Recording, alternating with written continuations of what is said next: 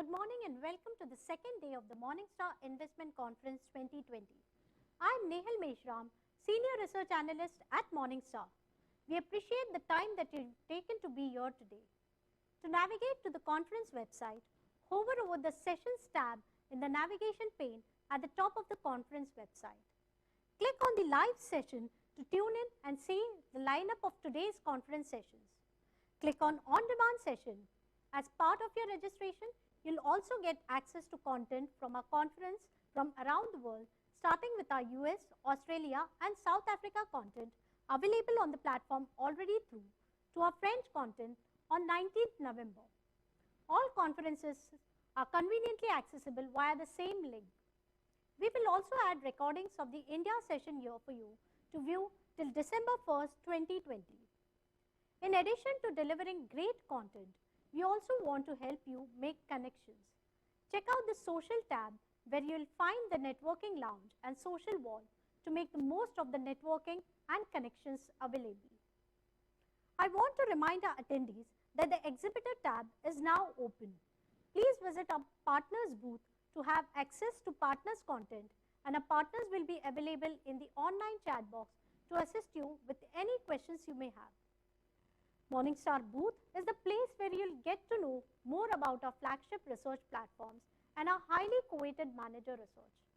Our Morningstar team will be available in the online chat box to assist you.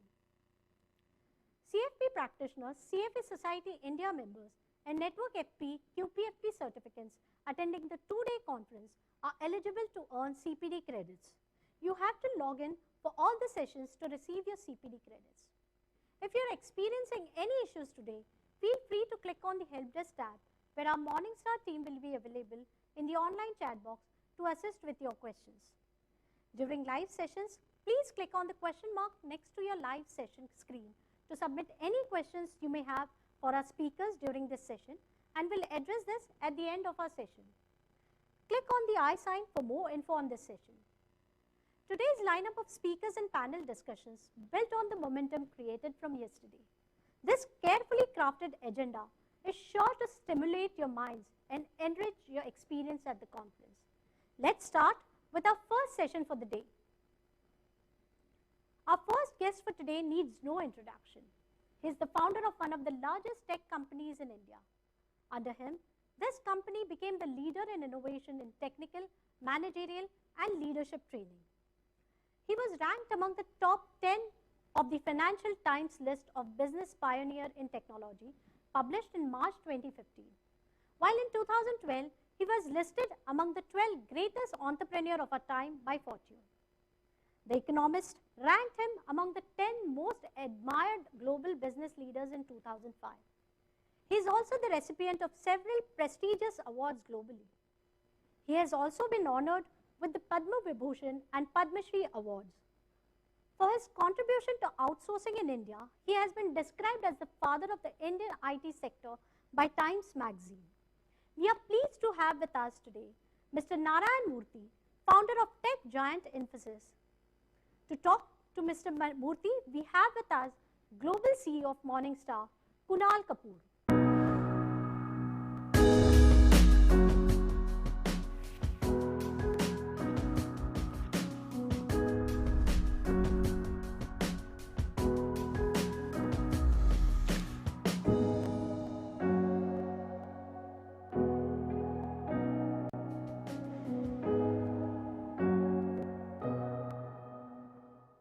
Hello everyone, and welcome to this session of the Morningstar India Conference.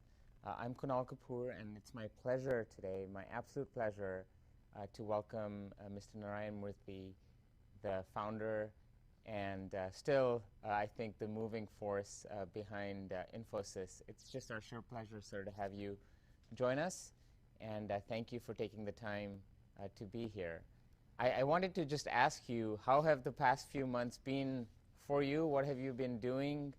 How have you managed in this very, very unusual time? Well, I am now running 75. My wife is running 70. Therefore, our children, both of whom live in London, They have been very, very strict regarding our movement. I must confess that I have not moved out of home since 18th March. We have created, our cooks live with us, our security lives with us, our help lives with us, everybody is here. I have been using lots of Zoom calls. I have been conducting all my office meetings from my home office here. And then, of course, fortunately, we have a small garden, and therefore we take long walks. So we have been leading a healthy life and at the same time busy life. And we have not let this pandemic come in the way of our happiness and our satisfaction.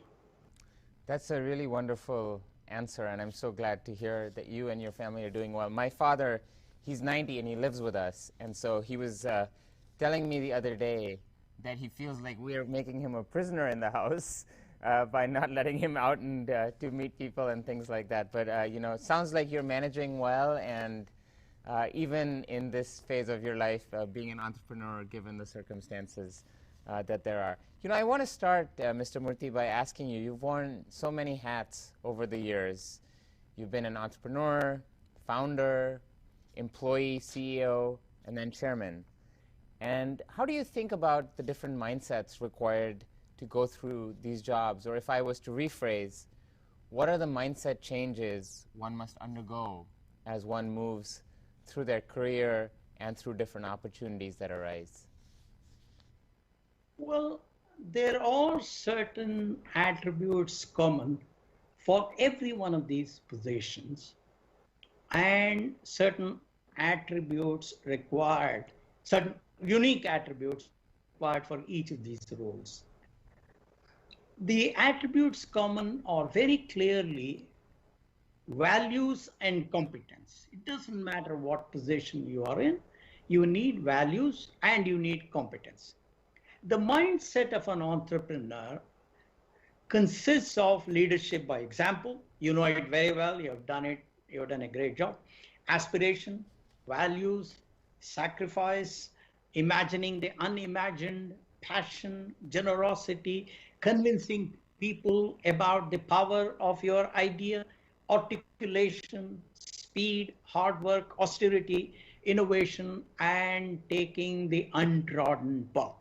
The mindset of an employee, on the other hand, consists of learnability, competence, discipline, hard work, teamwork, innovation, pride in the organization and in their work, excellence in execution, and global benchmarking in their productivity and contribution. The mindset of a CEO, on the other hand, consists of leadership qualities, which you have in plenty, risk assessment and mitigation strategy, strategic thinking, market orientation, communication ability, courage, out-of-the-box thinking, embracing competition in the marketplace and learning from that competition, making the company better, customer focus, integrity, fairness, transparency, accountability, excellence in execution, ability to articulate and convince various stakeholders, humility, generosity, and leading from the front. The mindset of a board chair is like that of a coach helping the CEO perform better. The chair should focus on governance. Governance is deciding to do the right thing, while management is all about doing the things right. Chairman should bring the distilled wisdom of his career to help the CEO handle tough situations. The chairman should be open-minded to accept suggestions from the board members. He or she should believe in discussions and debate. He should be wedded to transparency with investors. He should ensure that agency cost is minimized and that there are no related party transactions. That's what I would say. Yeah. So there's learning and adapting in all those situations. And that flows to my next question, which is about leadership and the qualities about leadership. When disruption in particular becomes the new normal, how do you think about leadership? And in particular, you know, we're living today and surviving in an era of massive disruption, and yet individuals have to thrive, business has to thrive. How do you think being a leader today is different, and you know, what are the measures of success? You know, leadership is the ability to give confidence to people and make them achieve the plausibly impossible. I think late Robert Kennedy used the words of George Bernard Shaw, and he said, most people see things as they are and wonder why. I dream of things that never were and then say, why not? To me, that sums up leadership. That is to see what others are not able to see, to give them courage to walk the sea, walk on the sea like Moses did.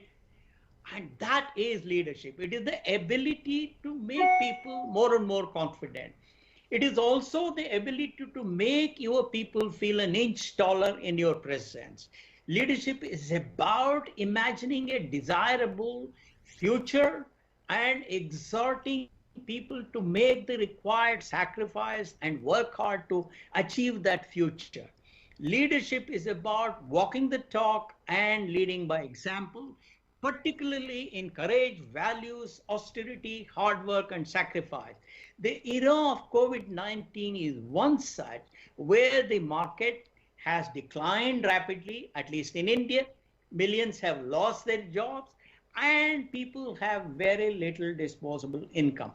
This is when costs have to be reduced, innovation has to be sustained, and we have to work hard. Therefore, leaders have to do every one of these things. The most important responsibility of leaders, in my opinion, is to lead by example. And clearly, leading by example has been something that you have done all through your career. And I think you were touching on this, but that leads to the notion of a value system. And I'm interested in hearing from you a little bit about this, because obviously Infosys was built on a bedrock of great values. And how would you advise entrepreneurs today about building a value system that can withstand the test of time? You know, leadership is about ensuring longevity. Longevity is the most important attribute of a great corporation. In order to succeed over a long time, to survive the business cycles, to win in the market consistently, to retain your confidence in spite of setbacks, you need your people to have self-belief, confidence, courage, enthusiasm, humility, and hope. Longevity comes by earning the respect from every stakeholder, that is from customers, employees, investors, vendor partners, government of the land, and the society. Generally, respect is earned more easily by people with values. Entrepreneurship, as you know very well, is all about deferred gratification, hard work, sacrifice, and being away from the loud ones in the hope that your idea will make a difference to the world. Such a journey is only possible if you have trust in every member of the team. Such trust comes naturally if every member of the team follows a set of agreed upon good values. You earn the trust of your employees by ensuring fairness, accountability, and transparency in every transaction with them. You earn the trust of your customers by putting their interests ahead of your interests. You earn trust from your investors by following the adage, when in doubt, disclose. and by bringing bad news early and proactively to them. So, adhering to a set of good values is your first responsibility as an entrepreneur. That's a great answer and a great way to live one's life as well. And at Morningstar too, we have a very strong set of values, and it's rooted on the notion that the investor should always have independent opinions and advice when making their decisions. So I'm so happy to hear you say that. I'm interested too, since we're talking about entrepreneurship, given that there's so much focus these days on venture capital investing, private equity funding, tech startups, the ecosystem has changed, even in India, very meaningfully in terms of how companies raise capital, how they think of scaling. How do you see these changes, and what changes do you foresee may still be yet to come? To me, venture capital and private equity is more than just pouring money and putting pressure on the entrepreneur for quick and big returns.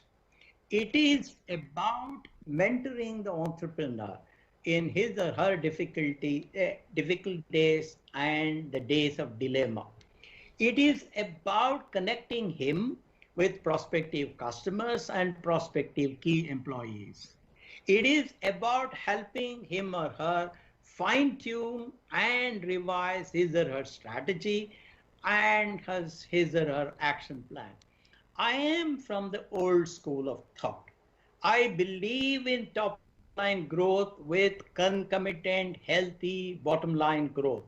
I believe in leadership by example in austerity, sacrifice, and hard work. I believe in getting the best value for money in every cent that I spend. I believe in spending less than what we earn wherever it is possible. My belief is that entrepreneurs should focus on controlling costs right from day one.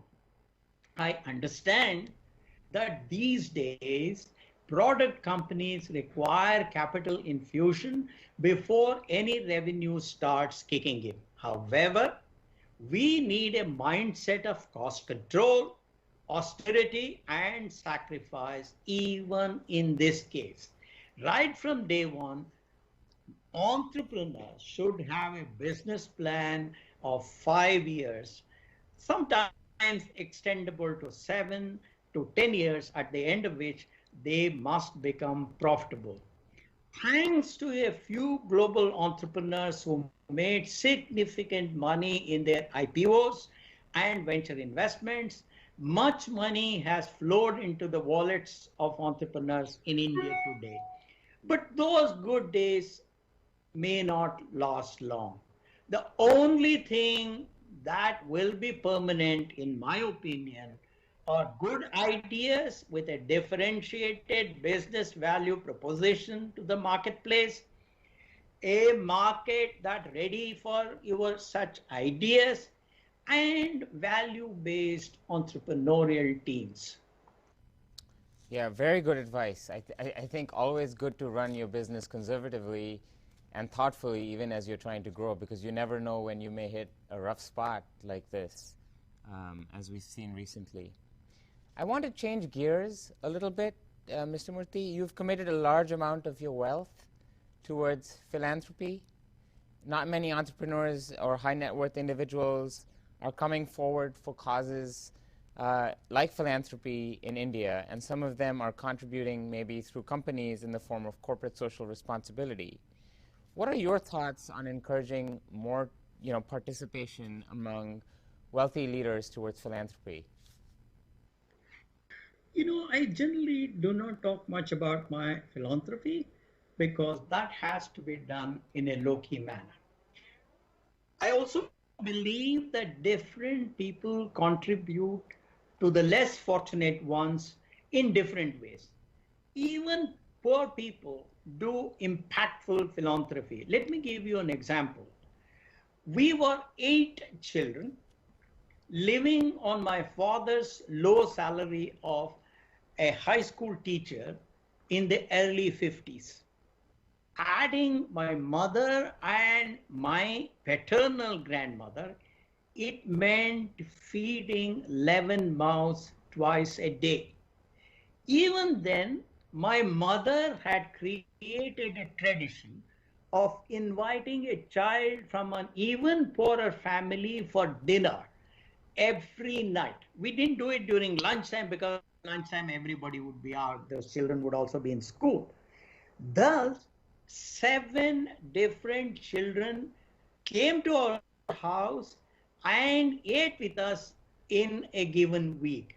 She served each child with the same enthusiasm that she served her children. I know an American young man with a degree from the University of Pennsylvania, top quality degree, who has settled down in a poor area of Bihar to serve the people there. Therefore, my belief is that you do not need much money. However, you need a big heart. We have to remember that sharing is caring.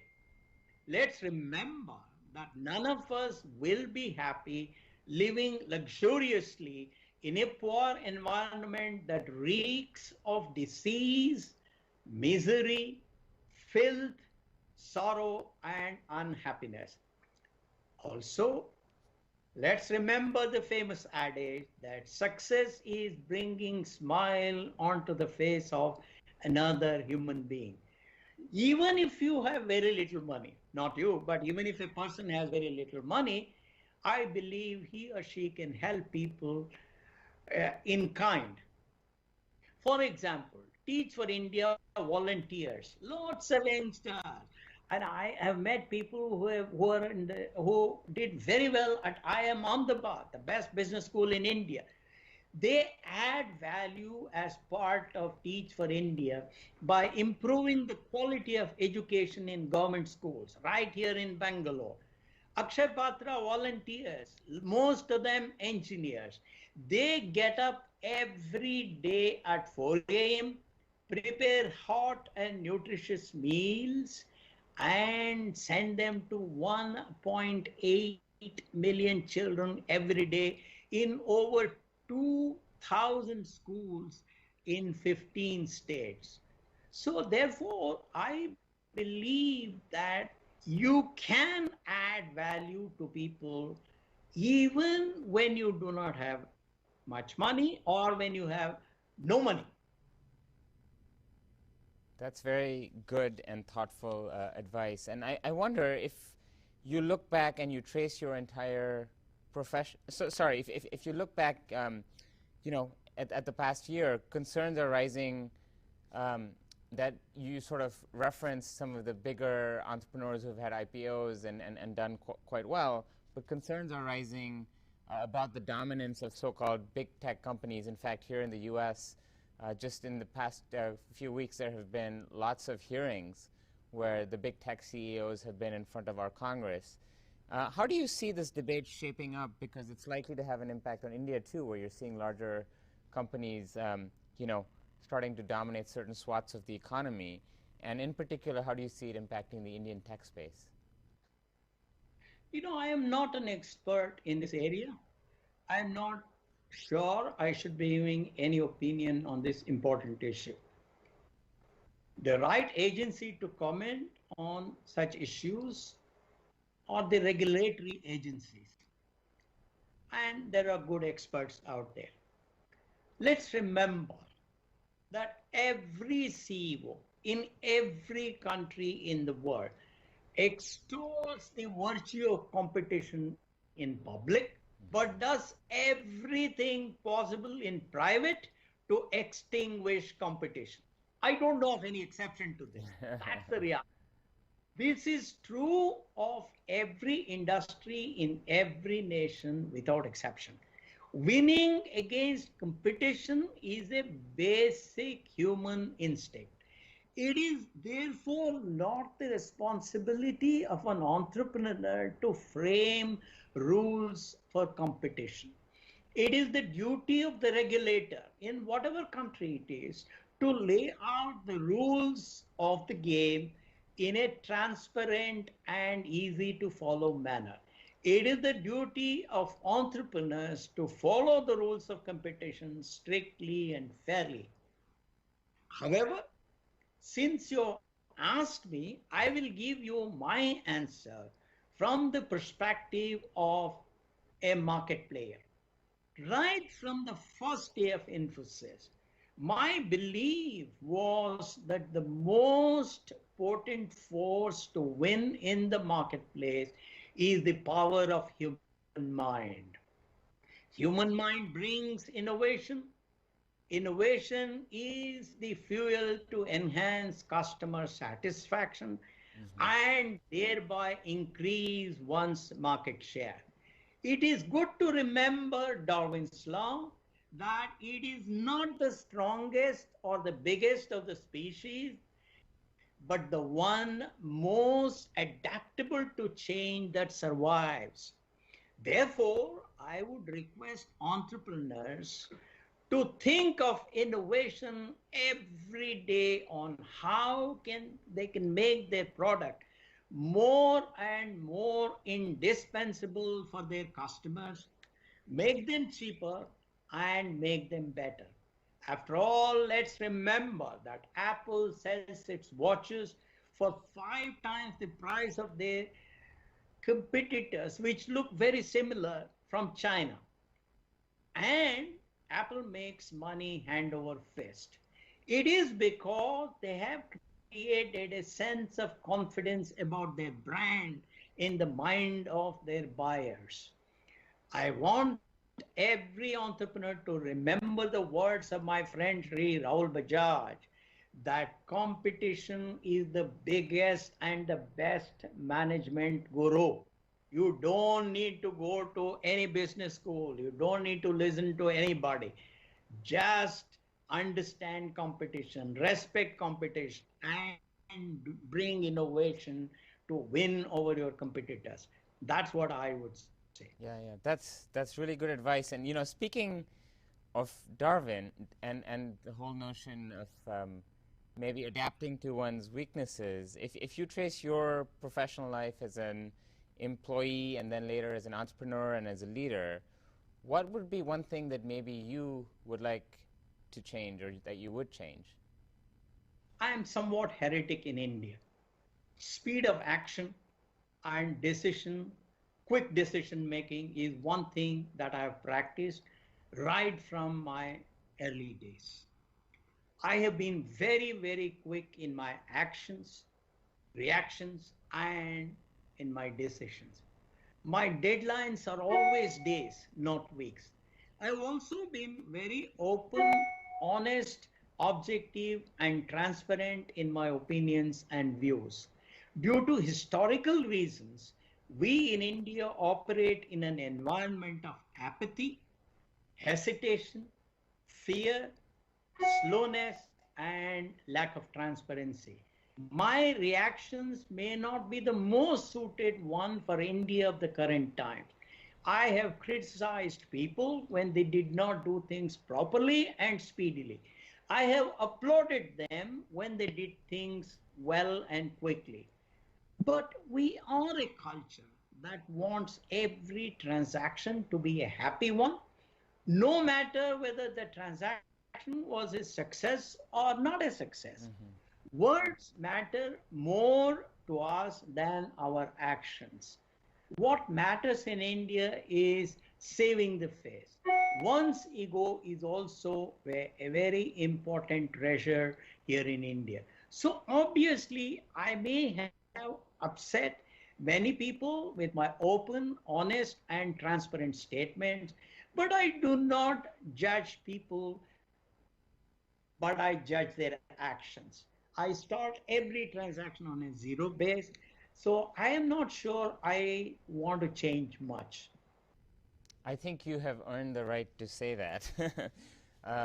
But I also wonder, just on a topic of corporate governance that comes up sometimes in terms of leadership in India, how do you think about the evolution of corporate governance in India, and do you feel like it's improved over the years? Well, Indian companies have by and large improved significantly in corporate governance since the economic reforms of 1991. That's when traditional family businesses understood the power of price to earnings ratio. That's when they understood EPS. They realized that if I save 1 rupee, that will translate to anywhere from 10 to 30 rupees to my wealth, thanks to PE. Now, there have been, however, a few instances where we have seen governance deficits in the country. This is natural in a country with about 3,000 listed companies on our stock exchanges. Perhaps three areas where we need improvement are: one, better training for independent directors; second, better accountability of independent directors of listed companies; better transparency with shareholders of listed companies; better rules for CEO compensation; and more open and transparent whistleblower handling. I think if we did some of these things, I do believe that the level of corporate governance will become even better. That's a great answer. And you know, one of the things that our board at Morningstar spends a lot of time on, and that I think probably is wrapped up in your comments too, is the idea of succession planning. And one of the challenges, since you reference family businesses, I think in India in particular, is the transition of leadership and succession planning. How do you see that, particularly given the large number of family businesses that are listed in India? You know, I have thought a lot about this issue after the governance failure that occurred in Infosys during the period June 2015 to August 2017. These dates are very, very important. I'm deliberately specifying them. I have come to the conclusion that protecting culture is extremely important for the success of a company. When you bring a person from a new culture, it takes time for that person to adjust to the culture of the company. This is where transitioning to the new CEO is not an easy matter. It requires the board chair and the members of the board well versed in company's culture for a long time to handhold the new CEO and guide him or her in the company's culture. I have also realized that bringing about a simultaneous change in the chairman, the audit committee, the nominations committee, the remunerations committee, and the CEO concurrently at the same time is very risky. Based on my own experience, I would advise the founders of companies not to leave the company together at the same time.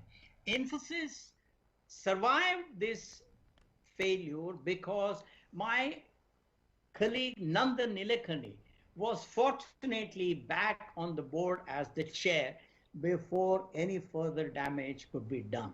And we're all very, very grateful to Nandan. Yeah, I think the topic of culture can't be stressed enough, especially as companies grow and you bring in new employees. It's so important to celebrate the culture and make sure people are living it. So I think your advice is really great, and you know, we've always tried to do that at Morningstar as well. One other common thread, obviously, at Infosys was that it was started in 1981 by 7 of you who resigned from Putney. And you know, what was the core component, the core culture that bound you all together? It was a large team, obviously, of co-founders. So it's all the more interesting to hear from you what the cohesive thread was that brought you all together. First of all, we all came from totally different backgrounds, different states, different education levels, different aspirations, different family backgrounds, etc. In addition, I was the general manager of the software group at PCS. I had recruited these younger colleagues to PCS as either software engineer trainees or as software engineers. I was 11 years older than them, except Mr. Raghavan, who was slightly older than me. Therefore, it is fair to say that we came from totally different backgrounds. However, there was one very powerful thing common amongst us. That was our value system. I have always believed in the power of competent and value-based youth. I have enjoyed working with brilliant and value-based youngsters. That's why I selected these youngsters, gave them huge equity, and I led them by example. That's a really great example, and I like that you always keep coming back to the notion of having a values-based system and making sure that all of you are aligned on that matter. Of course, Infosys did have some rough points when it was starting up, and in 1990, the company was almost wound up, and you received, I believe, a buyout offer for about $1 million, and some of the co-founders of the company wanted to accept the offer, and you at that time offered to buy out your colleagues. Tell us that story. What was going on in the background? How did you make it through, and what kept you determined to hold on? Well, sometime in the beginning of January 1990, I received a call from the Vice President Finance of a well-known group. At the end of the call, he said there may be an interest by his boss to buy us out. I casually asked him what the valuation would be. He said it would be around $1 million US. That was approximately about 22 crores at that point of time, because the exchange rate was $1 was equal to 20 rupees. I wanted to find out how my younger colleagues or junior colleagues felt about it. So I arranged a meeting of my younger colleagues on a Saturday morning around 10 a.m. for a 3-hour discussion. Raghavan, Dinesh, and Nandan were in Bangalore. Ashok Arora had left us by then. Chris and Shibu were in the US. They joined us for a short period on telephone to give us their opinions. Those days, long distance telephone calls were prohibitively expensive. Yes, I remember. Cost was around 40 rupees per minute or $2 per minute, Kunal.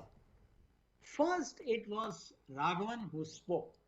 He did not see much prospects for the growth of Infosys. Therefore, he felt it may be a good idea to sell the company. To him, like for most of us, the sum of $1 million US appeared to be enticing and sizable. Chris was the next person to speak. He spoke on phone from the US. He felt that we had done a good job thus far. Since we had achieved most of our objectives, he was quite okay with selling the company. Nandan started reminiscing about the day he walked into my room looking for a job at PCS in Mumbai. He closed his argument without leaning either way, whether to sell or not to sell. Dinesh was somewhat uncertain about the future prospect for Infosys and was therefore quite open to our selling the company. Shibulal was speaking from Boston and had to be therefore concise in his argument. He said that others had already expressed various important arguments, that he agreed with those arguments and was ready to go with the majority opinion.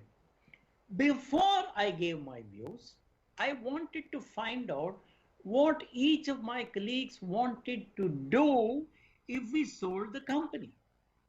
So I started with Raghavan. Raghavan said he would join a small company as the deputy head of IT and lead a happy and contented life. Dinesh had tremendous hunger for knowledge. Therefore, he said he would be happy with whatever money he got out of selling the company and that he would pursue his PhD in mathematics at one of the IITs or at an American university.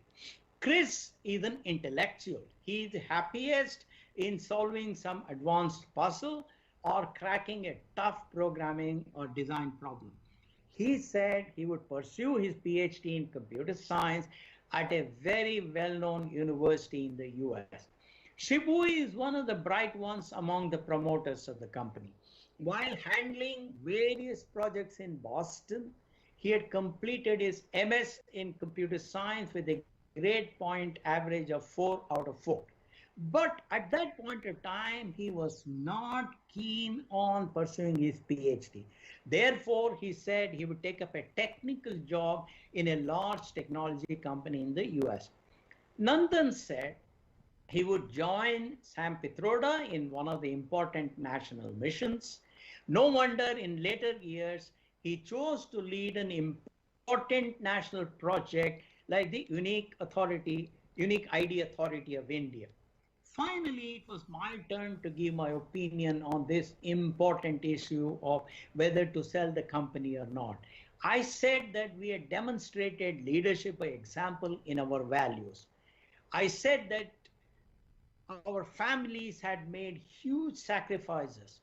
We had lived a life of austerity. We had become master of our habits rather than slaves of our greed.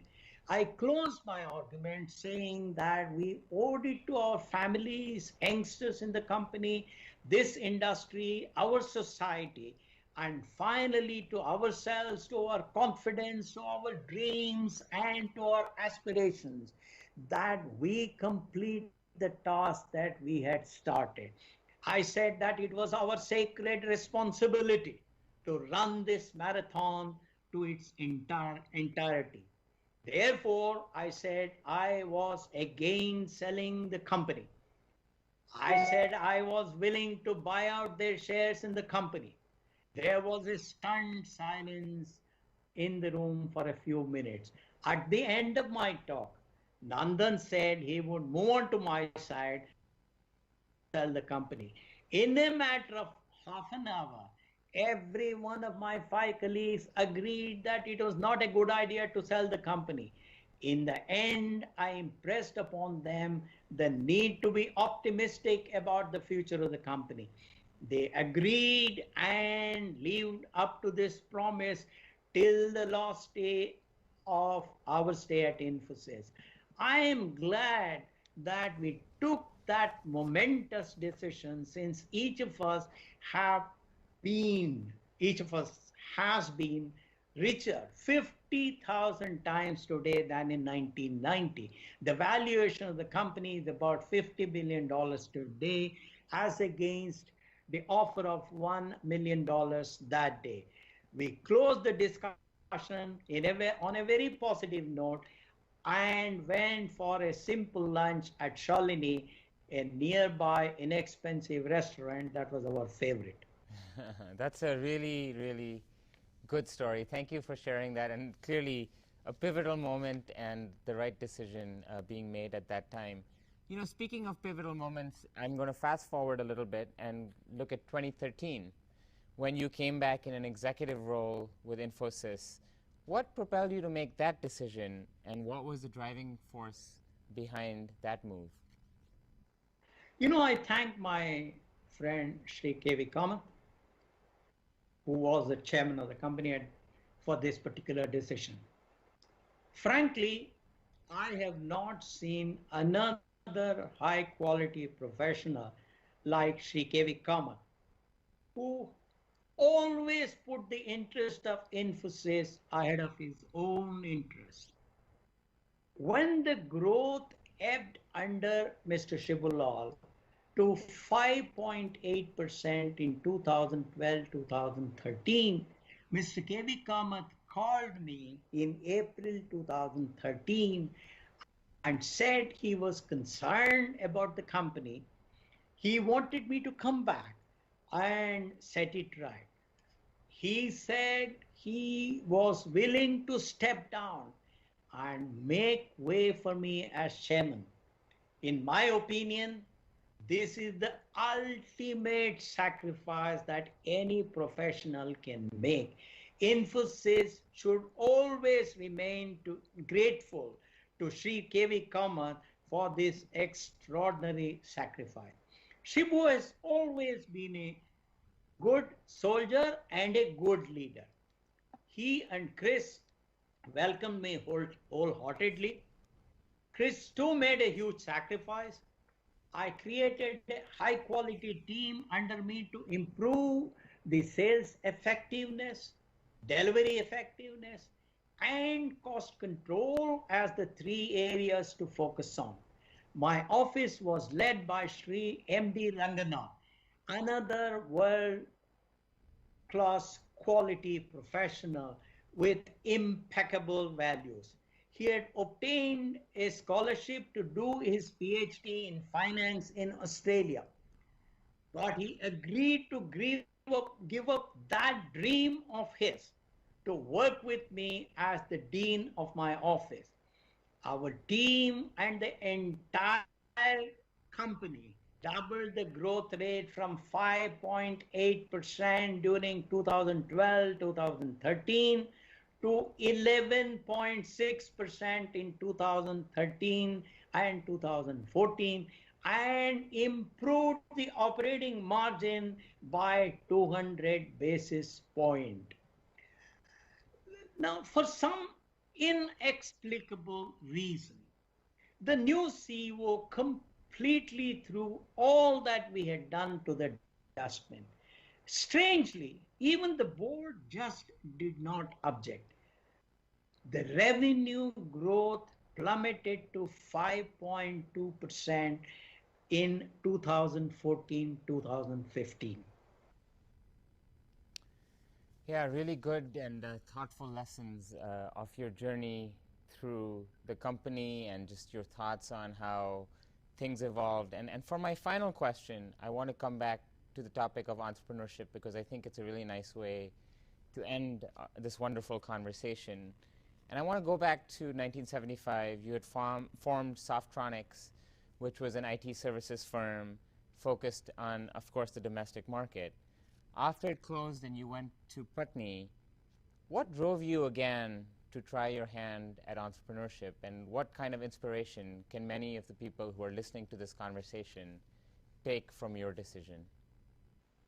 You know, my stay in France in a software company there and my hitchhiking journey through Western and Eastern Europe helped me to transform myself from a confused leftist to a determined, compassionate capitalist.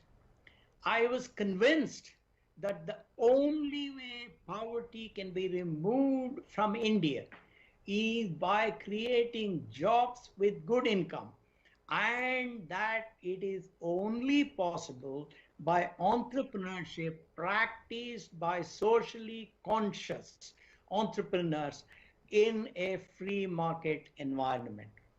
Even though Softronics failed because there was no market opportunity for software development in the domestic market, I learned an important lesson.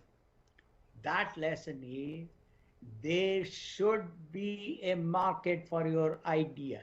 It doesn't matter how bright your idea is, doesn't matter how smart you are. Unless there is a market that is willing to accept your idea, the entrepreneur will fail. So I learned that important lesson.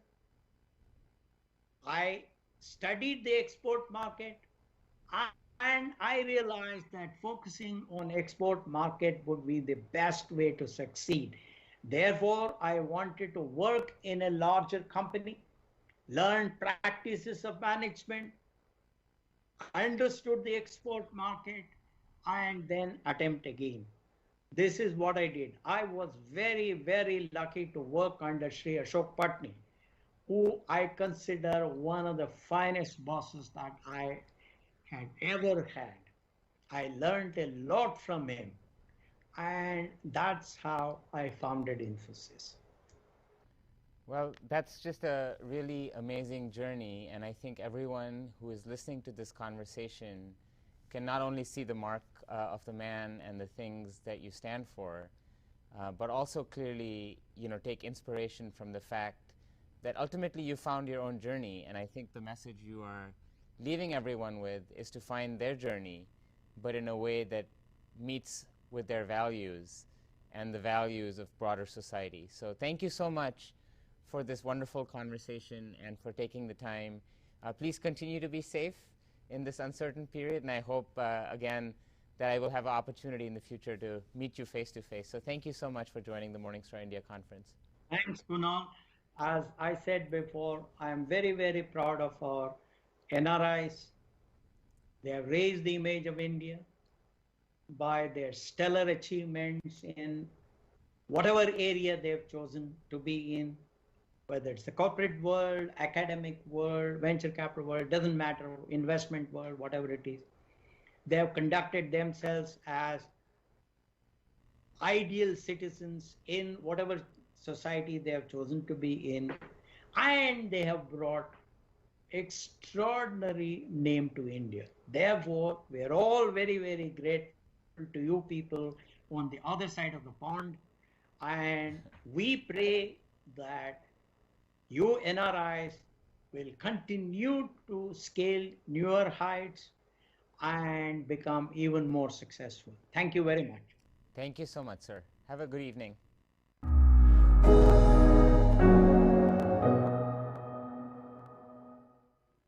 Thank you, Mr. Murthy, for sharing your knowledge, insights, and experience with us. We appreciate you taking the time out to be with us today. Thank you, Kunal, for conducting this engaging session. Next up, at 11, we have a session on value investing, opportunity or lost cause. Please note the questions will be moderated via the chat box and will be addressed at the end of the session.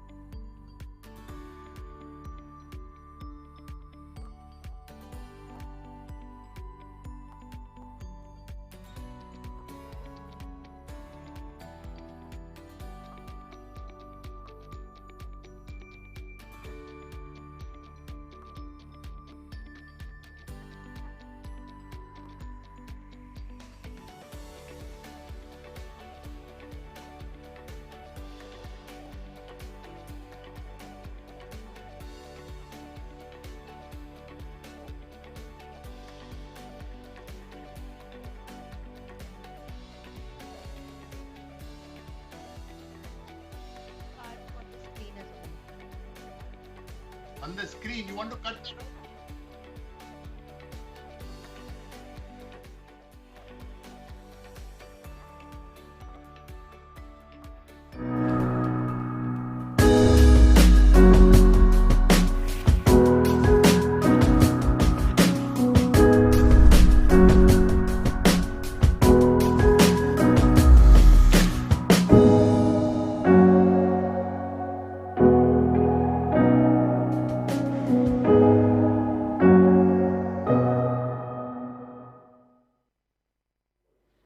Traditionally, value investing has been one of the most successful form of investment style. Whether it's Benjamin Graham, who is considered as the father of value investing, or Warren Buffett, one of Graham's disciples, and probably the best known value investor today. They all have proved how value investing can help generate long-term wealth for investors. An investment style which is more apt for a patient investor. It has put investors' patience to test in the recent times like never before. So what is not working for value style of investing? Is this a temporary phase or have times really changed? To unravel the mystery revolving around the underperformance of value investing, we have with us today Mr. Sanjoy Bhattacharya, Managing Partner at Fortuna Capital, to evaluate the prospect of value investing in India and the opportunity that it holds for investors. Joining him in conversation, we have with us Mr. Safir Anand, Senior Partner, Anand & Anand. He is a renowned intellectual property lawyer with a knack for picking winning stocks.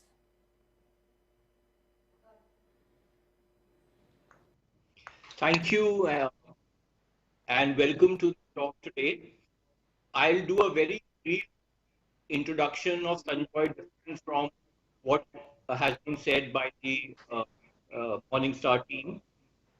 To me, Sanjoy is a lighthouse, which goes with his personality as well.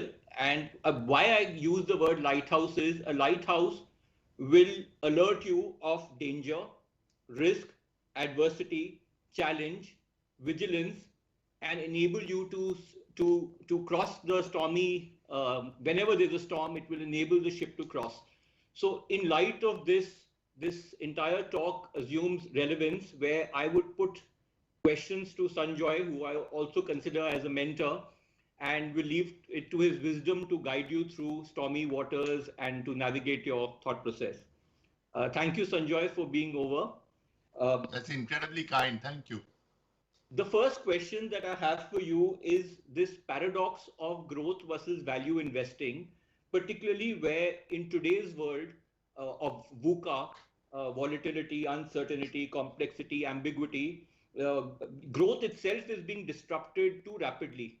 So how do you balance your thought process between value investing and chasing growth? In fact, growth could just be value could just be a trap. Absolutely. I think the understanding of investing is crucial before we make distinctions such as value investing or growth investing or any of this. See, at the end of the day, what is investing about? Investing is about putting out 1 rupee today and hoping that over time, the value of that 1 rupee, including the effect of inflation and taxes, will be greater than what it should have been if you put it in something which was devoid of risk over a period of time. And all investing, therefore, goes back, equity investing, to the idea of what you own, the business that you own. And to my mind, therefore, all investing is value investing, because what you're trying to do is to own a business at a price of you're trying to buy a business at a price less than what you think it's worth going into the future.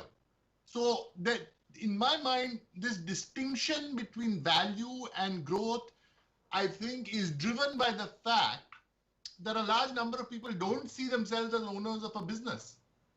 If you were an owner of a business and you own 100% of a business, to a significant extent, this distinction would disappear. And as you very rightly pointed out, growth is one of the single largest components of value. Because what are we trying to do? We're trying to buy businesses that over a period of time will continue to have an advantage over other people who compete with them, be hopefully able to sustain and increase that advantage and earn on the capital that they deploy on the business a reasonable growing rate of return. So growth very often is the single most central component of what people call value. One thing I'd like to point out, I think because it's often mistaken both by investors as well as people who now have a great interest in academic studies. So a person called Eugene Fama in French, they did a study where they classified, stocks into glamour stocks and value stocks by looking at quantitative metrics such as price to earnings, price to book, dividend yield, and so on. These are statistical measures to test hypotheses, but these do not define what is value. That's a mistaken notion. In fact, yesterday I heard someone on television saying that value investing is low PE stocks. That's the furthest thing from the truth. The PE is not an important, a low PE, low price to book, high dividend yield, these are not appropriate measures of value. And finally, the one thing I will say about investing, and I feel a little nervous about using the word value investing because in my mind, all investing is value investing. But the last part that comes into play when you make an investment decision is valuation. Actually, your first consideration, single most important consideration is the quality of the business, then the people who manage it and whether your interests are aligned with them. And finally, once you have convinced yourself that these are two areas where you feel sanguine about the future, then you look at what you're paying for it, and hopefully you're paying less for it than what you think it's worth. So I don't know whether I've cleared up or answered your question, but this is my take on it.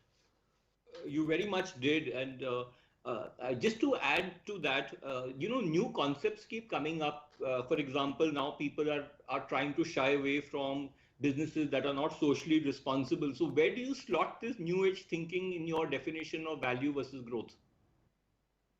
So I think, the real concept of what is socially responsible or, this whole trend towards ESG investing and so on cannot be defined again only by a limited set of metrics like a carbon footprint or, various things that relate to what kind of, it is also, I think, socially responsible investing is driven by, what are the needs and requirements that people expect from a business.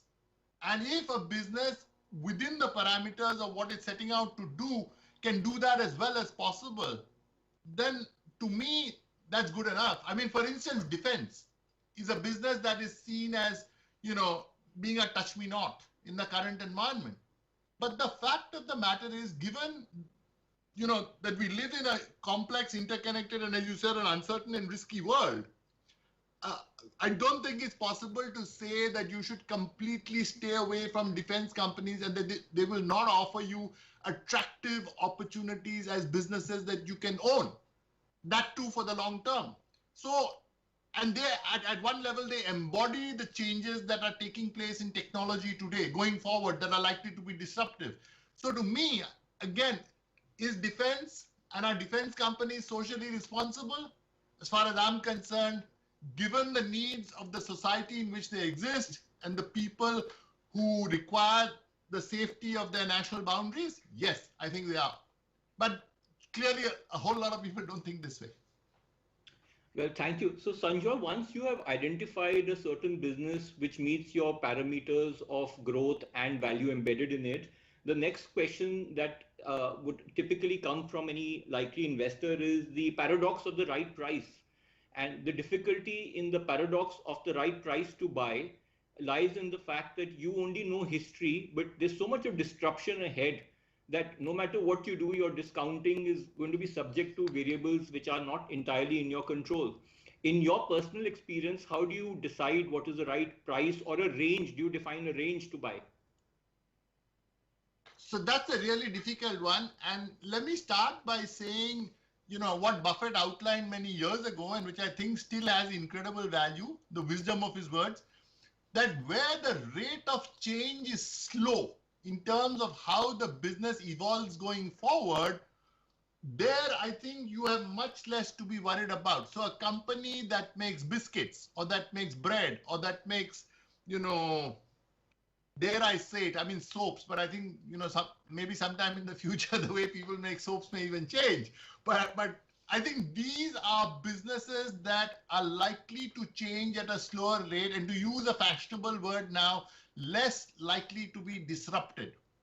So now when you look at these kinds of businesses, conventional valuation analysis, however you want to do it, it is basically saying, will that competitive advantage hold up?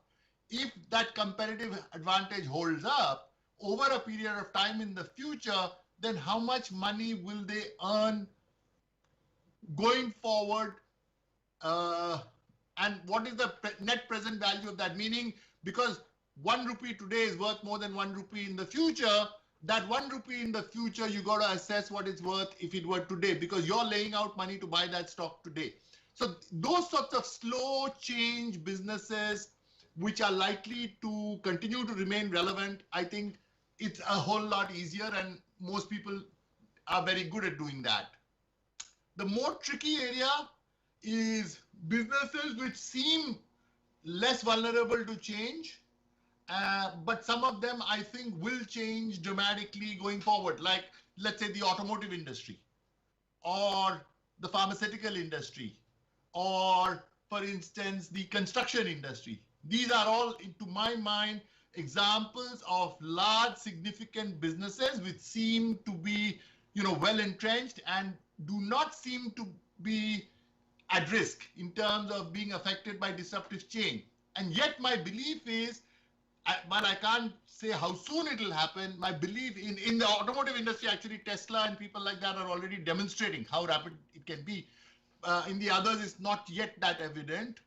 But here I think you've got to understand, much more importantly, what is going to be the nature of that change and how is it going to affect the businesses that are leaders today and their profit streams going forward. And what will it mean in terms of the consumer's expectation from these companies in terms of being able to offer them a meaningful value proposition in the changed environment. So, for instance, if, let us say, you have a car which is an electric car, which is not based on petrol and diesel, the fact that the car costs a whole lot more to own is not the important consideration. It's the cost of running that car over, let's say, 10 years, the total cost of vehicle ownership.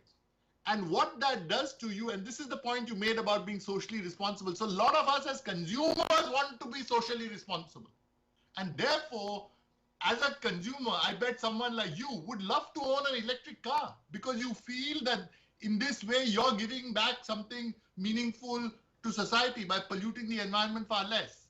So it's not just about the economics. It's not just about the price value cost relationship, but it's also about the aspirations of consumers, which will drive how some of these industries evolve. And the third and last segment is where it just happens very rapidly. You can't figure it out. And in fact, interestingly, I think investment management is one of those businesses where there will be very rapid disruptive change thanks to artificial intelligence and data analytics. And there, I think all that you can do, my personal reaction is to be very careful because my level of understanding of the future of those businesses is very poor. And to that extent, I would like to wait and see the change coming before I step in. I wouldn't recommend being a brave heart in businesses where there's going to be dramatic disruption.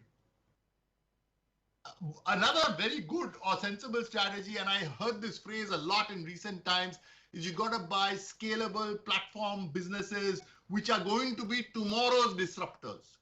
I think part of the challenge with that lies in understanding whether the disruptors will get disrupted, how sustainable the disruption is, which is a paradox, because if they are the people who are creating disruption, maybe they'll be disrupted themselves. If you believe in, people like Schumpeter, And how profitable will the disruption be? I mean, you look at Uber, tremendously disruptive. It hasn't earned a dollar in profits in 10 years. It has a huge market cap in the billions of dollars. The CEO of Uber himself accepts that he hasn't a clue when they're going to earn profits. But investors seem to love it. And to me, that is a contradiction. Well, thank you. And I have a follow-up question on what you just said, and that is based upon my experience, of course, which could be wrong. In a lot of businesses that where the predictability factor is high, for example, you alluded to an example of a biscuit company, just as an example, there is also market efficiency in terms of price. I mean, most of these stocks are priced to perfection simply because a lot of people in the market do simply believe that these businesses will not be disrupted. So where is your margin of safety when you look at buying companies of this nature vis-a-vis, for example, you're discovering, say, a defense company where you believe that the flavor of the market may not be with you, but as an example, you might find that there's a value in I think that's a very good question, a phenomenal question, because most of us in the last 10 years, people like me certainly have been left out for the reason that you said, that prices have always proven to be very daunting. But the trick here, I think, is to summon up the courage when any of these individual companies goes through a period of difficulty and tends to provide you nasty surprises. Because if you believe that the business long term on a secular basis is growth oriented, profitable, well run, has a strong dominant brand and a sustainable competitive advantage, when these businesses get into trouble for whatever reason, it may be a temporary unanticipated change in raw material prices, it may be a problem with one of their brands, it may be, Nestle, I think a few years ago had a huge problem with the noodles brand when they had a recall. That would have been the time to buy Nestle. I use this as an illustration, and hindsight is always 2020, and I didn't buy Nestle at that time. But to answer your question, I think when these businesses face adversity, that's the only time you can buy them in a sizable way. Apart from that, when they're priced to perfection, and you're absolutely right, there is no margin of safety, you cannot own these businesses. That's my personal view. Wonderful. So once you've identified growth and value and you've identified a price or a range price and you've done that mathematics in your mind, comes the paradox of allocation. And why this has become relevant perhaps in today's time vis-a-vis, for example, earlier was that there is so much of volatility today which is completely beyond, and no matter what we say, no investor likes a stock to fall 20% after he's bought it or 15% after he's bought it. So a lot of successful investors build up conviction over time and they do like a step up investment because the thesis is proving right. What is your thought process on this? Yeah, this is a really, again, a fascinating question, and I'm not sure I have the answer to this one. I can only share what I do personally. So typically, I do not tend to buy very dramatically changing businesses. I tend to buy, first of all, businesses where I think maybe mistakenly have a decent understanding of what's going on. Right. Quite often I discover, much to my horror, that I don't understand them very well, and that's the time for me to get out when I realize that my thesis isn't playing out. But once I see an opportunity to buy a business at a significant discount to what it's really worth, to me, that significant discount is a huge trigger to buy substantially. And the larger the discount and the more I believe that the business is a sound business with the ability to sustain that advantage going forward, run by people whom I can trust and sleep well at night because they run the business on my behalf, I actually do not tend to buy gradually and scale up as I'm more and more convinced. I tend to go all in on the rare occasions when I'm convinced that things are going well. In other words, the odds are in my favor. Great. So a question or a paradox that I also face when I invest and I take a lot of guidance from you is sometimes you're sitting on liquidity and therefore you're converting your liquidity into a new buying decision, which is relatively a more easier choice than switching within your own portfolio because one day before you had conviction in something that you're now going to use as a currency to buy something else just because of some of the reasons that you alluded to. How do you make this mental switch in your mind if you were using one of your scripts as currency to sell and buy something else?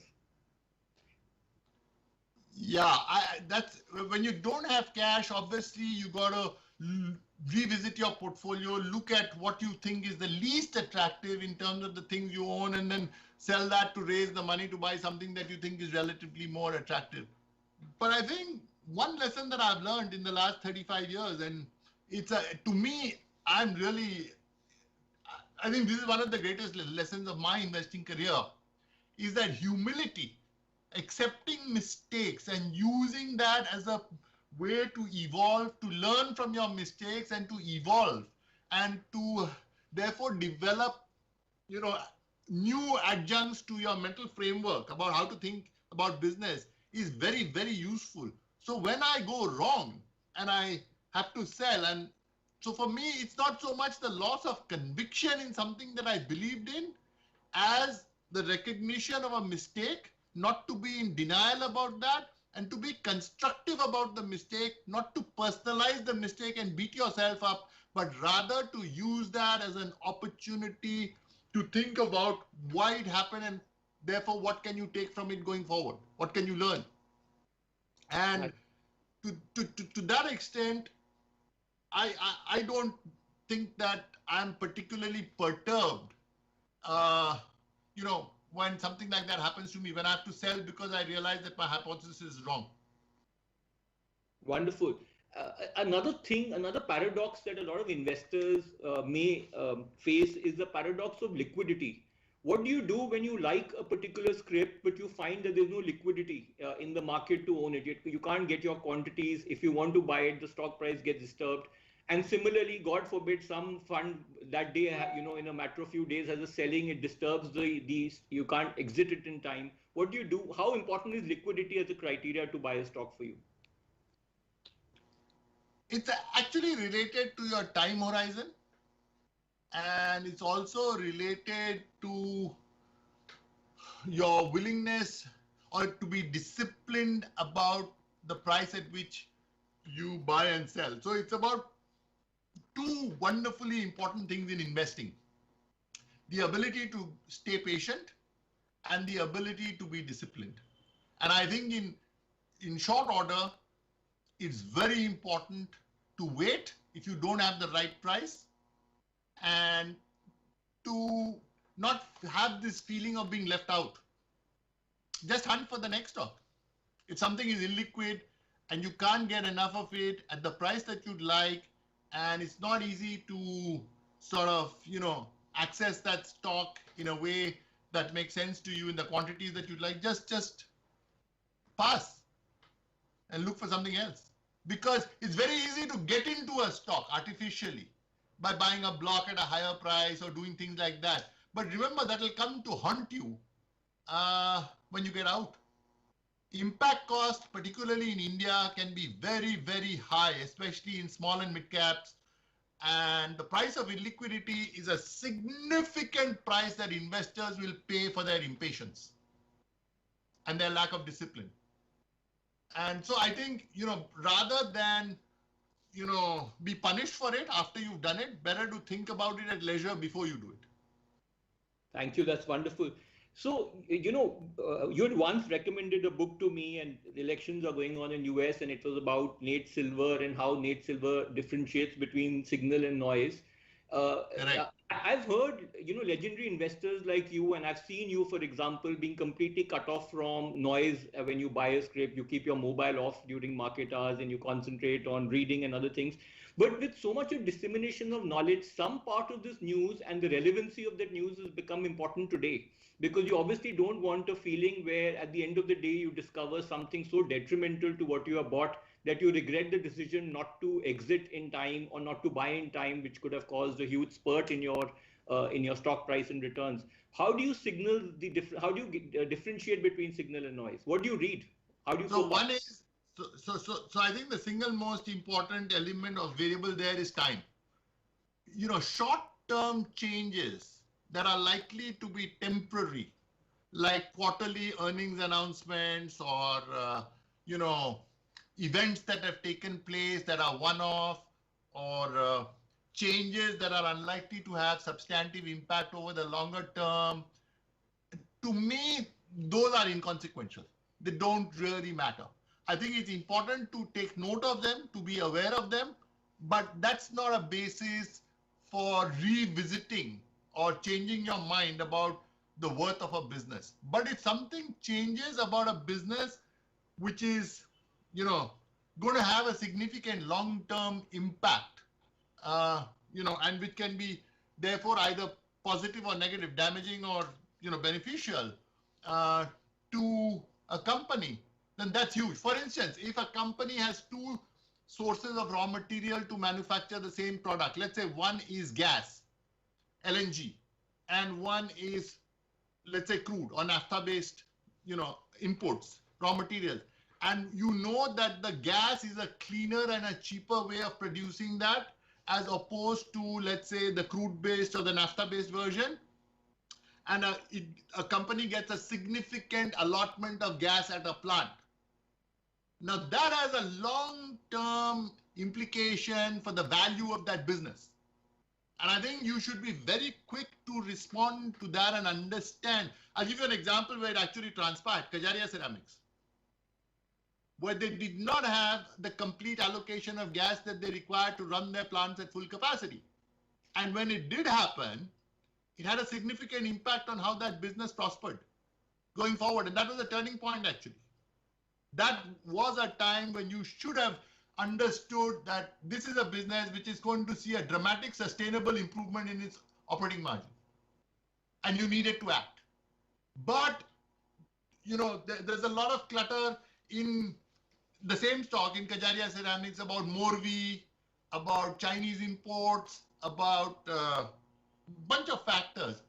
And there I would say you got to believe that the people who are running the company on your behalf, if you have skillful, high quality management at the helm of your business, they will look after these things. You don't need to worry too much and believe that they don't have the answers to this or they won't find the answers to this.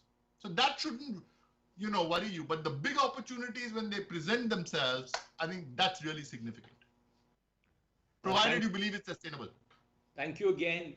So Sanjay, that brings me to a new thought process, which is that, when we all go to colleges and we learn from life, etc., we're not taught the subject of risk, neither are we taught the subject of governance. Governance is also being discovered every day. And governance is very relative. For example, a promoter who is genuine, who happens to pledge his shares, for example, for working capital, may also be taken by the market as negative governance. How do you frame your mind towards the issue of governance first? And how do you define risk? So I think it's very simple. You got to focus on, as you yourself have pointed out, very importantly, on intent. And focus on what they do, not what they say. There's this wonderful company in our country which talks about the carbon footprint and how that company is very focused on improving the carbon footprint that it will have 10 years later. But when they did an acquisition and that acquisition didn't turn out well, I don't think they handled that in a very elegant fashion. I don't think they expend stock options. I don't think that, succession planning has been particularly thoughtful. So in many ways, governance is substantive. It is what you do that makes an impact and the intent with which you do it that really matters. It's not about, popular belief that this is either good governance or bad governance. It must be substantive in terms of what people do and the impact that it has and the intent that they have. I think these are the three variables on which you look at governance.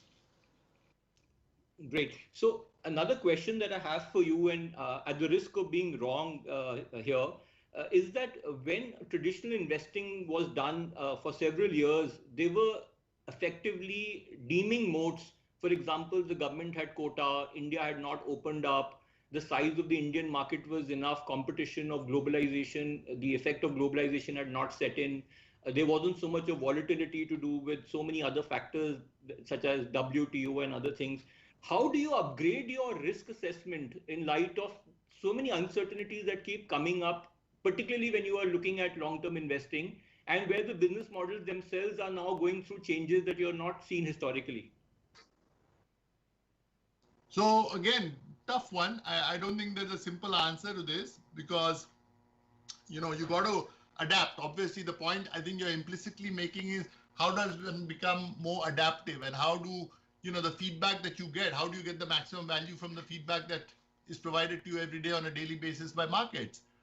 And it's not easy and very difficult to go back to something that you said, to distinguish between clutter and, signal, genuine signal.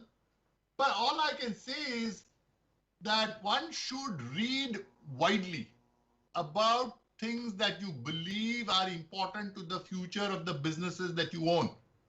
So if you think trade is an important variable with regard to the companies, some of the companies that you own, I think it will be very useful to understand the orientation of the trading partners with whom this company has relationships and how those may change over time, and what will drive that change, so that you have a better understanding and the ability to anticipate change, or at least, if nothing else, to be prepared for change.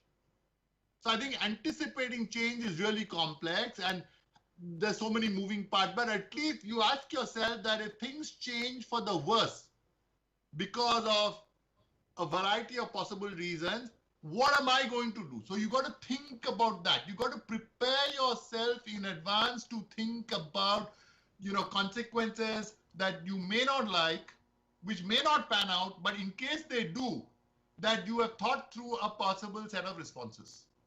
And to me, the best way of doing this is twofold. One is speak to other investors who have a similar perspective on investing as compared to yourself, who think like you do and whom you can trust and depend on. And the second is, as Charlie Munger said, read. Wonderful. So Sanjay, I'm going to roll over now to some audience questions because of the time limitations, and I'll skip some of my questions. And there are 5 questions that I have for you, so you can answer them briefly because I feel we just have about 7 minutes to go. So the first question is, does value investing have a place in emerging and growth markets? Absolutely. Value investing has a place in every single market anywhere in the world. The basic idea of investing, and I sound like a broken record here, is to own either an asset or a business or whatever you're investing in, to think long term, to believe that you're a genuine owner of that business, and to try and buy it at a price less than you think it's worth. So it's not about the nature of the market you're in. Value investing is, all investing must be value investing. I repeat this. I mean, I just can't understand the semantic differences that have arisen. Yeah. If you own a business, buy the best and buy it at the best price.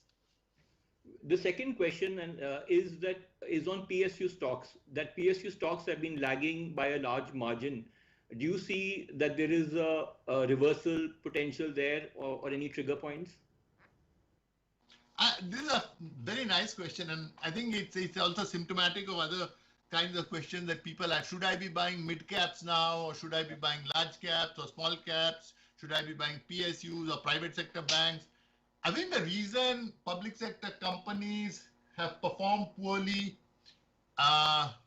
in the last 5, 7, 10 years, there are 3 or 4 things that stand out. In many of the industries in which they compete, the environment is becoming more open. More people are being able to come in. So the nature of competition is increasing, and typically the competition is from people who are well-established players globally. And that's pretty, even a company like Bharat Electronics, which is an outstandingly well-run public sector company, is going to face a far more challenging future going forward in defense electronics than it has. Second is, I think the owner of these companies very often, which is the government of India, has been irrational in the way that they have used the earnings of these companies. And it is not aligned to the long-term interests of these companies being able to grow and extend their competitive advantage. And third, I think a lot of these companies have failed to come to terms with the fact that they need to bring about change. And in some cases, then it's not possible for them to do so because they are prevented from doing so. For instance, State Bank of India. I mean, I find it very difficult to imagine that at the managerial level, State Bank of India will compete for talent, for hiring people, the best managers going forward in a world where increasingly technology and, the impact of creating a brand and, creating network effects is going to be very important in banking. And so it's people who will make this happen. And their hands are tied. They're fighting with one hand behind their back because of the pay scales that they have. I mean, the chairman of State Bank of India is probably paid less than a person who's worked for 2 years at Kotak Mahindra Bank. Oh. So what do you do? How do you attract talent? So I think given that they have some of these problems in terms of irrational capital allocation, in terms of their ability to access talent in a way that is, strictly commercial, and I think the fact that many of the markets in which they hitherto were quasi-monopolies or at much less competition are becoming far more open, far more competitive, and there is no support from tariffs. They find that they are threatened. Having said that, however, I will say this: if you hunt very hard, you can still find extremely well-run public sector companies worth owning. I'm scared to say forever or for the long haul, but certainly for me for the next 5 years.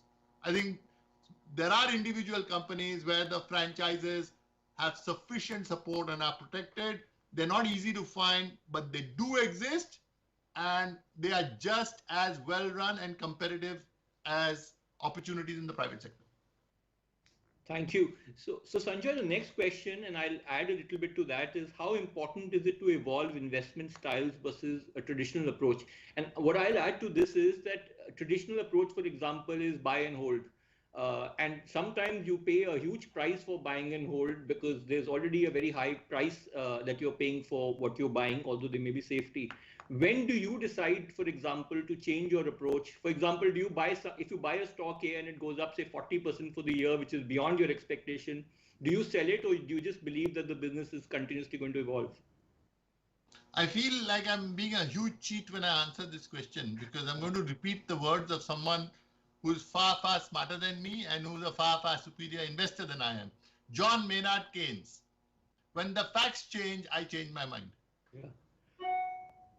To me, that's the only way to think about these issues. I mean, if there's a disproportionate change in the stock price and nothing has changed about the business that supports the earning power, that supports the change in profitability, that supports the sustainability of the competitive advantage, you sell. The one difference between the buy and hold approach, which you spoke about, which worked very well, I think in the 70s, 80s, 90s, and even in the early part of this century, is that the environment was far less uncertain. It was far more predictable. There was much lesser external volatility in the competitive environment. That has changed today, and that we need to take note of that, adapt to that, and therefore adapt our thinking to that as owners of businesses. Right. I'm going to squeeze in the last question by popular consensus. What sectors do you expect are going to lead the recovery?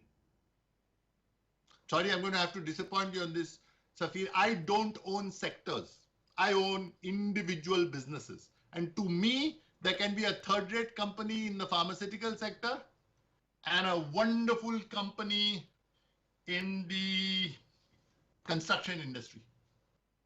In fact, I do own, it's not exactly construction, but It has elements of it. One of the companies that I own that I really think has a great future. So for me, it's not about sectors. I think CNBC and a whole lot of modern American investors have glamorized this idea of owning sectors. And this is one of the things that has really caused damage, because you rotate into and out of sectors, you buy defensives, you sell offensives. It sounds to me more like football. And this is not football, this is investing. You own a business. So it's the ownership of a business that you understand and like, that is run by people who are dependable, competent, and trustworthy at a sensible price, which gives you an opportunity to earn a reasonable rate of return that matters to me. It's not sectors that matter to me. Well, thank you. I would have loved to ask you more questions, but the truth of the matter is that any discussion with Sanjoy will result in nothing short of an Encyclopedia Britannica. We will keep having this, and he's very, very liberal with his intent to teach. But since time is being controlled by circumstances, we will need to close the session. I really thank you for all your lighthouse guidance, which will ensure that we, some of us at least, are much more safe than the usual with the illumination of the knowledge that you've brought. Thank you. I'd like to thank Morningstar and my dear friend Safid for a wonderful session. It was really enjoyable and I learned a lot. Thank you very much.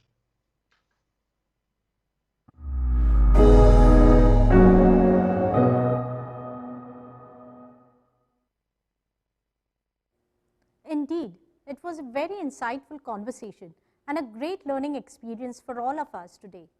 Thank you, Mr. Bhattacharya and Mr. Anand, for sharing your candid opinions and approach that investors must adopt in the ongoing scenario. Attendees, please note that the exhibit hall session starts at 1:20 today. There are two meet the manager session. You can have a live chat with DP Singh, Chief Business Officer, SBI Mutual Fund, on a solution-oriented approach to investing in mutual funds. This is a 30-minute session starting at 1:20. Another session will start at 1:50 with Yogesh Patel, Fund Manager Equity, LIC Mutual Fund, on growth drivers for the equity market.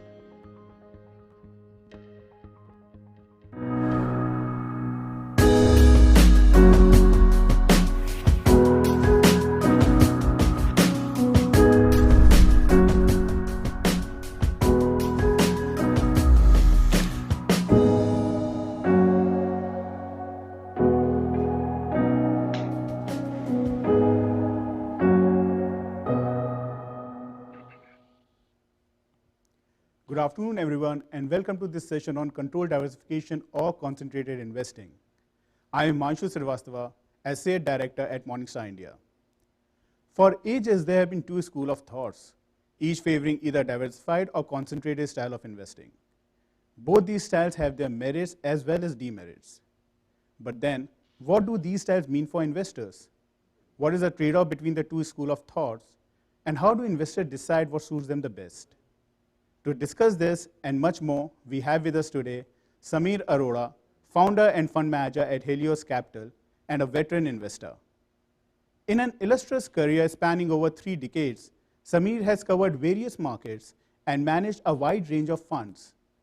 Funds managed by him have had an excellent track record and have won several awards for their performance. Besides fund management, he is also actively involved in philanthropic activities. But before I hand over the proceedings to Sameer, I would request the audience to keep on posting their queries, and we will be taking them up in the Q&A segment of this session after Sameer's presentation. With that, I would like to welcome Sameer in our Morningstar Investment Conference and hand over the proceedings to him. Over to you, Sameer. Thank you very much. And let me start quickly because I've been given a very defined 25 minutes of time.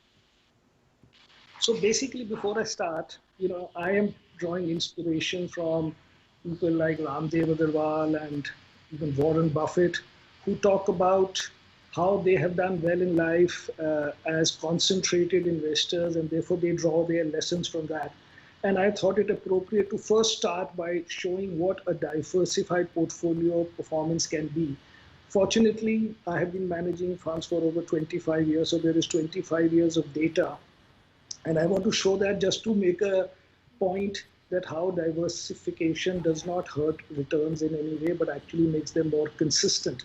But before that, let me quickly define concentration versus diversification as I see it. So according to me, a portfolio, we are talking only about equities, not about diversification into other asset classes. And in equities, normally a concentrated portfolio in my mind would be somebody owning 10, 12, 13, 14, 15 stocks, maybe owning 10, 15% in the top stocks and stuff like that. And I will discuss those things in detail.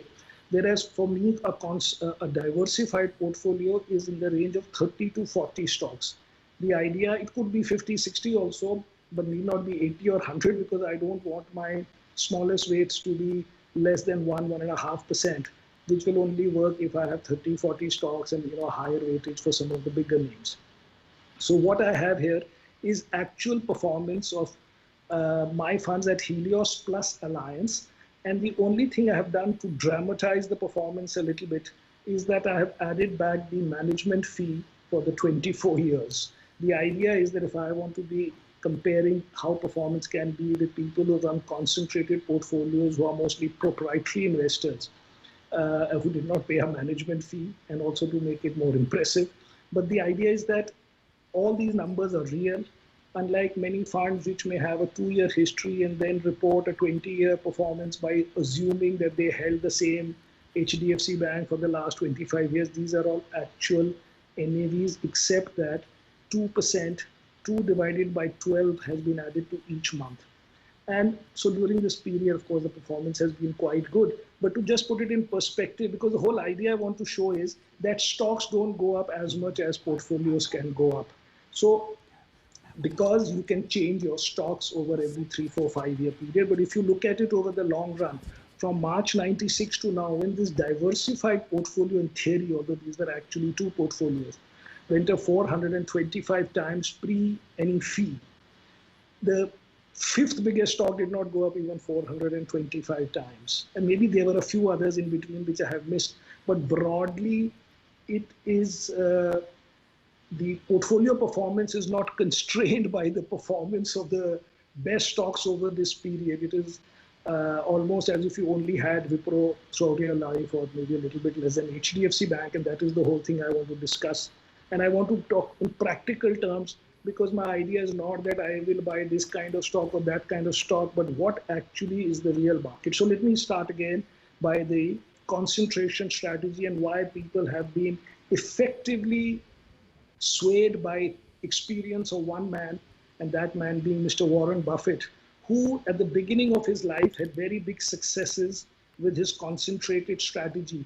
And instead of drawing a conclusion that he was lucky, of course he was very good and he is very good, but by those concentrated returns, good returns coming in a quick sequence of time, the conclusion that he drew and others have drawn is that concentration is the only way to work. So let's quickly do this. So this is what the normal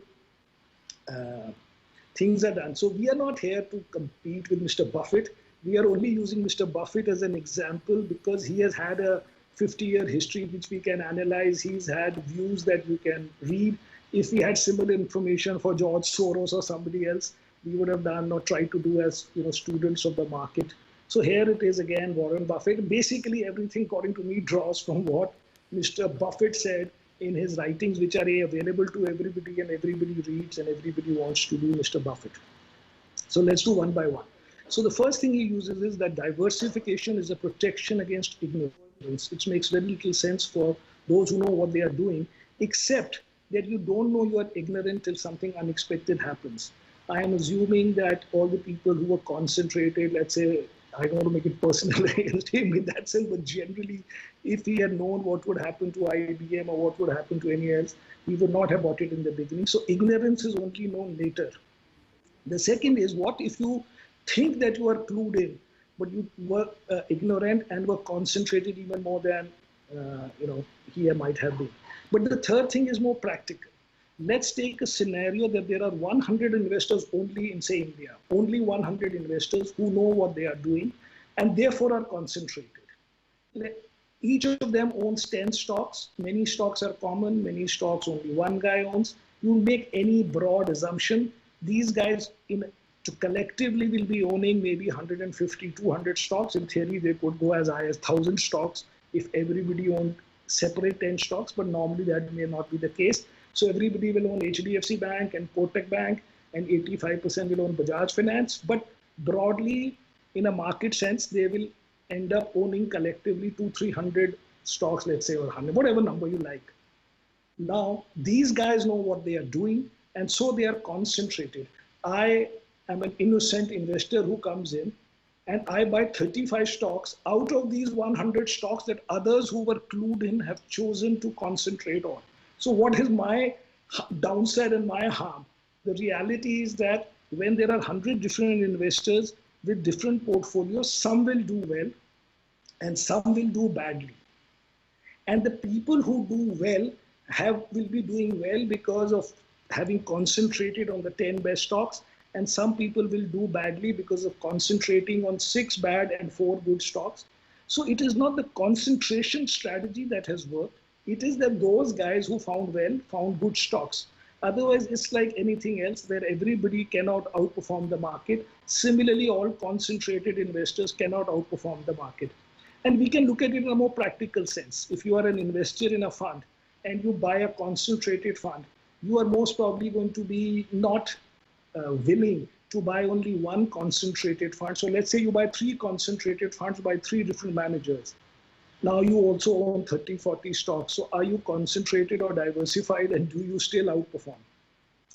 On the other thing where Mr. Buffett said, and which many of our Indian friends took very seriously, basically what he was trying to say in this is that take every decision very seriously, investment decision, and act as if you'll get only 20 chances in life to invest. Therefore, each decision has to be so thoughtful that by definition, if you're going to only buy 20 stocks, and that also not at one time, but in your whole lifetime, that means broadly you will be concentrated.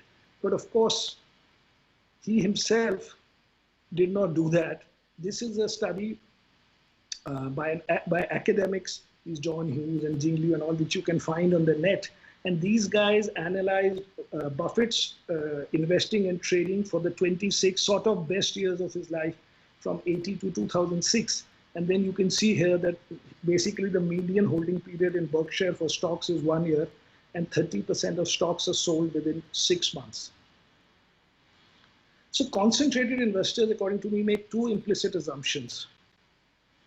One is that very few companies do well and are worth owning, and that it is possible for them to identify these companies in advance and therefore place a large bet on these names. Actually, concentrated investing also comes with a packaging of being extremely long term, or at least very long term, on the basis that you have worked so hard, you have gained the conviction, and therefore, along with your money, you also, in a sense, commit to the time that you will invest for a long time. And also, your ego is invested in this trade, because when you make a very concentrated investment, you may come on TV and talk about it, or you may write it to your investors, or you may just tell yourself. But broadly, you get more committed than just a financial investor, and I want to explain that. So first, let's talk about that there are very few companies in the world that do well, and therefore, if there are only 25 companies worth following, then by definition, you can only own 10 of them or 12 of them.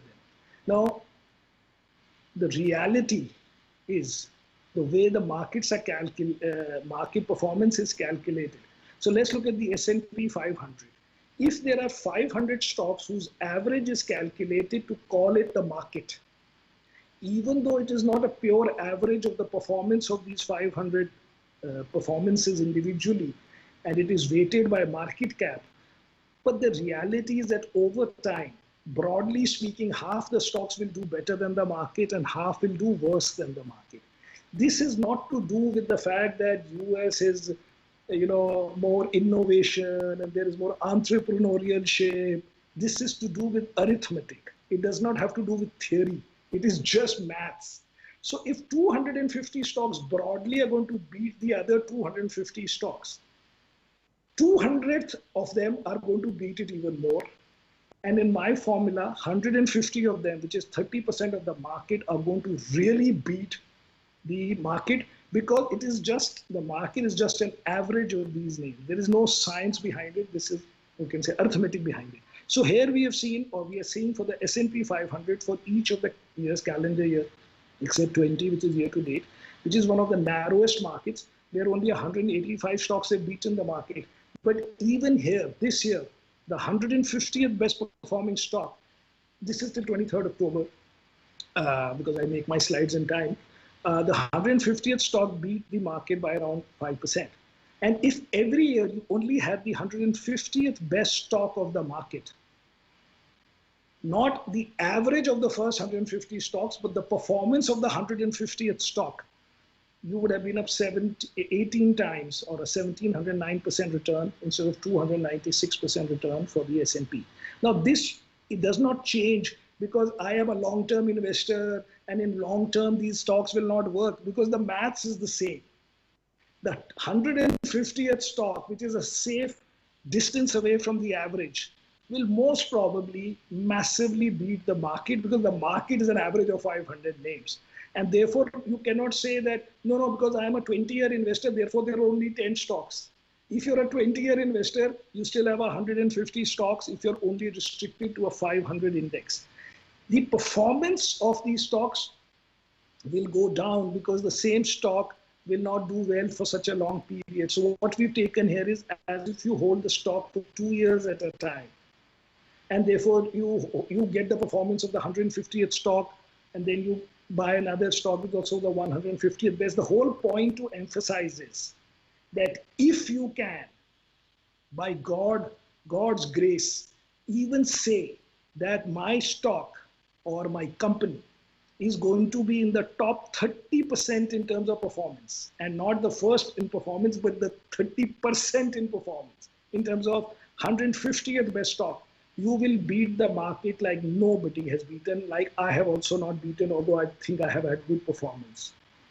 You can do it over 3 years, it will not change because this is arithmetics. If you come to India, it will make it even more dramatic because India is a very volatile market. So here what we've taken is only top 300 stocks by market cap. We have not even taken 500 stocks. We are not calculating from the 1,000 stocks that are listed, but from the 30%, that is, from the 300 biggest stocks which change each year. If you had the 90th best stock of that year as your entire performance, you would be up 49 times or 4,826% return, while the market is of 581%. Just to again emphasize this, that when a fund manager or an investor says that I buy stocks which are in the top 1% of India or top 10% of India, If he's genuinely buying stocks which are in the top 10% of India, which means he's buying or getting you the performance of between 1 and 30 stocks, because he's not all his stocks are at 30%, 30th best. But if he only had the 30th best stock, he would be up 3,358 times.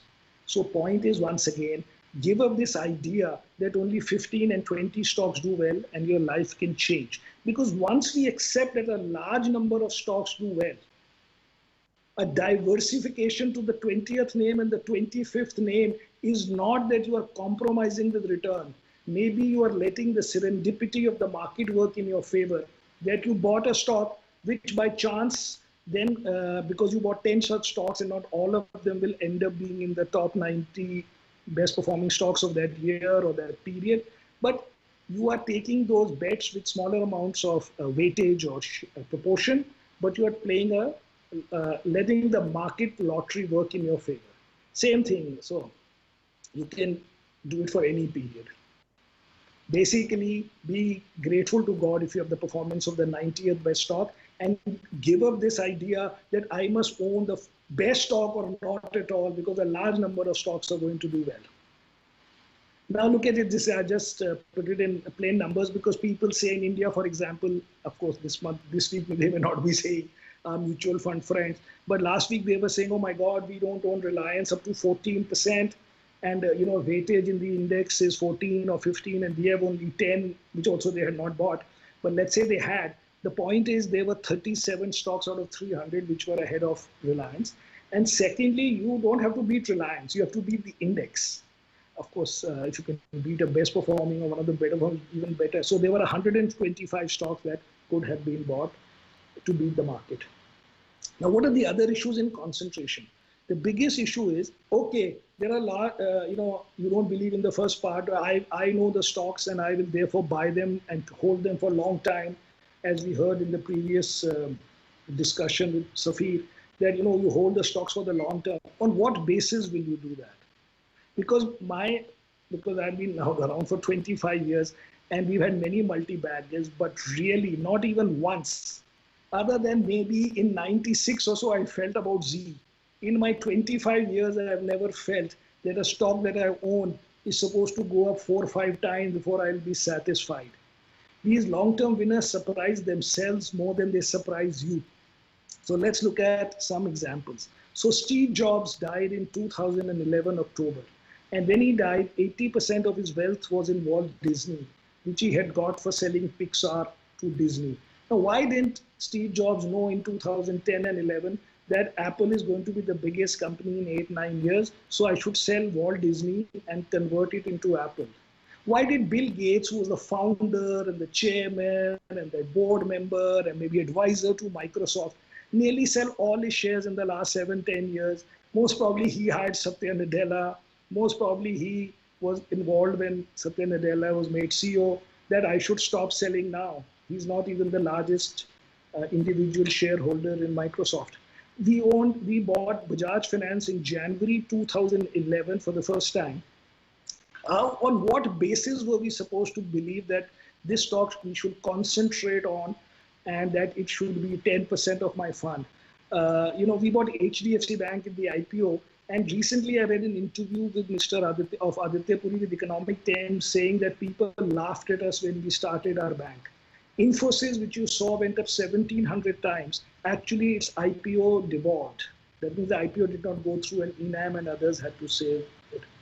There have been so many examples that you will not know on what basis to concentrate. But the other answer which everybody will give is that we like to buy companies with good management. So what does that even mean, that I will buy a company with good management? When will you know that the company has good management? When it has gone up a lot, when the stock price is up a lot, everything has good management. Let's see this quickly now because I think time is left. So here it is. Cisco in March, this is from the book Halo Effect. This is Cisco in 2000 May had a price of $80, and I think Cisco was ranked as the most admired company by Fortune magazine. And this is what the company said about Cisco. I'm sorry, the magazine said about Cisco. That Cisco must be considered one of America's truly outstanding companies. John Chambers is the most customer-focused human being you'll ever meet. John and CFO ran such a tight ship, it's almost unbelievable. And in 1 year, the stock became $15. And this is what the same magazine said about the same company. Cisco sales techniques have been irksome and have alienated customers. And Cisco has exhibited a cavalier attitude towards potential customers. Now look at this one. So we talk about us coming in and finding out good managements, I guess ahead of time, because if you don't buy them ahead of time, then we will say they are discounted. The information is discounted. So here, Tom Peters and Bob Woodward spent whatever number of years at McKinsey to find 31 excellent companies in the book In Search of Excellence. And when the book came out, over the next 10 years, 13 of those companies outperformed the index, but 18 underperformed. Jim Collins and Jerry Porras, they wrote a whole book called Built to Last. So here we are talking about us reading Business India and Business Today and Economic Times and CNBC and saying that we have found good management, because here I'm addressing the retail investors who may be on this presentation. Here these guys wrote a whole book on it. They were academics, and the whole idea was to find companies which are built to last. Now look at the companies that they found. Citi, gone. Ford, gone.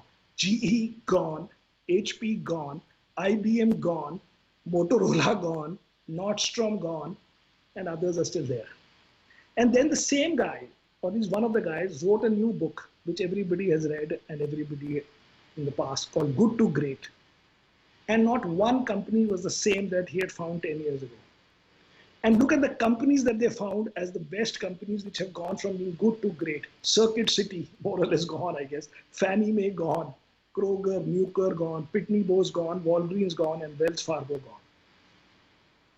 So this idea that we will concentrate on good managements, you will not know. Why in 96? Of course, you can say why 96, because I was showing for my date. You could have bought them in 2003 or something, it's a different matter. Philosophically, we are talking that you make one wrong mistake and you are up only 20 times in Colgate. And it would have the same ROC and the same this thing. And maybe in the US, it is a better company than Nestle was at that time. If you were into not having consumer type companies, but what India plays, that time you could have bought Grasim or ACC or God forbid Tata Motor. The other issues are, people will ask why you're buying the 20th stock, why not buy more of the 15th stock or the 10th stock, why are you buying a second private sector bank, why don't you buy more of only one private sector bank? The reality is that the question is unfairly posed, because that makes it look as if you're randomly buying a stock to diversify, as if you're randomly buying a PSU stock or you're randomly buying some commodity stock which otherwise you don't like, but you have bought it to diversify. That is the wrong thing. The real thing is that you are saying that we like this stock also. Now, don't try and make me choose one between an HDFC bank and an ICICI bank. One stock is history of quality, but it is expensive. One company has had past which was not so great, but now it has good management. It has good subsidiary. The point is you will not be able to choose beyond a point. If you choose one and it works great, you're a hero and you can write some books. But most of the time it will not work like that. We are saying that where you have found another good company, but you can't really be 100% sure to put a large bet. That is the diversification we are talking about. And so we say that there is value in differentiating between good and bad, not so much between good and good. But don't believe me. Look at research. So this is a paper which came out in April of 2020. I've got only 4-5 minutes left. Written by 3 academics and I think NYU and this Epsilon Asset Management. And these guys analyzed 1,489 hedge funds. And what they analyzed was that these hedge funds did well relative to the market by beating the market by some 250 basis points per year. But when these guys went to conferences and the best ideas and Ira's own conference, and when they had these best idea theme dinners, wherever this information these guys found, that best stock that they recommended did not outperform their own fund, which means as a group, they were able to identify what is good and what is bad because their overall performance was good.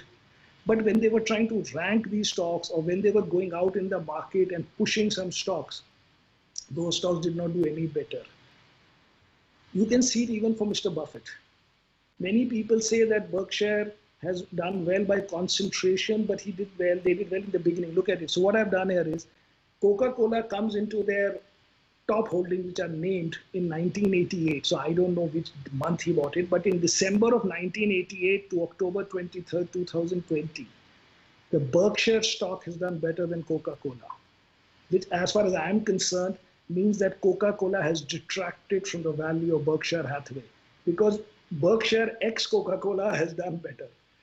Of course, Coca-Cola has done better than Pepsi. Sorry, Pepsi has done better than Coca-Cola could be another angle of how you commit to buying only one stock and investing your ego along with money, and therefore another negative effect of concentration. But you look at Wells Fargo, you look at American Express, which have been their top holdings, and all of them have underperformed Berkshire Hathaway. That means the tail and maybe the unlisted stocks of Berkshire have done better, which means that diversification has worked better according to me. And of course, now somebody smart sitting in the audience here will say, aha, but Samir has deliberately left out Apple, and see how well it has done. So this is the performance, at least for this year, where Apple till October 23rd was up 58%. And Berkshire made more than $40 billion in just Apple alone. So what I've done here is taken the portfolio of December 31st, 2019. I have no idea when exactly the other stocks were sold. But what we've read is that he sold them early on, and now the market is actually up. So most probably he sold some of these at worse prices than what they were on October 23rd. But in this case, although the top holding worked, the concentration in other holdings took away nearly everything. So in the end, while the market was up 8%, the portfolio of these stocks up only 4%. So of course, it is not true that every time you concentrate, you will do badly.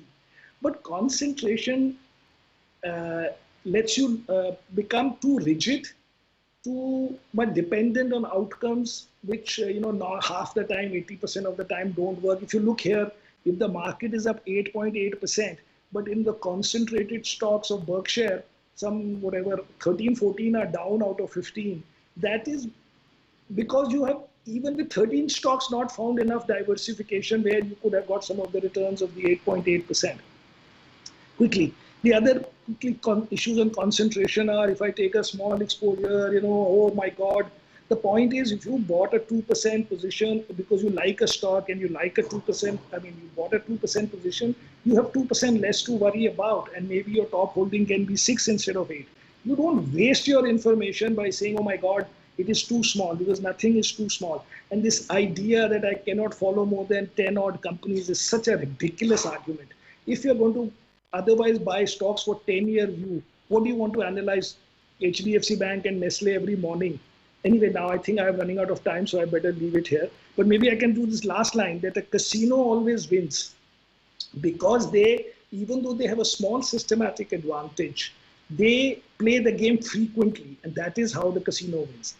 If you are playing it once, the gambler can win, even though he has a disadvantage in a pure statistical sense.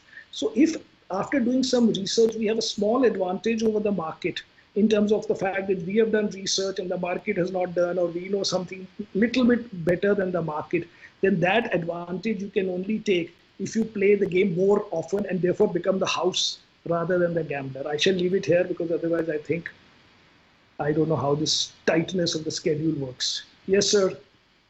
You can take it away from here. Yeah, Samir. It was indeed a very in-depth presentation, Samir, and a lot of takeaways for advisors as well as investors. We have some really interesting questions lined up here from our audience as well. So the first one is, if you look at the Indian markets and the large cap segment in the Indian stock markets over the last few years, they have been struggling to outperform the benchmark index, and that has given rise to a thought process when people believe that playing a concentrated approach will be better in terms of beating the benchmark index now, given how the segment is being positioned. So what's your thought on that?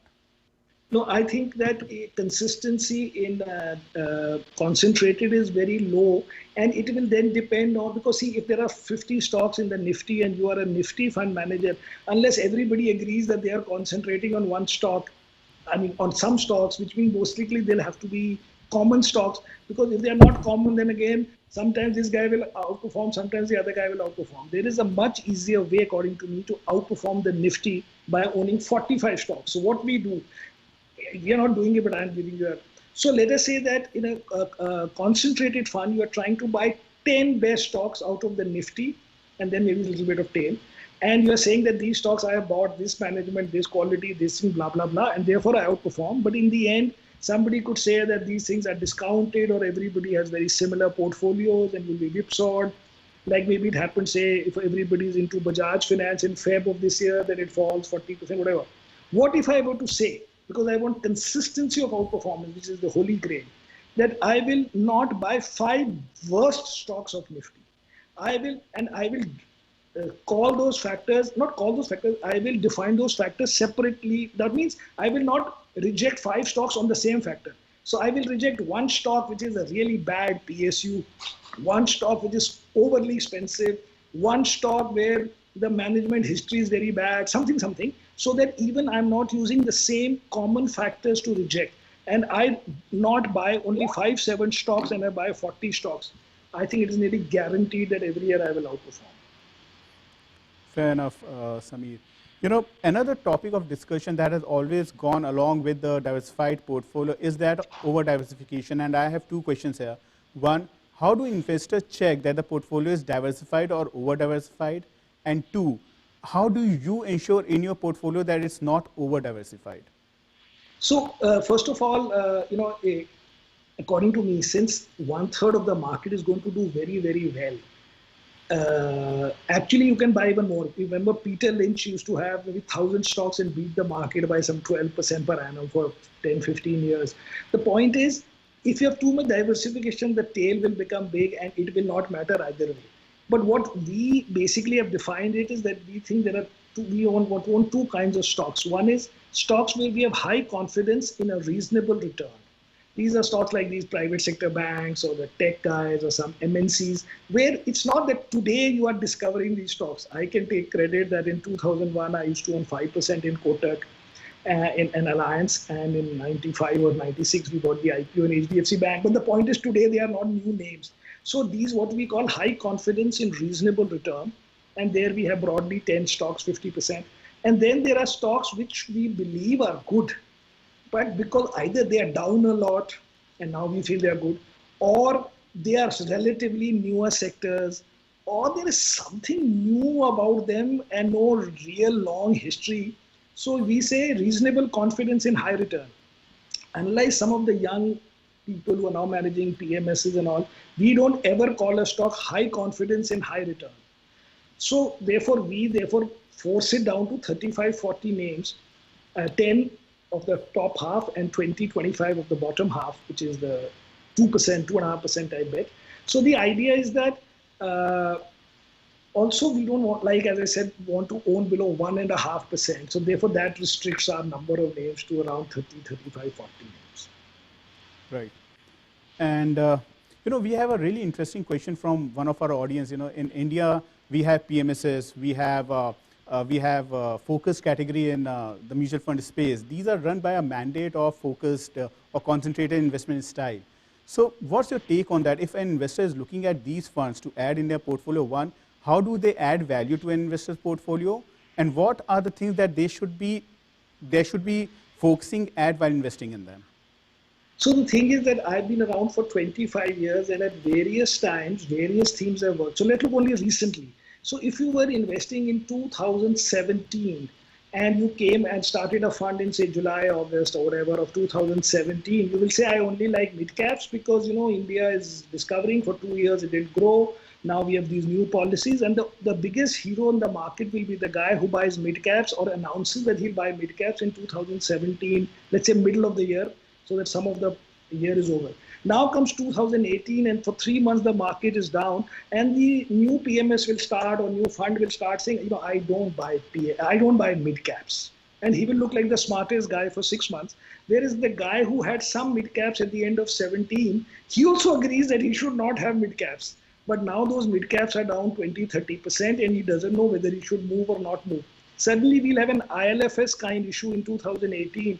And the easiest thing would be a fund coming up at the end of 18 to say, I don't buy leverage businesses. I don't buy NBFCs because they are so risky, and in the end, it all depends on what your market or your borrower is doing. And I don't buy NBFCs. Now, we also agree at the end of 18 that we should not buy NBFCs. But the problem is we own an NBFC from before, which did well for X number of years, and now suddenly is down 35%. Do I sell it or do I wait? Then suddenly it'll come 19, and something else will happen, and somebody will say, I only buy quality. For 1 year, his quality will work. So the point is, you cannot overly believe that one thesis will work forever, because as we have seen, it does not work half the time. Otherwise, in theory, everybody in the world would do exactly the same. Look at, and I'm sorry to talk about Mr. Buffett because I really like him. I own the Berkshire shares and I've been to Omaha 2-3 times. But he read the IBM annual reports. You can read it and see for 50 years, and then he bought IBM. Recently, he said that he was catching up with his reading, and he read the annual report of Coca-Cola of 1897 or something like that. And Coca-Cola has underperformed Pepsi since he's bought it. The point is, there is no one formula so precise that what is effectively happening is that the fund manager is betting with your money. So if he says that I'm doing a concentrated fund in financials, another guy says I'm doing a concentrated fund in tech, another guy says I'm doing a concentrated fund in mid caps, another guy says I'm doing concentrated in something else, one of those themes will work. And that fund manager takes all the credit, and the other fund managers say, but we told you clearly that we are doing this, so we have not crossed what we said. We have not changed what we committed. We actually stuck every day to precisely what we had committed, and you had bought into that strategy. And I would like to bring around, another very important discussion that has been happening, that is about the construct of the benchmark indices in India. There has been debate going on that, do you think that these benchmark indices truly represent the concept of diversification in their true essence? No, the thing is, that is because Nifty perhaps is not, and actually very few people, at least offshore, use Nifty as a benchmark. It's like saying that we are using Dow as a benchmark or something. You will use S&P 500 as a benchmark, most of the guys there. But, if the idea is that it's a large cap index, and then if there are only 50, 80 stocks, what can you say? So the index or the benchmark has to be appropriate to the strategy. So if the strategy is defined as buying extreme large caps and a little bit outside, then there is no other way. But I believe that the fund managers can get an index created from MSCI or somebody, pay them a little bit of amount. Maybe it is not officially accepted in a regulatory sense, but you add it as one more line and you sell it to the client that, see, this is the index I'm following, but for legal reasons, this is the index. All those things are small. And, it will only be questioned when some of these stocks do very well or very badly. Like, why wasn't this discussion happening when Reliance was like performing with the market? As soon as Reliance outperformed massively, suddenly the fund managers say that we couldn't buy enough Reliance, but they did not have, I don't think they have 10% today for them to feel that these indices are too concentrated. But I don't exactly know the intent of your question or the angle of your question, but these things you can't overly, fund managers can't decide these things. These things are decided by the market and by regulators, and that is how it should be. For example, in our offshore fund, we have to include with dividend performance. We don't, even though we are a hedge fund, but we compare with benchmarks, and benchmark has to be with dividend. That is the legal advice. It's not that some SEC has come and told us, I don't think they even know we exist. But broadly, when you present to a client, you present with dividend, right, the benchmark. And before we wind up, any quick advice for our audience who are listening to you? No, so I don't have much advice, but I would think that, don't make it harder than it is. To say that there are 5 companies worth owning and 10 companies worth owning, use the lottery of the market, the serendipity of the market, where a large number of companies are going to do well. You are broadly not going to know ahead of time which companies will do well. So it is better to say that I have found nothing wrong with these companies and therefore they are worthy of a consideration. The idea that you will know what is a good management and who has good capital allocation will be after he has done good capital allocation for 15 years. If you're going to buy it after that he's done good capital allocation for 15 years, some new CEO will come and he will spoil it. Look at what happened to Ant Financial, why shouldn't anybody have been logically concentrated in the stock, say, if it was listed yesterday and instead of not being listed and owning 20%, saying that PayPal has this multiple and this company has this multiple, US has more regulations, this guy already has into India and other markets, and you would have 20% of your fund in this stock, and would be very logical. And then if today it was listed, it would have fallen 40%. Well, it was really nice talking to you, Sameer. Thank you. That's all the time that we have for this session today. Thank you. Thank you for a remarkable presentation, Thanks. taking time out to be with us here today. It was really nice chatting to you. Thanks.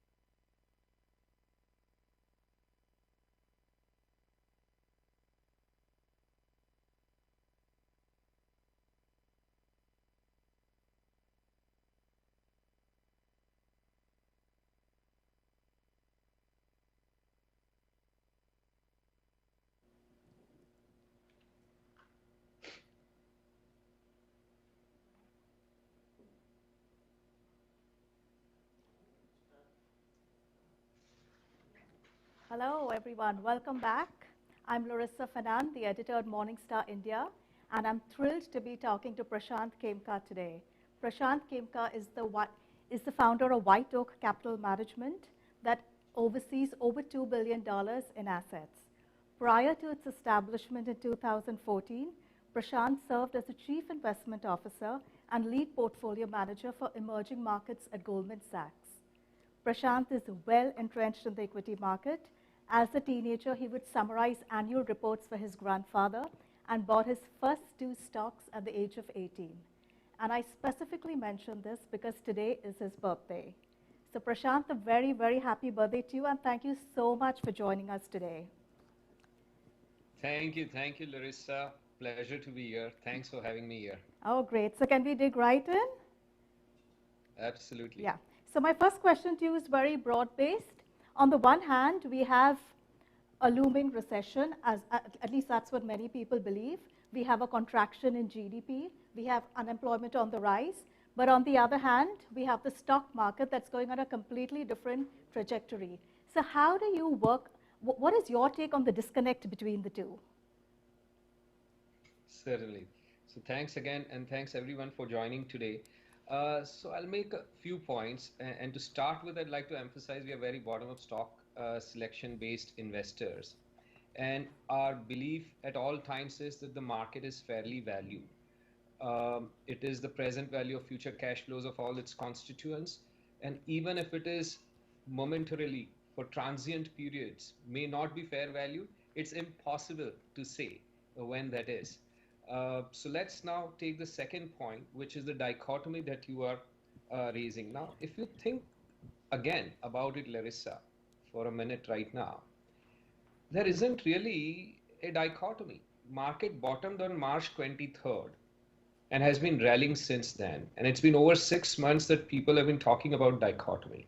But prior to March 23rd, and not specifically to the date, but if you put yourself and all the listeners, if they put themselves back in the February-March timeframe, the degree of scare and uncertainty related to personal lives, human lives, as well as job prospects and economic prospects proportion altogether. There was very little to know about the little information about the virus. The mortality rates were not known. And if mortality rates were indeed as high as were feared back then we could have had a scenario where nations around the world could have been in lockdown for very extended periods of time.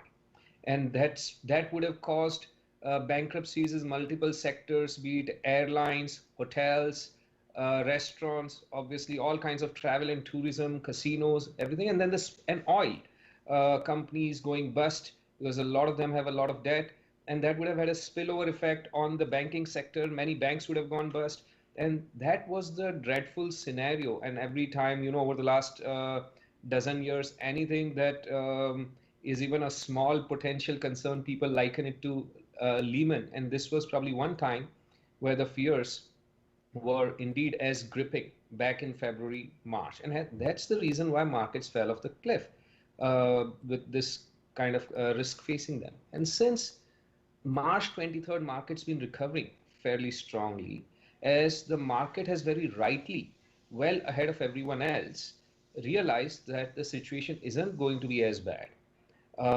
The pandemic is a very unfortunate crisis, and many lives, more than a million and maybe several millions of lives would be ultimately lost.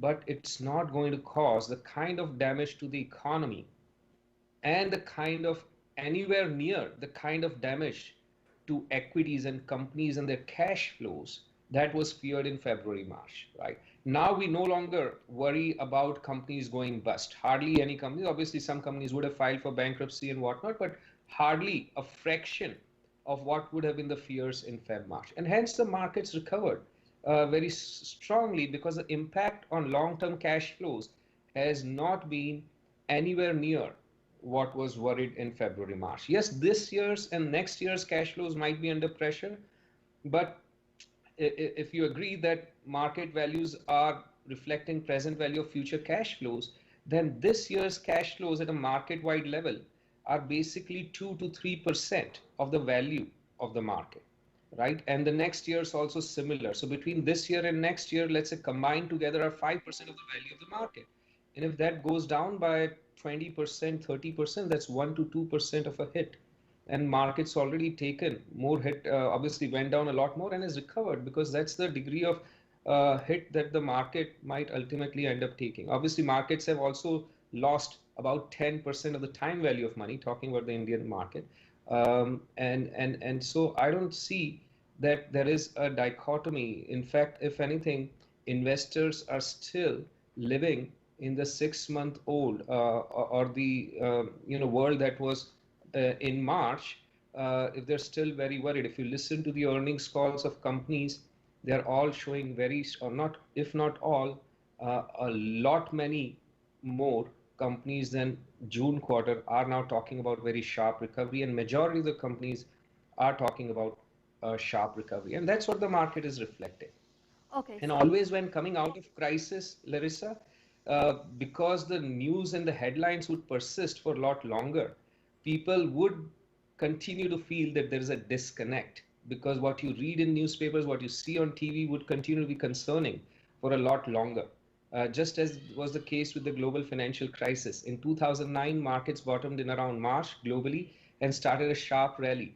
And people in media and otherwise kept scratching, investor community kept scratching their heads that we've just, and talking like we've just scratched the surface of the crisis. It's just the tip of the iceberg and markets are way ahead of themselves. And what markets rightly foresaw was one of the longest bull markets, at least globally or in the US, which was the epicenter of the global financial crisis. So markets are looking ahead and properly reflecting at most times, if not all, fair value. Okay. At an aggregate level, they are efficient. Okay, when you talk of looking ahead, a while back you had said that you believe you're on the cusp of an earnings acceleration. And once it takes off, we could probably match the 24-year average of 12 to 14%. What is your take on that now? So first of all, Larissa, I've been wrong for very long on the timing of the earnings recovery. I guess the only consolation is I'm not alone. For the last dozen years, since 2008, corporate earnings recovery has eluded all of us in the markets. There's a general tendency for all of us to believe that markets are going to get back to their mid-teens earnings growth, and since they're coming off of a decline, will grow high teens. And over time, I think I've mellowed down my expectations. It's just if for no other reason than it's the basically, if you're wrong so often on something, you have to rethink, and you do lose conviction in something like this. So I think at this point in time, finally we might get a strong acceleration, but for the wrong reason. In that 2021 is likely to be a sharp down year for earnings, and then on back of very low base, we'll get a some sort of reversion to the mean and go back to 20% kind of earnings growth in FY22. But that's not the real sustained earnings growth. But I think it's reasonable expectation, despite the or mid-single digits growth in corporate earnings over the last dozen years. I think going forward, it's reasonable expectations that corporates can at least grow in low double digits, which is in line with nominal GDP growth rate going forward. Let's assume 5 to 6% real GDP growth rate. Hard to be more bullish than that at this point in time. Hopefully it's better. But let's say 5 to 6% real GDP growth rate and about mid-single digits inflation, so nominal GDP growth rate of low double digits, and market should over time deliver corporate India earnings in line with that. You have always believed in the Indian market, and you've always said that it's one of the best markets in the world in the search of alpha. So on what do you really base your confidence upon? Is it because that we have many more small and mid-cap stocks listed as compared to other emerging markets, or the low ownership of government ownership, or just an inefficient market which has great chance of outperformance?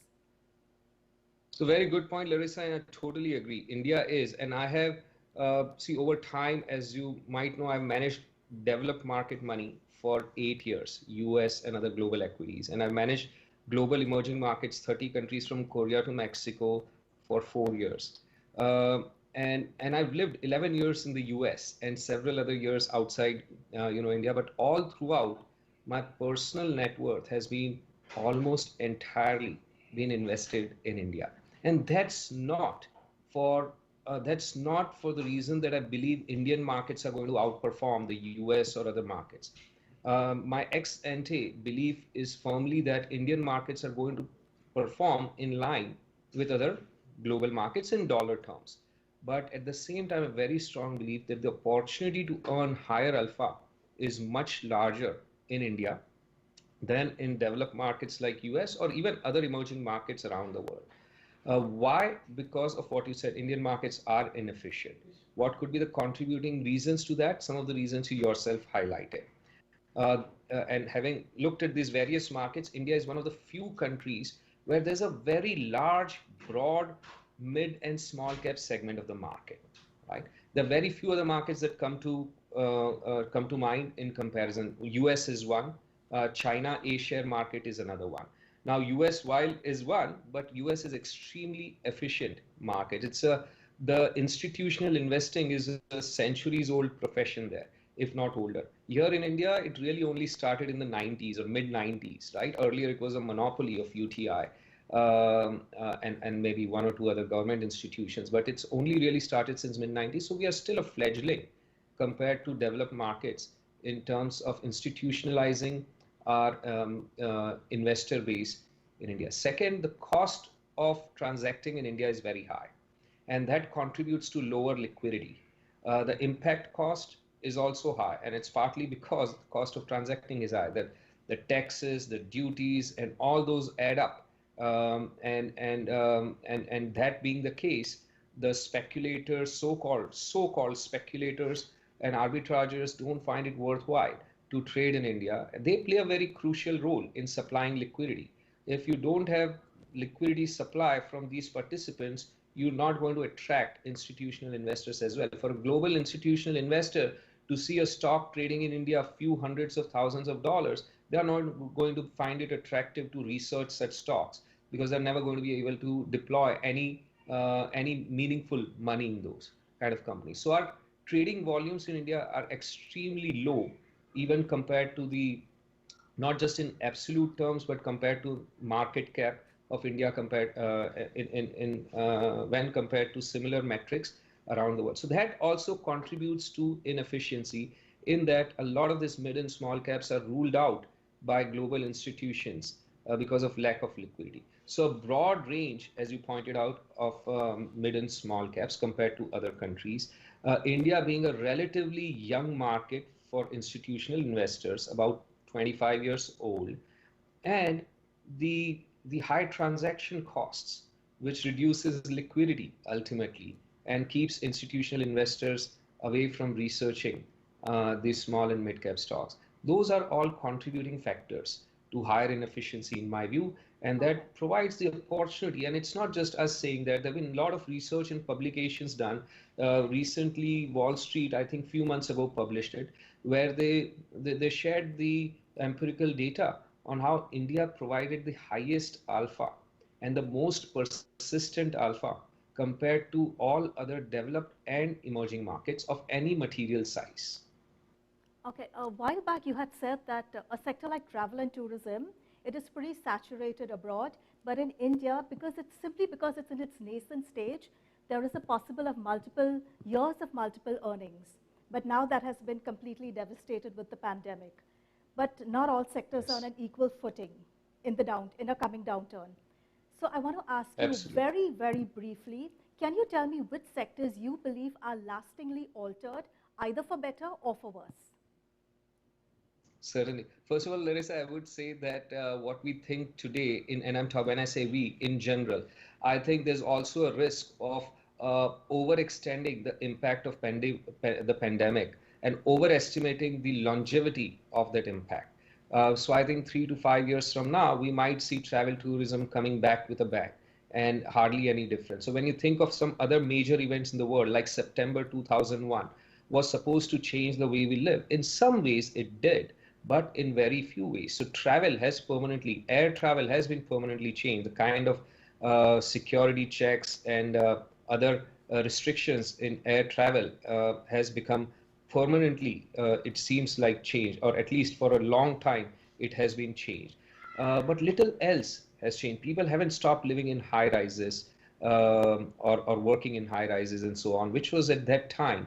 Commercial real estate didn't go out of fashion in New York, which was at that time the fear. So we have to bear that in mind, that there is risk of overestimating. Having said that, what I think truly would be a lasting change is use of technology and acceleration of the. So all that we are doing today, we won't be interacting in this forum today if it would not work for pandemic currently, or this is permanently changed. There'll be such conferences now on an ongoing basis likely to be held even when the pandemic is over. A lot more business would get transacted than before over video conferencing.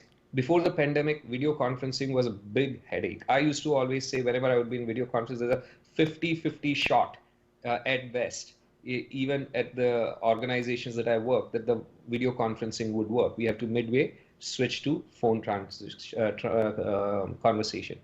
But this adoption of technology in multiple ways, not just this exchange of in this conference format, in multiple ways, is now here to stay. And this adoption might have taken 10, 20 years, but it has been accelerated now because of pandemic. And that's the biggest sustainable change that I can see. Other things is like just related is e-commerce and online shopping. All those have been accelerated around the world. Those are not going to be reversed. So those are more sustainable. Work from home is whatever was the percentage, low single digit percentage work from home earlier before pandemic.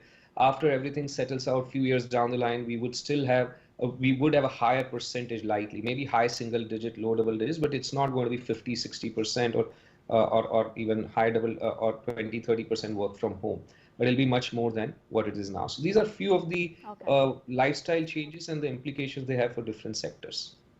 Okay, you spoke of technology. I remember when you were in Goldman Sachs, you once commented that you did not feel that that the impact of digital media on print would be as rapid as it was in a developed market. And then when you visited Turkey, you revisited your view on India. So when you say you are Absolutely. a bottom-up stock picker, how do you do it to the exclusion of a sector? Because you have often said that sector investing is suboptimal. But how can you view one to the exclusion of the other? Can you just throw some light on that? Certainly. So Larissa, your question is more broader in terms of the macro. How can you exclude the macro in the bottom-up stock picking? Is that fair to understand? Yeah, fair enough. When you say Okay. sectors? Yeah, that's fair enough. So we are looking for individual stock-specific opportunities. I say that, or we often say that there are a lot of money to be made in the business of coal mining, and there's a lot of money to be made in the business of diamond mining, right? Now, certain times, like the newspaper example that you mentioned, that's very nice of you to recollect that comment of mine. But that is, at times there are certain developments, technological developments that cause a sector-wide threat. And that is, you don't necessarily have to take a top-down view at the time. You would find the same conclusion from a bottom-up stock-specific analysis perspective as well. And another one of these is like the electrification of automobiles. 10, 20 years down the line, a lot of companies that are currently in the internal combustion engine food chain are going to find themselves facing the same threat as newspapers are today. Or in other words, these companies today are where newspapers were in mid-90s, where internet was just at the infancy stage. So it's not that you ignore these developments. These are very much what I call structural macro and very important macro. So important to distinguish when I say we are not macro investors, we don't think about macro, we don't worry about macro. It's the different types of macros. One is structural macro, fundamental macro, or business macro. These are macro issues that you as a businessman would think about when starting a business or entering into a business or partnership into a business, which is what effectively you're doing when you're investing in a company. So when you're investing in, let's say, a travel tourism we were just talking about, you would like to understand what are the experiences of other countries like China, Indonesia, and other developed and developing countries when standard of living increases over time. If you're investing in a consumer staple company, you'd like to know, let's say toothpaste, if example, you'd like to understand what has been the penetration around the world in developing and developed world of toothpaste and how it correlates with standard of living and per capita income. Automobile penetration, you'd like to understand. These are all structural, more demographic in nature, very dependable kind of metrics. What is the urbanization? What is the credit penetration in the country? How it compares with other countries? Microfinance industry, if you're looking at how has it performed in other countries over time? All these you would have to understand. This is all very relevant macro, what I would call business macro. The kind of macro that is irrelevant and does not earn a single rupee of value and spending time on it, and I'll take the timely example, is the hours and hours and probably hundreds of thousands of man hours Indian investment community has spent on trying to figure out whether Trump is going to win or Biden is going to win. It's past midnight in US and still I don't think anyone in India or anywhere else in the world has a clue who's going to win. And you can't make a single rupee of value or return out of spending time on such macro information. What the Fed is going to do next, there's not a single rupee of value to be generated by following and evaluating. Whether Brexit happens or not happens, you spend so many ink and pages and hours of what can be usefully deployed. And that's what I call tactical macro or speculative macro or trader macro, which is of little or no use. I would say of no use to us because it doesn't help generate a single rupee of performance for our clients. Okay, so on the subject of macro, you would admit that we live in a world that's plagued with risk. So it could be geopolitical risk, social risk, environmental risk.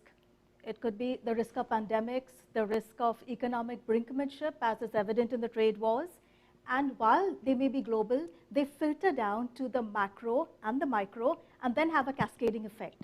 So I want you to give us one insight or two insights on your perception of risk, on how you view risk. Certainly. No, very good point. So see, first of all, risk has always been there. Because of the recency bias, we believe the risk is higher today than it was in the past during our lifetime or historically in general. Now, we at least are blessed to live in a world where by and large we don't have the fear of dacoits rushing into our homes or of other countries just marching in with on the horsebacks with wielding swords and entering houses and all this. So we are today, the world is lot less risky than any other time in the past if you think in long term in terms of centuries, and when you think in terms of decades or in the last 20-30 years, I don't think the risk is any higher, significantly higher or lower. It just might feel higher because of the recency bias. Having said that, we can keep that aside from an investing perspective. What we consider as risk, these are risks that you cannot make any money out of. Whatever this Brexit, pandemic, all these are not risks that you can make money out of. These are risks that you can at best safeguard your portfolio performance from. In that, because these are uncertain risks, there's no point in assuming these risks. No point in making a directional investment or bet in the portfolio that one outcome is more likely than the other. If someone was worried about, a lot of people were very worried about Brexit. Brexit was going to be again a Lehman. People have been looking for Lehman, as you know, for the last dozen years. He hasn't showed up again. But there's no way of making money in this. How we think of risk is what the mandate to us from the client is to perform better than the market and to perform better than the peer group. What we call our investment culture or performance first culture stands for basically that we ought to deliver the best return to our clients compared to anyone else in the peer group. The clients may think in terms of absolute returns, but they enjoy relative returns, really, whether or not they know it or agree with it. If you had delivered 20% return or 30% return to clients in 2017, and Samir talked about how stocks did very well in 2017, 30% return, clients would have been upset. It would have been below average return in that year. In 2018, the very next year, if you had delivered 3% return, 1/10 of 30, right, as our team did, clients would have been super happy because that 3% was in context of everyone else doing much worse and doing negative returns. So our perspective on risk is that we must outperform everyone else, and over any reasonable time period in a cycle, from like point to like point, we should measure up to be the top performing or amongst the top performing managers in a consistent basis. If failure in doing so is what we would consider risk. Okay, great. So I have one last question before we go on to audience questions. So your disdain for the PE multiple is very well known. You have often said that I can get into a stock, hold it, and exit and not even look at the PE. But when you take certain stocks like say Nestle, Bajaj Finance, HDFC Bank, when you view through the prism of a PE multiple, it's expensive. But from your valuation, it's attractive. So I have two questions. The first is, why do you eliminate the PE, even if it's a comparison of stocks within a same industry?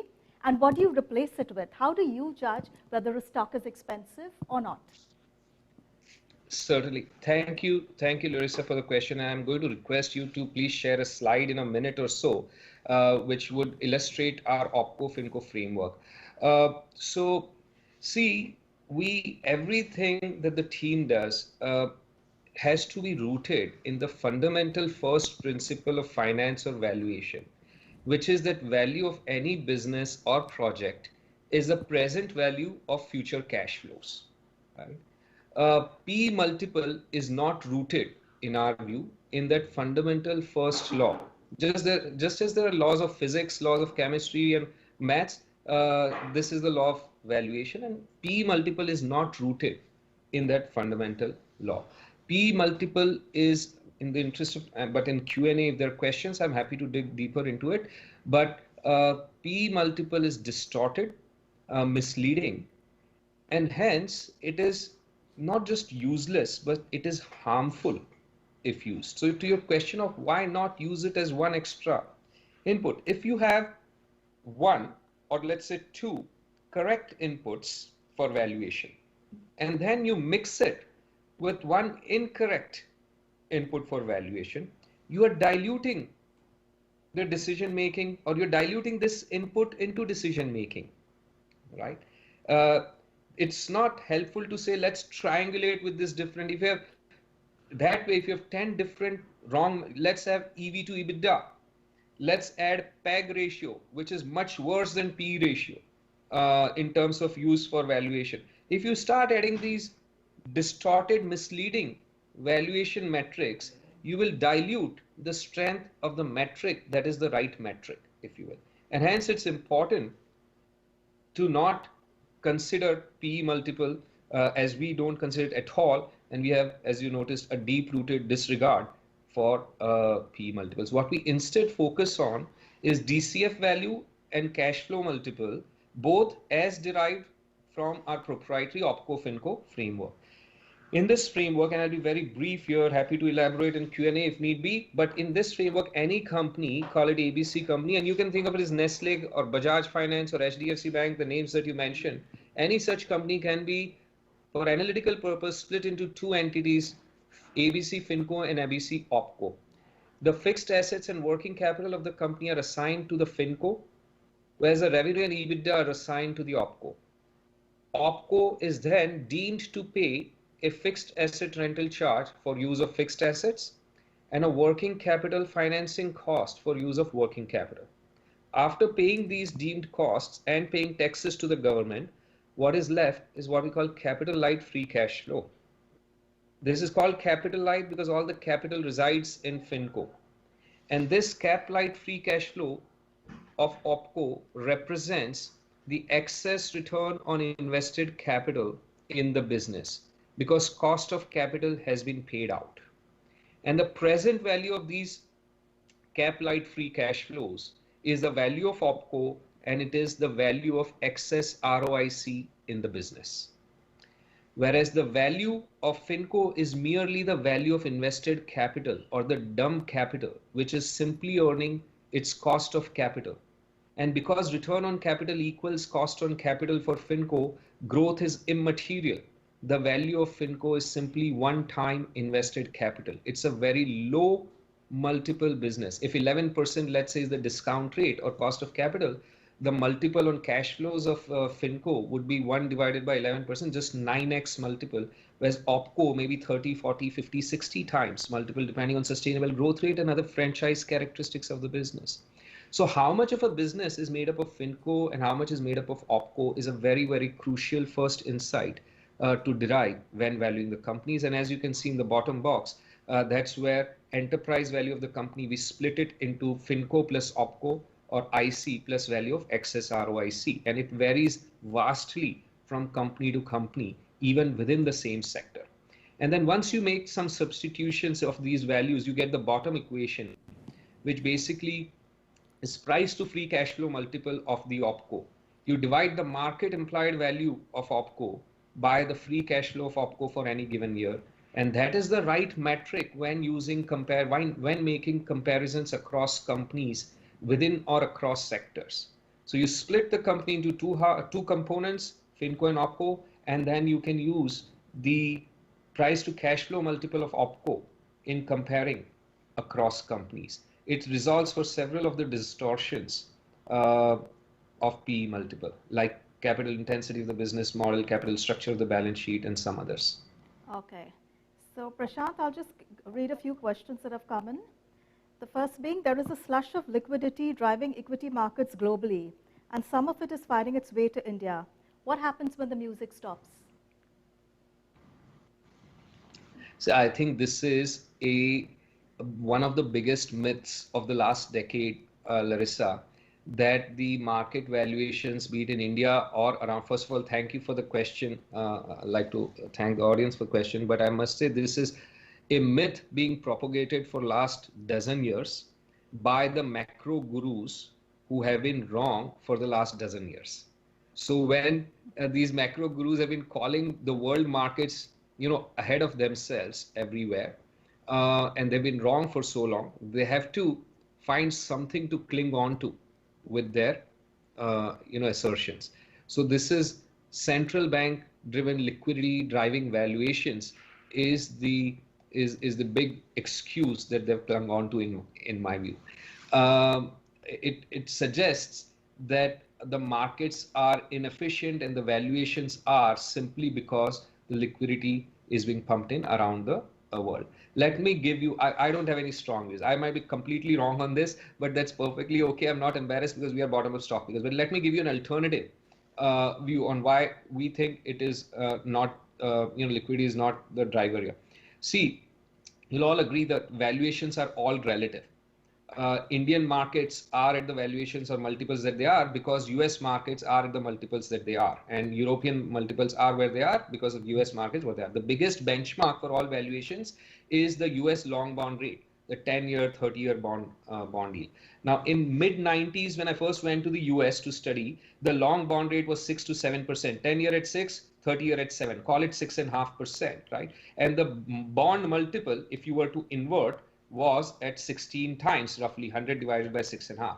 S&P multiple was at 15 to 16 times, right? Today, the bond yields have gone to 1.5, call it 1.25. So the bond multiple has gone to 80 times, 80.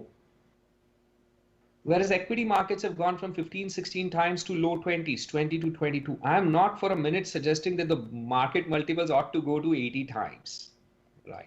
But I'm just putting it in context that if bond multiples, interest rates have gone from 6.5 to 1.25, and bond multiples gone from 16 times to 80 times. In that context, and if you agree that valuations are all relative, then in that context, US equities going from 15 to 21, 22 is not a stretch at all. And obviously, worldwide, the phenomenon is the same, and hence multiples around the world are higher today than they were in an environment where interest rates were far higher. Now, one can argue that interest rates are as low as they are because of this flush of liquidity. I again would say it's a very simplistic argument of those that have been wrong for a dozen years and missed out the entire bull run globally. Interest rates are a function and reflect inflation expectations. And inflation expectations back in mid 90s were always of always a fear of inflation expectations running amok because that generation of central bankers and global leaders were still what weighed on their minds was the hyperinflation of 70s and 80s. Just as our generation would always be colored by the global financial crisis pain, that generation was colored by the hyperinflation of 70s and 80s. And that's why they were always talking about containing inflation expectations. Today, the worry for more central bankers and national governments is death of inflation or deflation rather than inflation. And so if inflation expectations have died, that would very naturally cause long-term bond yields to collapse as well. And the reasonable, sound, fundamental reasons for inflation expectations to have come down, both commodity pressures and wage pressures have gone down dramatically, and their expectations have gone down dramatically because of advances in technology since the 80s, evolution in computing power, and the 90s evolution of information exchange through internet that has enabled many technological advancements in, let's say, solar energy, shale oil energy, which has put permanent lid on commodity inflation. And then all this, if you believe in NASDAQ companies' valuations and FANG valuations, they're all deflationary, wage deflationary with all this robotics, artificial intelligence, machine learning, drone delivery, autonomous driving. These are all wage deflationary. So what markets are telling us is that inflation is dead. If the markets are wrong and there is a spike or increase, sustained increase in inflation expectations, not just inflation, but inflation expectations, then bond yields can rise again and can challenge the equity multiples around the world. But as things stand today, with the current set of inflation expectation bond yields, it's very hard to make an argument that equities are overvalued. Okay, and we've run out of time, but there's one question that someone really wants you to answer. You bought the Yes Asset Management business. Are you planning to set up a mutual fund soon? Can you answer it quickly? So I can't obviously go into much detail. It's still pending regulatory approvals, but certainly we've signed the agreement to buy, and so certainly there's an intent to enter the mutual fund business, and that is why we've signed the agreement. Oh, great. We are waiting. Thank you so much for the questions, Larissa. And thank you so much, really Prashant. It was great chatting with you. And once again, wish you a happy birthday. Thank you. My pleasure. Thank you so much for your kind wishes. Thank Right. you. Have a Yeah. great day. You too. Bye. Thank you, Mr. Khemka, for sharing your insights on the current market scenario and the ways with which investors can generate alpha on their investments during these volatile times. Thank you, Larissa, for moderating this session. Remember to visit the Morningstar and Exhibitor tab for content from us and our partners. We thank our lead partner, Edelweiss Mutual Fund, LIC Mutual Fund, SBI Mutual Fund, and associate partners, Aditya Birla Sun Life Mutual Fund, Axis Mutual Fund, BSE IPF. Your eyes are going to need some rest with all of that screen time. So it's time to take a break. Join us back at 2:30 for our next panel discussion, Indian Economy in a Funk.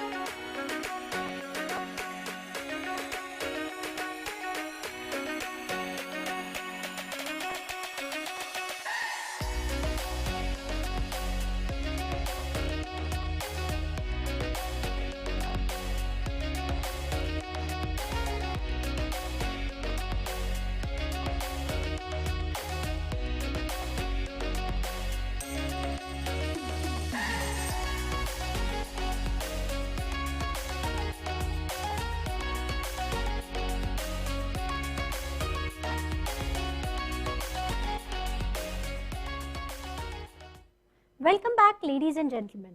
Next up, we have an absolute cracker of a panel discussion. India started off the decade of 2010 as amongst the fastest growing economies in the world.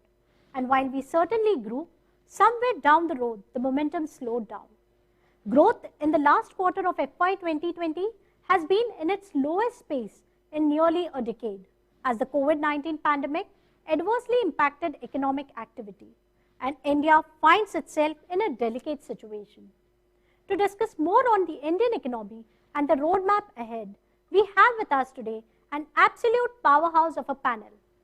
Joining us in the panel are Pranjal Bhandari, Chief India Economist at HSBC Securities and Capital Markets; Samiran Chakraborty, Managing Director and Chief Economist, Citigroup India; Sonal Verma, Chief Economist, Nomura India and Asia ex Japan. This session will be moderated by Mr. Ajay Bagga, private investor and a leading market expert.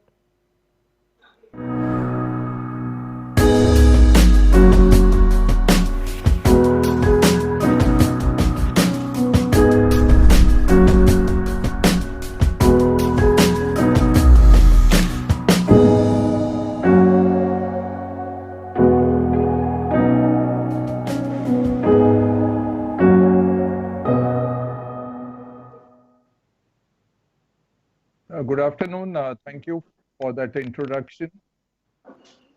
I'm getting a bit of echo. I'm getting some talk back to myself.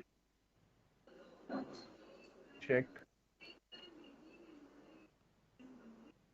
So, welcome Sonal, Pranjal and Samiran. Really absolute delight to have this power-packed panel to give us insights for the next 40 minutes on the Indian economy. Some crystal ball gazing. I know we all read your reports on a weekly basis and benefit a lot, see you a lot on media as well, especially on the RBI MPC citizen committees that you are there from time to time. So Sonal, I would like to start with you, sitting out of Singapore now, old friend, and it's an absolute pleasure to be on the panel with you once more. How are you seeing India inside out? Outside in, you have seen a lot. And where are we now? How are you looking at the Indian economy? Any opening remarks from you? Sure, thanks Ajay, and hi everyone. So from the macro perspective, I think, when we look at India, we typically break it into the cyclical view and the more structural view. So from a more cycle perspective, clearly the economy is on a path of recovery. And this recovery has been uneven, with certain sectors, particularly on the supply side, normalizing quite quickly, whereas some of the more services related indicators have quite lagged behind. And so far, the moderation on the COVID side is positive as far as the near-term cyclical momentum is concerned. So the cycle is picking up. It's an uneven recovery. The path ahead is going to be a function of how COVID plays out. The second aspect, of course, is from a more structural and medium-term perspective, and there I think clearly there are a lot of challenges. When we actually look at India and compare it to other countries in Asia, it's seen one of the biggest growth hit, but one of the least amount of fiscal support.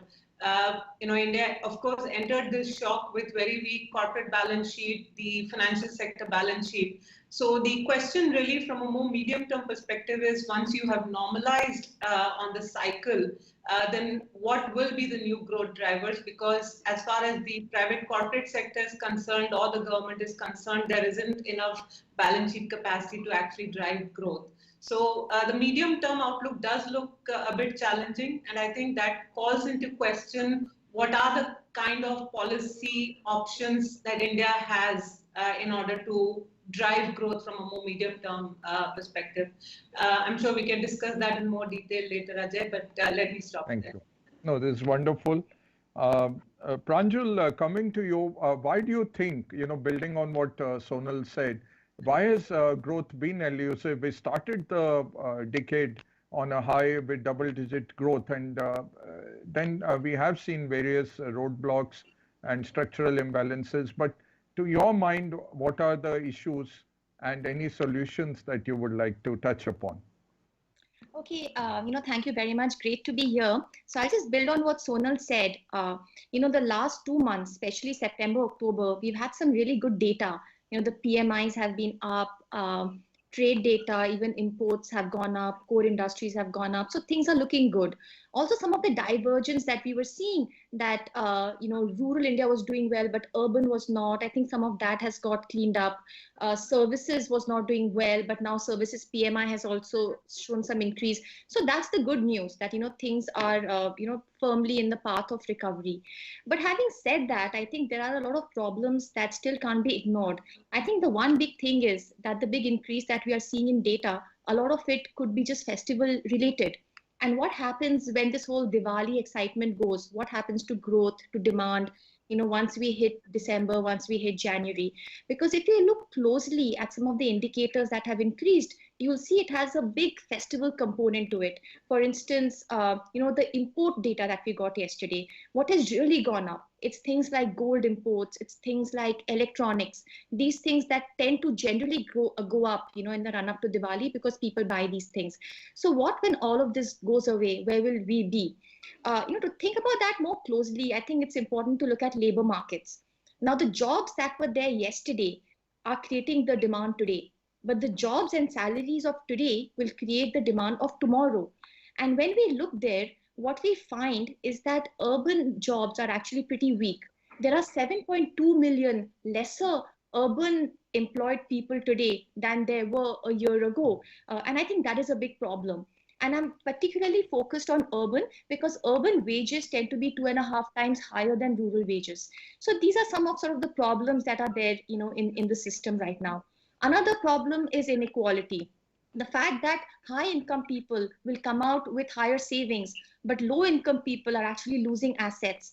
This could stoke inequality, vulnerability. The other problem that could come up is inflation. If you keep consuming, but you don't invest, and public capex has been weak for a decade, then it could become inflationary over time. So while things have improved over the last 2 months, there are a lot of vulnerabilities out there. So the big question is why? Why do we have so many vulnerabilities? And I would say something which is similar to what Sonal said. I think it's a balance sheet. It's a nationwide balance sheet problem. Just look around you. Even before the pandemic struck, what we found was that the balance sheet of most economic agents was stretched. Corporates had too much debt, banks had too much bad loans, NBFCs had their own asset balance sheet problems, households had taken on too much debt, were not keen to take on more, and even the government had very high public debt even before the pandemic struck. So nobody is being able to spend their way sustainably out of the pandemic. And I think that's the big problem. And I think that is what has to be resolved. And when you look at it deeper, you find that it's not today's problem. It's not even a 2-3-year-old problem. I think it's a problem that has built up over the last decade. When about 10 years ago, we started seeing that corporates had too much debt, banks had too much NPLs. There were too many stalled, stuck infrastructure projects for all kinds of things, power availability, land acquisition issues. All of that for over a decade has reduced your investment rate, has made balance sheets even more stretched. And if you don't invest for a decade, then you reduce your capacity to grow jobs, to increase wages. And that is the demand side problem that we're seeing today. Thank you. Brilliant. You encapsulated the entire motive of this panel discussion very nicely. Samiran, building on that, we hear these various alphabets from V to W to L and now K by Peter Atwater, and maybe a Nike swoosh or an upside down square root or fourth root, I don't know. So where do you see the global economy and the Indian economy? What shape of recovery do we see? Is it U, V, W, L, K, or any of the Samiran alphabets? I don't want to confuse people even more by adding another alphabet to your long list, but thank you for having me here. And it's great to be among friends and talk to you about something which is as interesting as the Indian economy, and Ajay has added the global economy element to it also. So let me put it this way, that if I just compare India with the globe, the dip in India because of COVID and the fact that we had a much stricter lockdown, the dip in growth in India is much sharper than what the rest of the world has been. And that's why most likely the rebound will in India will also look sharper than the rest of the world. But at the same time, the question is that for an extended period, Indian growth could lag global growth compared to a normal time. And by the time we come back to our pre-COVID levels of GDP, we could almost be looking at 2 lost years. So in other words, it's only by March 2022, we might be back to where we were in March 2020. So it's a long slog ahead of us. But in the short run, what we are seeing is that all the so-called cyclical indicators that Sonal was referring to, they're doing much better than what anybody would have anticipated. And my hypothesis is that there were 3 channels which we thought could negatively impact growth. One is the labor market channel, the other is the MSME channel, and the third is the banking sector asset quality channel. The labor market, although Pranjul referred to urban job losses, and I do agree, but if you take it at a totality and look at the higher end of the spectrum, in the first quarter, about 2,300 companies, their wage growth was still positive 2%. In a quarter where consumption growth was actually negative 25%. So there is a forced savings happening in the economy because of this pandemic. And what we are now witnessing is not just pent-up demand of not being able to spend for 2-3 months, but also pent-up purchasing power, which has got developed because of this divergence between wage growth and consumption growth. And for a few more quarters, what we have witnessed in other countries, and people have termed it as revenge shopping, that revenge shopping to some extent can happen in India also. We have to keep in mind that in India, about 200 million people can be called as consumers. The rest of the people, they matter only from a humanitarian perspective and not from a consumption perspective. And most likely, this 7.2 million job losses that Pranjul is referring to has not happened within that 200 million, or a very small proportion has happened there. So you might see this, and I completely agree that you might see this large K-shape in the income inequality part of it, where certain people's income will go up and certain people's income will come down. But if you take for the economy as a whole, because the upper slope of the K drives most of consumption, you might still see a V-shaped recovery going on. So I am actually in the short term more positive about things.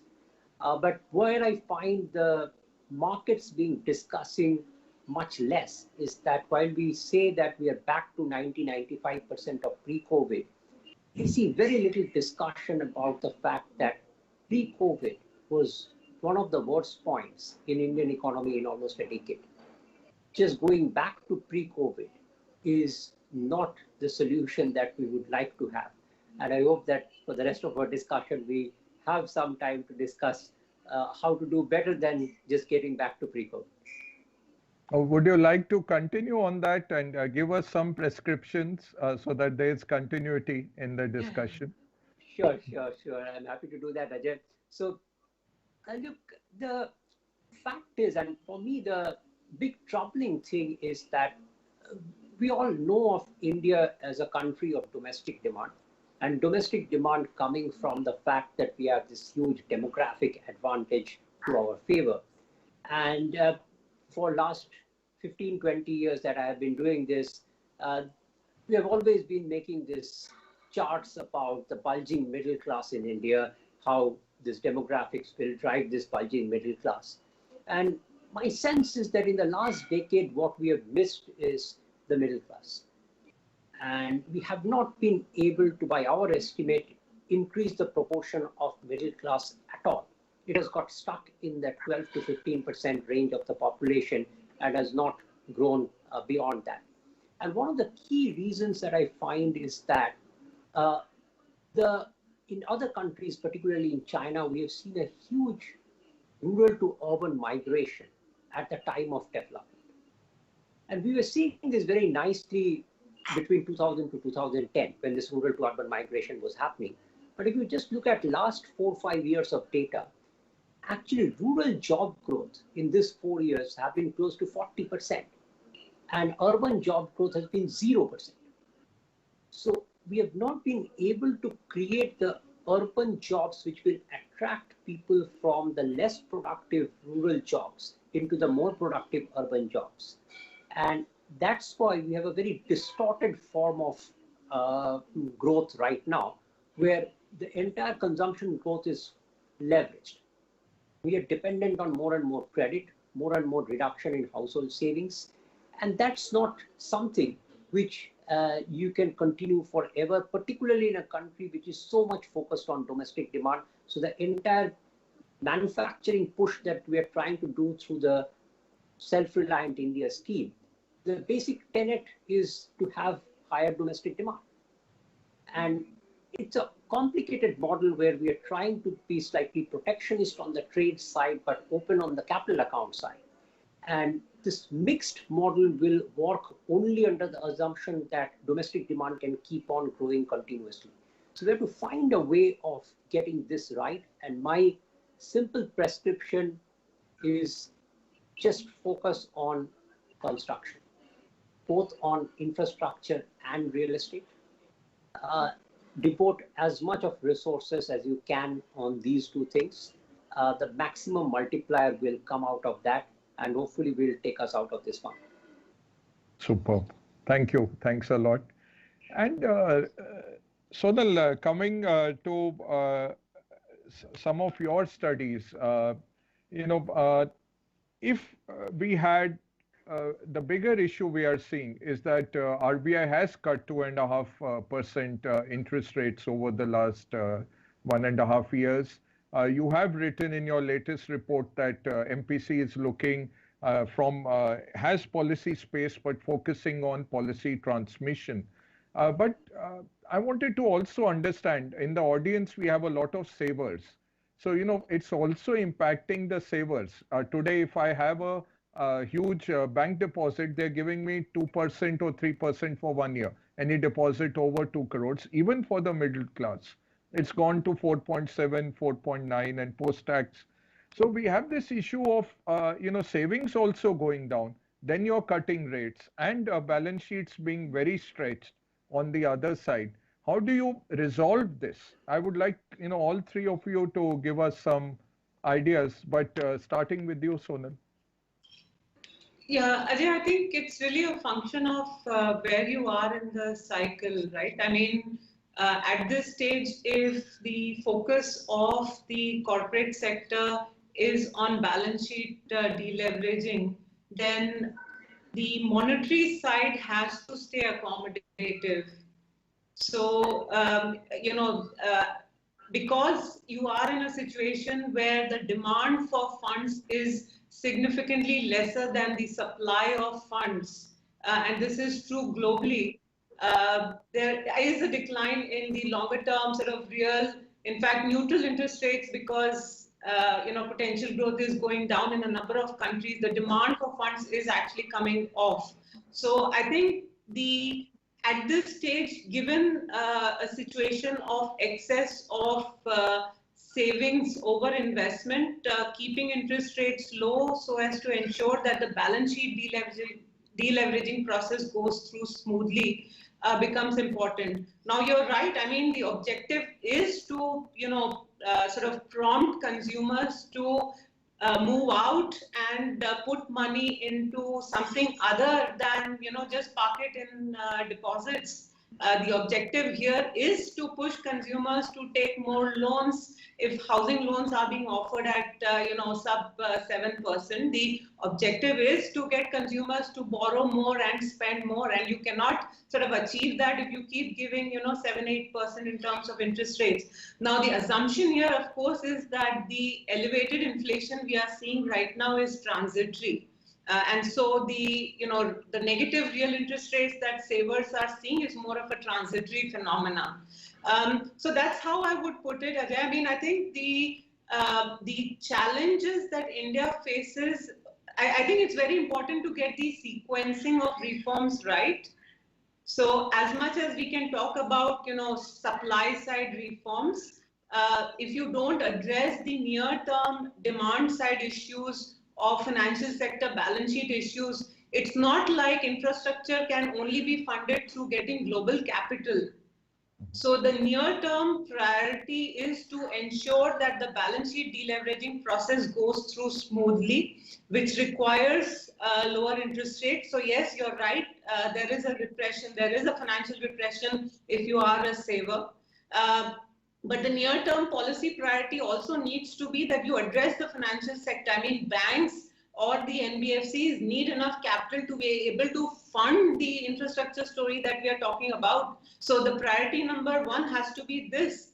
And then, of course, given the lack of adequate balance sheet capacity in India, yes, we have a simultaneous parallel track on which we are attracting more global value chains, or focusing on infrastructure or agriculture reforms, and for some of these projects also getting funding to come through from global players. So I would say simply, it's just a function of where we are in this cycle.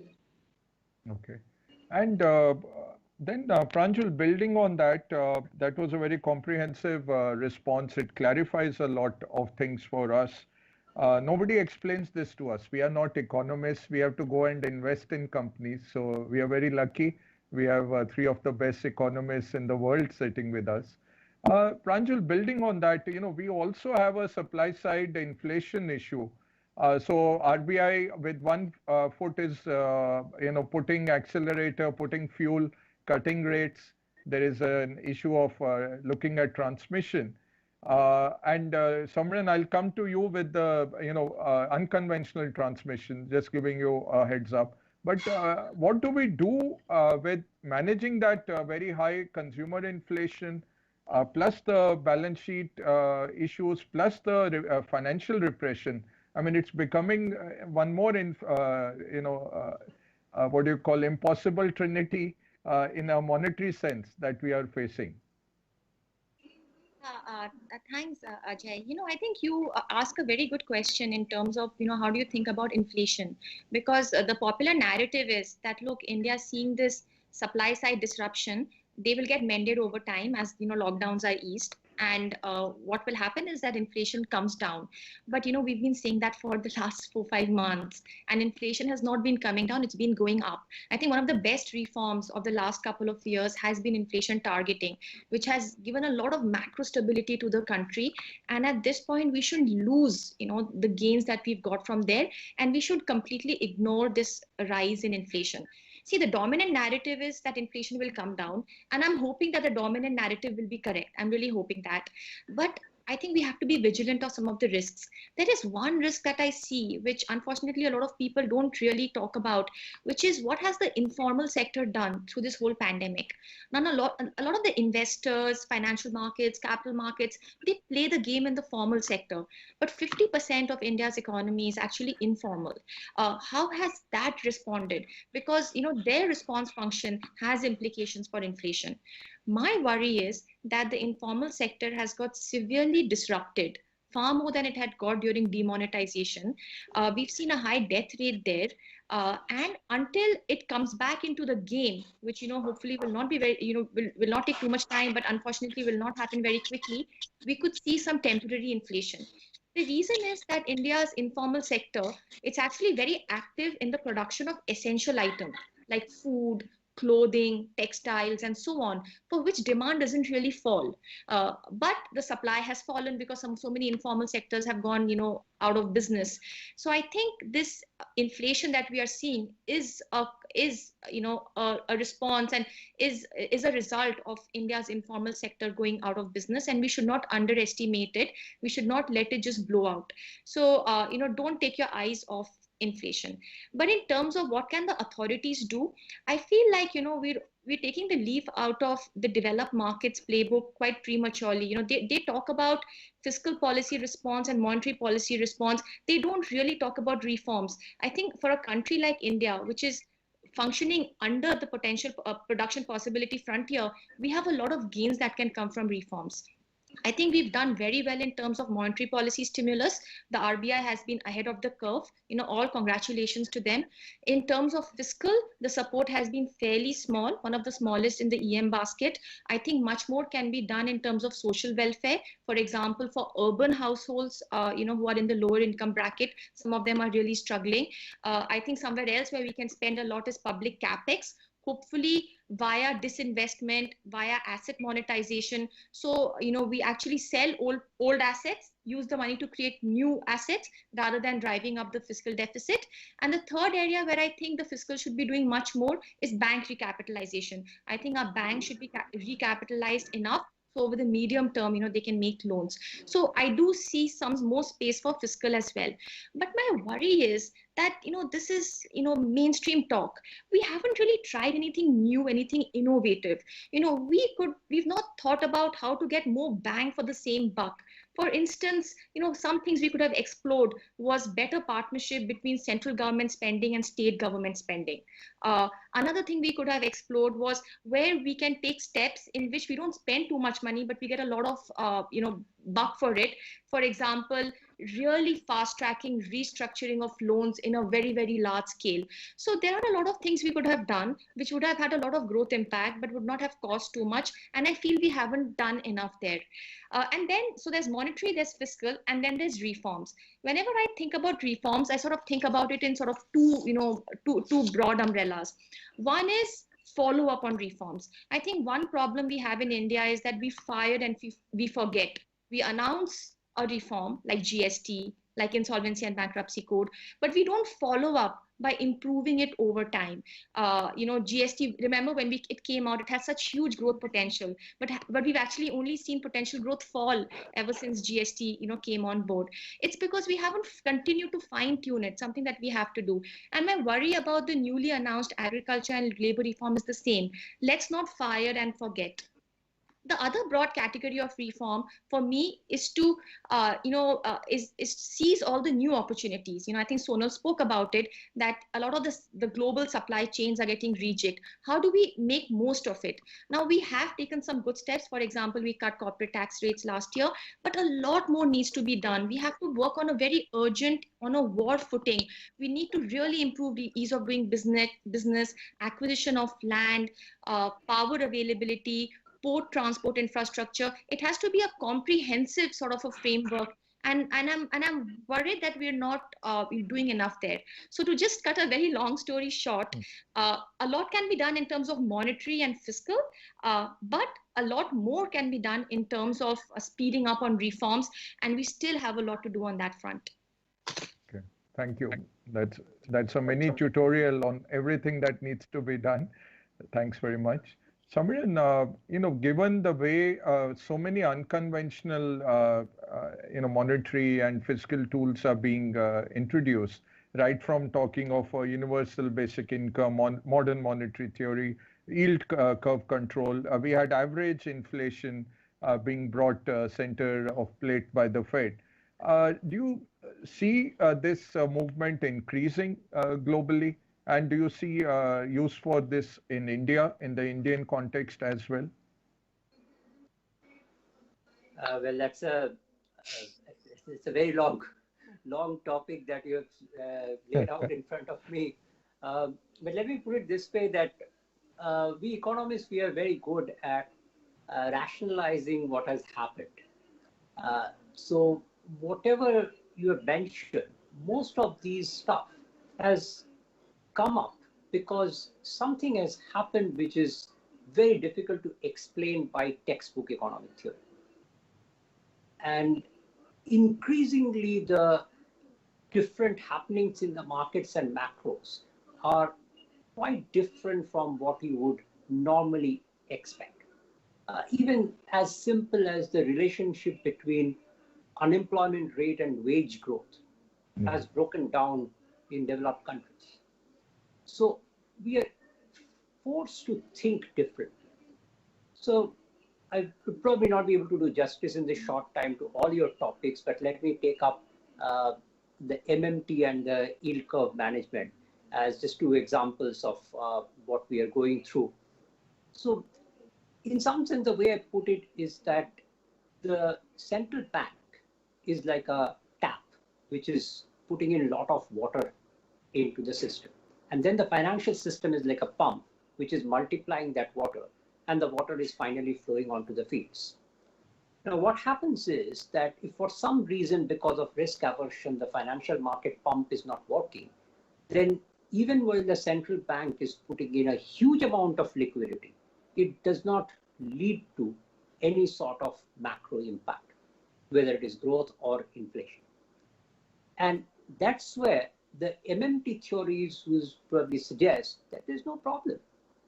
As long as the financial market is not creating more credit out of it, the central bank can keep on funding the government, keep on giving as much money. But the counterpoint is that, is it going to be like the ketchup bottle? That you shake the ketchup bottle forever and no ketchup is coming out. And then one fine day, the ketchup comes out in a block. So you suddenly get inflation, which it's almost impossible to control. And similarly with this yield curve management, again, the view seems to be that for a long time, the central banks were thinking that yield curve is markets, and we are free marketeers. We should leave the markets to do whatever they want to do. But now, because their backs are pushed against the wall, you are seeing even as conservative a central bank as RBI saying that yield curve is a public good. Now, I have not heard too many central banks commenting of yield curve is a public good. And once you say yield curve is a public good, then you give a justification for yield curve management. Because if yield curve is a public good, then obviously the central bank can manage yield curves. So these are different ways in which the traditional market correlations are breaking down, which is forcing the central banks, the policymakers to think differently, to bring out certain parts of obscure textbooks into mainstream. I think as economists, we should be very happy that we are able to witness so many such things in our lifetime. We thought that demonetization would probably be the most interesting thing that we will see in our lives. But lo and behold, in 4 years, we see more and more such new things coming up. Thank you. Now I will move to a rapid, Pranjal, please. I just wanted to add something there to the excellent comments by Samiran. This whole, new unconventional policy making, modern monetary theory, no more austerity, yield curve control. These are great, and it's great, as you said, to be watching all of these new experiments happening. But I think emerging markets need to be a little cautious before they get tempted to go down that path. For a couple of reasons. I think one is that developed markets for a very long time followed rules-based policy making, inflation targeting, fiscal rules, and so on. And I think at this point, they have earned themselves the right to be a little more adventurous. Many of the emerging markets have not. And the cost of things like high debt and so on can be extremely high for emerging markets like India. In cases of Argentina, it can lead to defaults, it can lead to very high inflation for some countries and very low growth for some others. So, it's different horses for different courses. I am not sure emerging markets today are in a place where they can become so adventurous. Just wanted to point that out. Okay. Sonal, would you like to say something else on this? No, I think both of them covered it very well, and I would agree with Pranjul. I mean, EMs do face the issue of credibility. Yeah. So, if the credibility shows up either in higher inflation expectations, then it can translate into currency pressures also. So it's a slippery slope. But what I do want to emphasize is that, in some countries, the move towards unconventional has happened because you're running out of conventional space, right? I mean, that's not necessarily true in India. I mean, of course, it depends on how inflation pans out. But I think particularly for India, the unconventional route has come through because the conventional easing is not going to bring you the bang for the buck. I mean, if the banking sector, because of credit risk aversion, is facing issues, then the way to ensure that the monetary policy transmission happens is to follow some of the unconventional measures, whether it's the targeted LTROs or even the Bank of England style funding for lending schemes. So I think that's specifically to ensure that given the balance sheet challenges, how do you address transmission? And I think on that count, India is doing the right thing in terms of doing some of these unconventional measures. So we need to differentiate between the type of unconventional policies we're talking about. Okay. I wish we had another hour to go because we were just warming up. So I'll just do a few rapid fire questions and anybody can take them up. The first question is, are we running a risk of stagflation in India? With that's a question everybody is wanting to know. I just got it from the audience. I mean, I can take a stab at that. I would say in the short term, I would say no, because as the supply chains do get addressed, I would actually, think that inflation will come off. And I think 2021 can surprise people as much as it surprised on the other side of elevated inflation in terms of the supply side inflation coming off. So I think yes, growth is picking up, but I think near term, I would say inflation is not the big challenge. The challenge is very much growth. From a more medium term perspective, yes, I mean, if the potential growth is coming off and you're not investing enough, then I think that's potentially a risk one needs to monitor, but that's more from a medium term perspective. Okay. On a lighter note, I think, Ajay, yeah.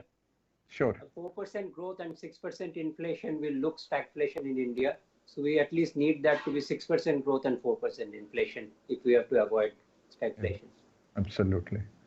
And any sectors that you are seeing as winners over the next 1 year? So greedy investors that we are, from your perspective, any sectors that are winning in this post-COVID economy?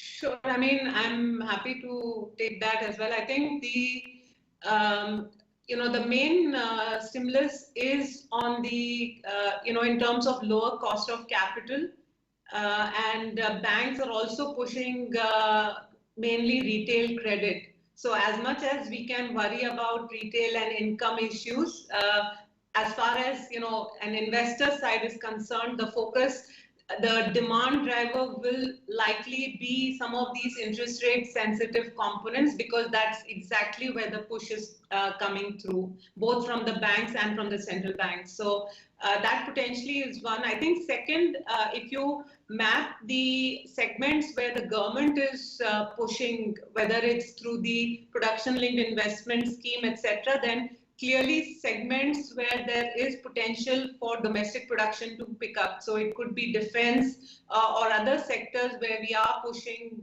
in terms of government's strategy. I think could potentially be also segments that could see more of a driver.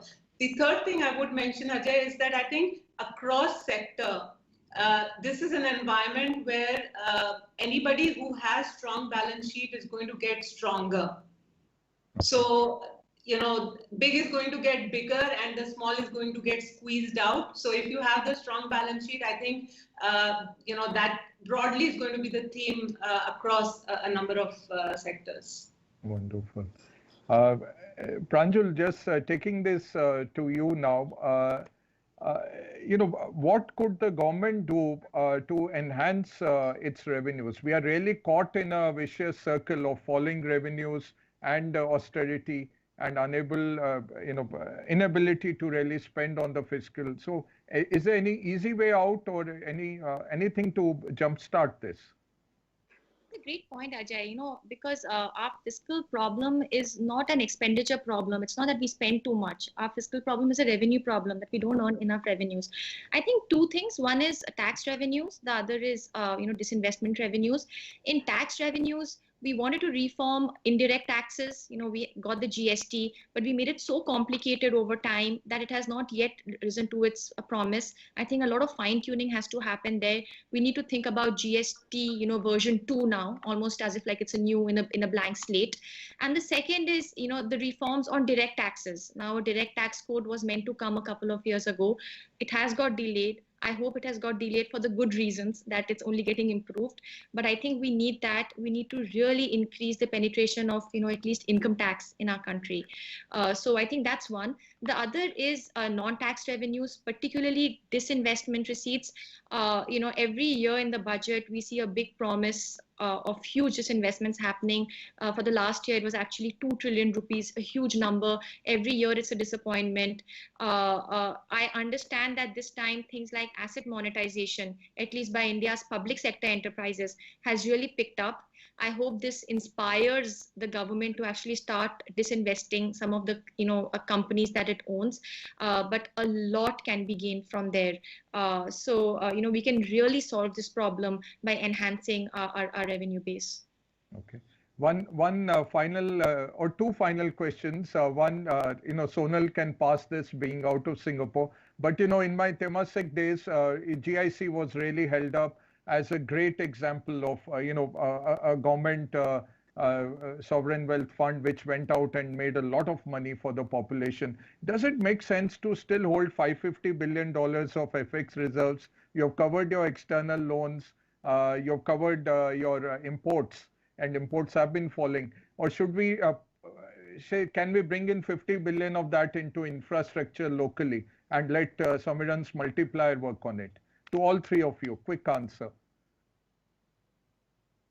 Sure. Ajay, I wish it was as simple as that, that you could, first of all, the fundamental difference is that Singapore ran and still runs a current account surplus, right? India runs a current account deficit. This year's surplus is one-off. And the risk of capital outflow very much remains. So I think the composition of what's driving the reserves is quite different. Second, the assumption that you can just transfer a $50 billion and use it in infrastructure, one needs to think through the macroeconomic effects that is going to create, because the RBI is intervening, buying dollars, injecting liquidity to create those reserves. Now, if you transfer that to a second entity which uses that fund, unless you use the dollars to import investment goods for infrastructure, in which case the domestic multiplier will be less, there will be a reverse transaction on the dollar INR that will also play out on the domestic side. So the other thing is, our requirements on infrastructure are massive. $5, $10, $15 billion is not going to move the needle. We need massive money, and consistent money. It's not that you make a one-off transfer 1 year and it's over. So your broader point of reserves being more is true. Maybe we should look at better ways to get returns on those reserves. But I think the plan to set aside some amount, comes with a lot of challenges that also one needs to think through. Wonderful. Just a last question. What is the best economic idea or the best economist personality that you read about this year? Anything that all of us can also benefit from? Just a small, or you can leave us with that idea for us to go and investigate more. Some new concept, something fresh that you learned this year, or something latest, might be an old concept, but you would like to share with us. Start with Somiran. Yes, put me on a spot. We are so busy tracking COVID numbers that I guess we're not reading as much as we should. But I guess in a very broad sense, I think MMT is something which is gathering a lot of traction, some version of MMT. So I think all of us need to understand the nuances, as Pranjul was mentioning, that whether MMT in a developed market versus an emerging market really has a different dimension, or is it all the same? I think that's going to be quite interesting. Right. So just quick 30 seconds on your earlier question. Why are you even bothered about $50 billion from FX reserves? You can easily create $50 billion is 2% of GDP, 2% of GDP additional funding by the RBI in an a la MMT way, and fund your infrastructure needs. 2% of GDP is just small change from an MMT perspective. So why even go by what Sonal was saying in a second point about the whole exchange rate risk coming out of the FX reserves? You completely bypass that point. So if you really want to be radical, there are ideas out there. Okay. More strength to you, Samiran, more strength to you. Pranjal? I think Samiran gave the answer I wanted to give, so I'm going to change the question. Yeah. Okay, so my question is, why doesn't RBI do this? No, that's a tough one. I would say some concept that really appealed to you. It could be average inflation, anything, or a simple one. Do you think universal basic income will come in India? We are doing it for farmers already to some extent, some segments. Do you see that happening? All of us getting a credit and sitting at home and giving off the government? So this links very nicely to the previous question you asked me, that if we can really reform our revenue side, then we can think about these experiments. Right now our problem is our hands are tied. We don't have enough revenue. If we can really increase our revenues by about 5 to 8% of GDP over the next couple of years, of course, we can try out all kinds of things, and they will be good things to try out in my view. But not right now, not as things stand right now. And on your previous question, anything that really took my, interested me this year, I think the one big lesson I learned was we cannot wish away India's informal sector. Think about it. We had one of the most stringent lockdowns, and yet we couldn't control the spread of the pandemic. I think the big reason was that we did not understand the reaction function of informal sector workers. They don't have social security. Their security lies in their houses, in their villages. They ran back home. Even when we now calculate our GDP data, we'll realize that because we don't have good informal sector data, the GDP estimates we get going forward are going to be all over the place. So Indian policymakers can't wish away the informal sector, and I think that's my big takeaway and lesson. Wonderful. Thank you so much. Sonal, the last word to you. Ajay, I think the one thing that stood out to me, I guess, was, we tend to be very conservative in our thinking. MMT is this big voodoo thing, should not touch. What struck me was, I was reading that Canada tried a version of MMT. If I'm not wrong, it was in 60s, 70s, and they used that entire money for infrastructure building. It did not lead to any inflation. And it massively led to growth build up in Canada. So we are very conservative, when trying new concepts. So what struck me was maybe we need to broaden our thinking beyond the conventional. Thank you, and look forward to more and more innovative and forward-thinking reports from all of you. And hopefully you have a policy role in the future, so you can implement it also. Thank you for being such a wonderful panel. We really ran out of time. My apologies for exceeding our time, but I think we had one of the best discussions I've ever seen. Thank you so much, and look forward to vibrant India, self-reliant India. All the very best. Thank you. Thank you, Sonal, Pranjul. Thank you, Samiranda. All the very best. Thank you. Thank you so much, Ajay. Thanks, everyone. Thank you to all the panelists for such an insightful discussion on the state of the Indian economy. Thank you, Mr. Bagga, for moderating the panel. CFP practitioners, CFA Society India members, and Network FP, QPFP certificates attending the conference are eligible to earn CPD credits. You have to log in for all the session to receive your CPD credits. Please note, we have our next session at 3:30 on fund industry at the crossroads.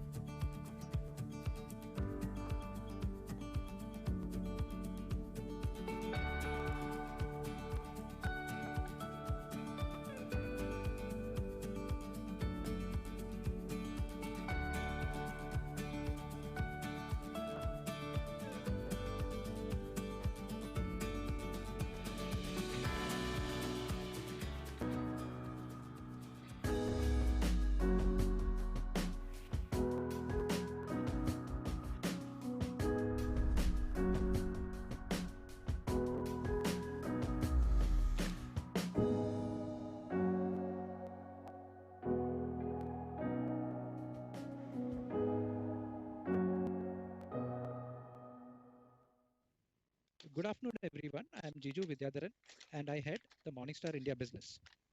The Indian mutual fund industry has seen rapid growth over the past few years, driven by the combination of strong performance over traditional investment options and industry level investor awareness initiatives. However, in the recent past, equity and debt funds have seen some value erosion. Equity funds, primarily on account of market driven factors, and fixed income funds, on the other hand, by the combination of credit events, illiquidity, and of course, all of that compounded by the COVID related aspects. This in turn resulted in an increase of regulatory scrutiny. While there is some bit of criticism of the regulator curbing the agility of fund managers, it's worth noting that the regulatory moves have been reactive, which forces us to address the issue of how proactive fund houses have been with respect to their governance and oversight mechanisms when it comes to investments, both in terms of taking investment decisions as well as reviewing those investment decisions. Some of the questions that come to mind really are, have they adopted best practices when it comes to investment governance in terms of investment processes as well as risk management practices? And how does India really fare in comparison to global best practices? Also, what needs to incrementally be done? For this discussion, I have three distinguished guests, Nilesh Shah, Sandeep Parekh, and Aaron Zapiro, each of whom will really help bring a diversified perspective to the conversation. Nilesh is the Managing Director of Kotak Mahindra Asset Management Company Limited. He is also the chairperson of the Association of Mutual Funds in India and a member of SEBI's Mutual Fund Advisory Committee. Sandeep is the managing partner of FinSec Law Advisors, a financial sector law firm based in Mumbai. He is also the chairman of SEBI's Proxy Advisory Working Group and a member of SEBI's Mutual Fund Advisory Committee. Aaron is head of policy research for Morningstar and chairs Morningstar's Public Policy Council. Nilesh, Sandeep, and Aaron, welcome to the panel. It's a pleasure having you here for the discussion. Thank you. So we can get into the first question. Nilesh, the focus on investor education has really helped the industry significantly over the past few years. We've seen a significant amount of flows as well, coming into both equity as well as debt mutual funds. The recent challenges, that we have seen, whether it be in terms of equity flows, or for that matter, some of the illiquidity, or for that matter, the credit-related issues, that we have seen in debt funds, have led to some bit of reactive measures being taken by the regulator. While these measures definitely are a step towards boosting investor confidence, the question that I really wanted to ask you is, shouldn't the industry also, proactively be looking at measures which could really help boost investor confidence in addition to investor education? How imperative is that, and what are really the steps that are being taken in that regard? So we are in the business of managing trust. Through their trust, pocket share will follow. As mutual fund industry, there can't be any debate about whether we have to increase investor trust in our industry. And whatever is necessary, all mutual funds will be willing to do. In terms of transparency, Morningstar itself will confirm that Indian mutual funds are more transparent than their counterparts in developed world. Right. We have difference of opinion, but we believe our expense ratio is far lower than developed worlds. In terms of performance, 90% of Indian fund managers outperform benchmark indices despite constraints, whereas exactly opposite is there in the developed world. So whatever steps are necessary to increase investor confidence and trust, whether it's regulatory, whether it's voluntary, whether it is best practices in India or abroad, whatever the case may be, Association of Mutual Funds in India, Kotak Mutual Fund, and all other mutual funds be willing to walk on that path. Sure. Sandeep, as a as an independent expert, would you have some additional views to share on this point in terms of what, according to you, should really be the incremental steps, if at all any, that need to be taken by the industry as well, over and above what gets defined by regulations? So thanks, Jiju. Before I answer your question, just let me add to what Nilesh just mentioned. I think broadly, if you were to divide what SEBI has done over the past several years in terms of regulatory work, you can divide it into four kind of broad themes or broad areas. One is cost, keep putting caps on pricing, which is very unusual for, Western regulators would not do that. So we are somewhat unusual in that. So there are caps on the total expense ratio. There are caps on how much distribution income can go, and even subcategories, the various categories, you cannot pay more than X percentage for a particular job done. The second theme is really transparency, and again, as Nilesh said, India is far ahead of the Western world in terms of both what a distributor needs to disclose, as also what the mutual fund needs to disclose. Very, very detailed, very, very transparent, and we've also made it very small retail investor friendly by putting something as simple as color coding or a riskometer. So something which speaks to somebody who just has to be minimally literate in financial terms.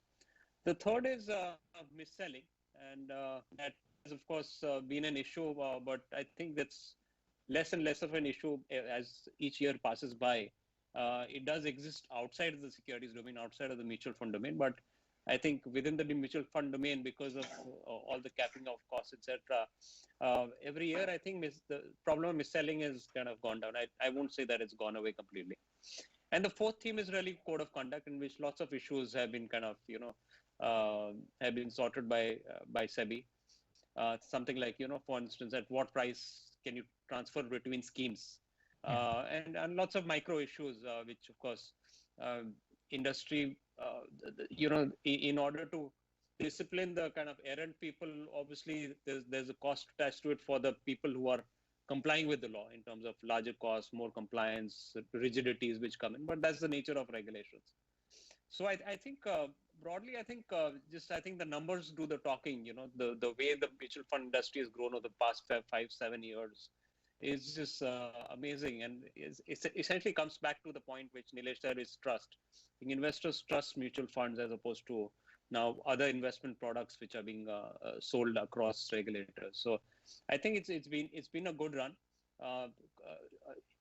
Can it get better? Yeah, certainly it can get better. It's always a journey. It's never a destination.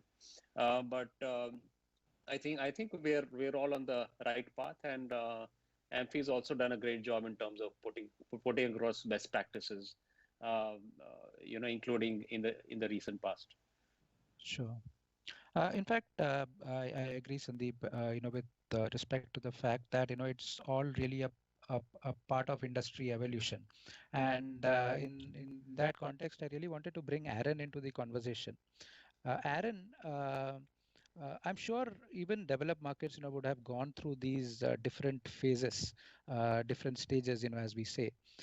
In the context of investment and risk governance, what, according to you, are the key learnings, from a global perspective that India needs to be mindful about? And it could both be, learnings for the better, as well as, some mishaps or challenges, that developed markets would have faced. Yeah, let me pick up on a couple of themes here and try to contextualize them globally that we've heard about. So the first is on disclosure of risk. And I would say actually the U.S. is probably behind. There's actually a rulemaking that's out for comment right now that would move the U.S. towards having a simple summary that has those key risks that each kind of fund faced upfront in a 2-page summary. Right now, what you tend to see and what's frustrated our analysts for years is just a list of every conceivable risk under the sun that a lawyer could come up with, and really no context for which of those risks is actually likely to manifest in a fund. And we don't think that's very helpful for investors. Now, in the US, there's a lot of good third-party information from Morningstar, from some of our competitors that can contextualize the risks that are in a fund. You look at the EU, they're now on their second iteration, it's soon to be the third iteration of their standard risk indicator. It's sort of a 1 to 7 scale. It's based on a VAR and on a value at risk calculation. And the struggle that they've had there is trying to make that applicable to different kinds of products. And so that it doesn't necessarily translate that well into across. They're trying to do it with mutual funds and insurance products, and it doesn't quite work. And we've been very critical of it. So I think this is actually like a very sort of tough nut to crack. And I'm not sure, on the disclosure side, I think it is true that India is doing quite well. And when you get into, I think we've talked a little bit or alluded to, issues of, what regulators are really concerned about is a fund is a liquid, can't meet redemptions. And there, you do see a pretty consistent story around the world with what regulators have done, the responsibilities they've put on funds. And generally, the exceptions, I think, prove the rule. Your Third Avenues in the U.S., Woodford in the U.K. Those were funds that ran into trouble, but I think they generally prove that the rest of the system's pretty robust. And those systems generally have some kind of hard cap limit on illiquid assets. In the U.S., that's a statutory cap of 15%. It's a bit more complicated in the EU, and then a requirement that there's a liquidity risk management program with regulatory review. Now, these aren't perfect, and they're not necessarily 100% consistent. So in the U.S., different fund managers may evaluate different private placements as having different levels of liquidity, having different values. So there is still going to be some discretion there, but I do think that combination of hard caps and a risk management program with regulatory oversight, it has basically worked, because you just haven't seen very many funds run into the ultimate risk, which is that they can't meet redemptions and can't do what they say they're going to do for investors. Sure. In fact, Nilesh, it's a very pertinent point, that all three of you have really brought in, which is about transparency and disclosures. I think, clearly India is amongst the better countries, in terms of disclosures. And we are actually seeing a lot more, really happening. So very recently, we have had fortnightly disclosures of portfolios, with a lot of granular information, being made available. Sandeep also spoke about the riskometer, as being one of the newer things, that have been made mandatory for mutual funds to disclose. So, the question that I really had was, while we may really be very good when it comes to disclosure, as advisors, as investors, how should people really be ingesting all of this information? We also speak about mutual funds being investment vehicles, that should ideally be planned for a longer term, with a longer term investment horizon. And we have, disclosures of all types really happening, whether it be risk or return. So the question really is it something that investors really need to be mindful of when they look at all of this data, because there's a lot of data that is there at this point of time. What, according to you, should the things be, that they should be really mindful of while looking at all of this data points?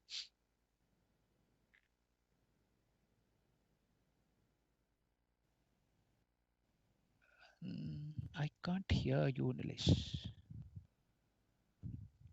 Yeah. See, investors needs to get as much data as possible, because who knows, one investor will process X information, other may process Y information. So restricting data so that investors can make right decision is not appropriate. I will err towards more data rather than less data. Let investors choose what is appropriate for them.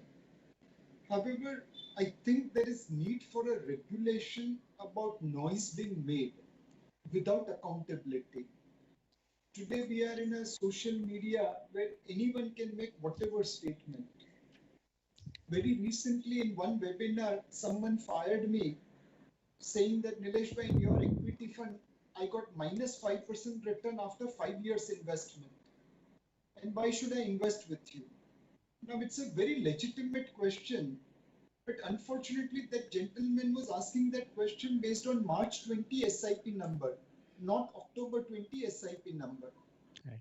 Now, he didn't knew that what was forwarded to him in the month of October was as of March 20, where of course my equity fund delivered negative return.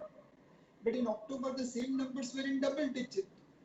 Now, people are being misled by misrepresenting facts. Is there a law which can control such behavior? As of today, we don't have. And we have consistently seen that in March, when equity funds were down, their negative return was highlighted.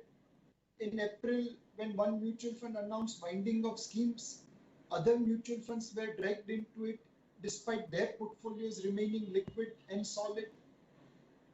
May, June, July, SIP returns were negative. That was highlighted. Till today, we hear that debt mutual funds are facing problem, whereas the fact is that it was credit risk fund, which was small part of debt mutual fund, which faced certain credit events. When credit event happens, it becomes headline and noise. But when we go and recover those money, no one talks about it. Now, we don't want a situation where investors are misled by noise. If we have done anything wrong and you highlight it, it is absolutely fair. I cannot say that in March when my SIP returns are negative, don't highlight it. But please don't highlight March return in October and mislead an investor who will be unfortunately going in the wrong direction based on wrong data. Now, how do we bring noise separate from facts? How do we put data in the domain of public so that they can analyze it properly and responsibly? That is the most critical thing. Sure. Sure. I'll also really like to ask Aaron about this whole discussion that's been on in India around product categorization. We've had regulations from SEBI, the regulator, which defines how a particular portfolio really needs to be constructed, within a particular category of fund. Aaron, I really wanted to understand, from a global perspective, what really works? Is it regulations, that ensure that a fund is really true to label, or is there an internal process that asset management companies use to ensure that they're really truly true to label? Well, I'm going to be the person on this panel who keeps getting questions and says, that one's tough and no one's fully solved it. But I think, there's a long history of regulating product names in the US as well as in other countries where you mostly see those kind of regulations, mostly see that kind of bright line. In terms of categorization, I just want to say, that's something obviously Morningstar has done a lot of, and we've always had kind of we've always been a little skeptical of where funds necessarily want to be, and we may not agree with those assessments ourselves, and we can place them in the style box where we think they belong. But in terms of regulation, in the U.S., the general assumption used to be that if a fund's name referred to an asset type, then about 65% of the assets in the fund should reflect that name. And in 1996, they changed that to 80%. But also, there is an additional requirement that the fund's name cannot be fundamentally misleading, even with that 80% bright line. And I think those two elements are really important for any kind of naming or categorization scheme. I think you really do need both. And the reason you need, the bright line's sort of obvious. You want the assets in the fund to reflect what it says it's going to do. But you do need a real human being to assess whether there's anything else misleading, because what we have seen, not recently, is say bond managers in low yield environments saying, okay, well, I have to be at 80% bonds. I can be 20% in some other asset. I'm going to go and put that 20% in a really risky asset to try to juice returns because I'm facing these really low yields. I want to maintain my fee. And so, it's important to have some discretion for a regulator to say, no, you cannot have the name, totally safe bond fund, and then have 20% of your assets in growth equities. Although that strategy would probably have worked out pretty well over the last 5 years. Nonetheless, not a good idea. Another area where this has just not been cracked either here or abroad are in these increasingly popular target date funds, right? So you've got funds that are going to have a glide path where they change their asset allocation over time as people age, or in the US, as they're saving for their children's college. So it starts 90% equities, 10% bonds, and then shifts over time. And nobody has really found a good way to regulate the naming conventions there. And you'll see all the time, one company's conservative target date fund for a target year is quite a bit more aggressive, than another's moderate. And so that's a challenge that, I think people are trying to figure out what to do about, but it's more difficult than just saying, okay, you say you're a bond fund, you have to invest in bonds. And then the last thing I would say here, just in the kind of challenge of doing this, is a lot of new thematic funds tend to be, they use non-financial factors, right? So they're sort of sustainability oriented funds or impact funds. Well, there's really no such thing as like an ESG asset, because that, I could be doing best in class, I could be just negative screening certain kinds of assets. I mean, there's no, and there shouldn't be. I'm not arguing there should be a common definition for those kinds of assets, but in those cases, I just think it's important to have layered disclosure. So we want all that voluminous information, so people who are really interested can dig into it. But just a simple statement: what is this fund strategy? How is it going to invest? And some accountability to make sure it's doing what it says it's going to do in that summary prospectus. So yeah, that's kind of a high level of in the U.S. and also generally around the world. I mean, we see that kind of bright line plus additional examination in other markets as well. Sure. So it's more or less aligned is what you were trying to say. Sandeep, actually, I'll probably go back to the product categorization point from an India perspective. I think Aaron also spoke about fixed income funds and the need to really balance, yield as well, while you're looking at safety.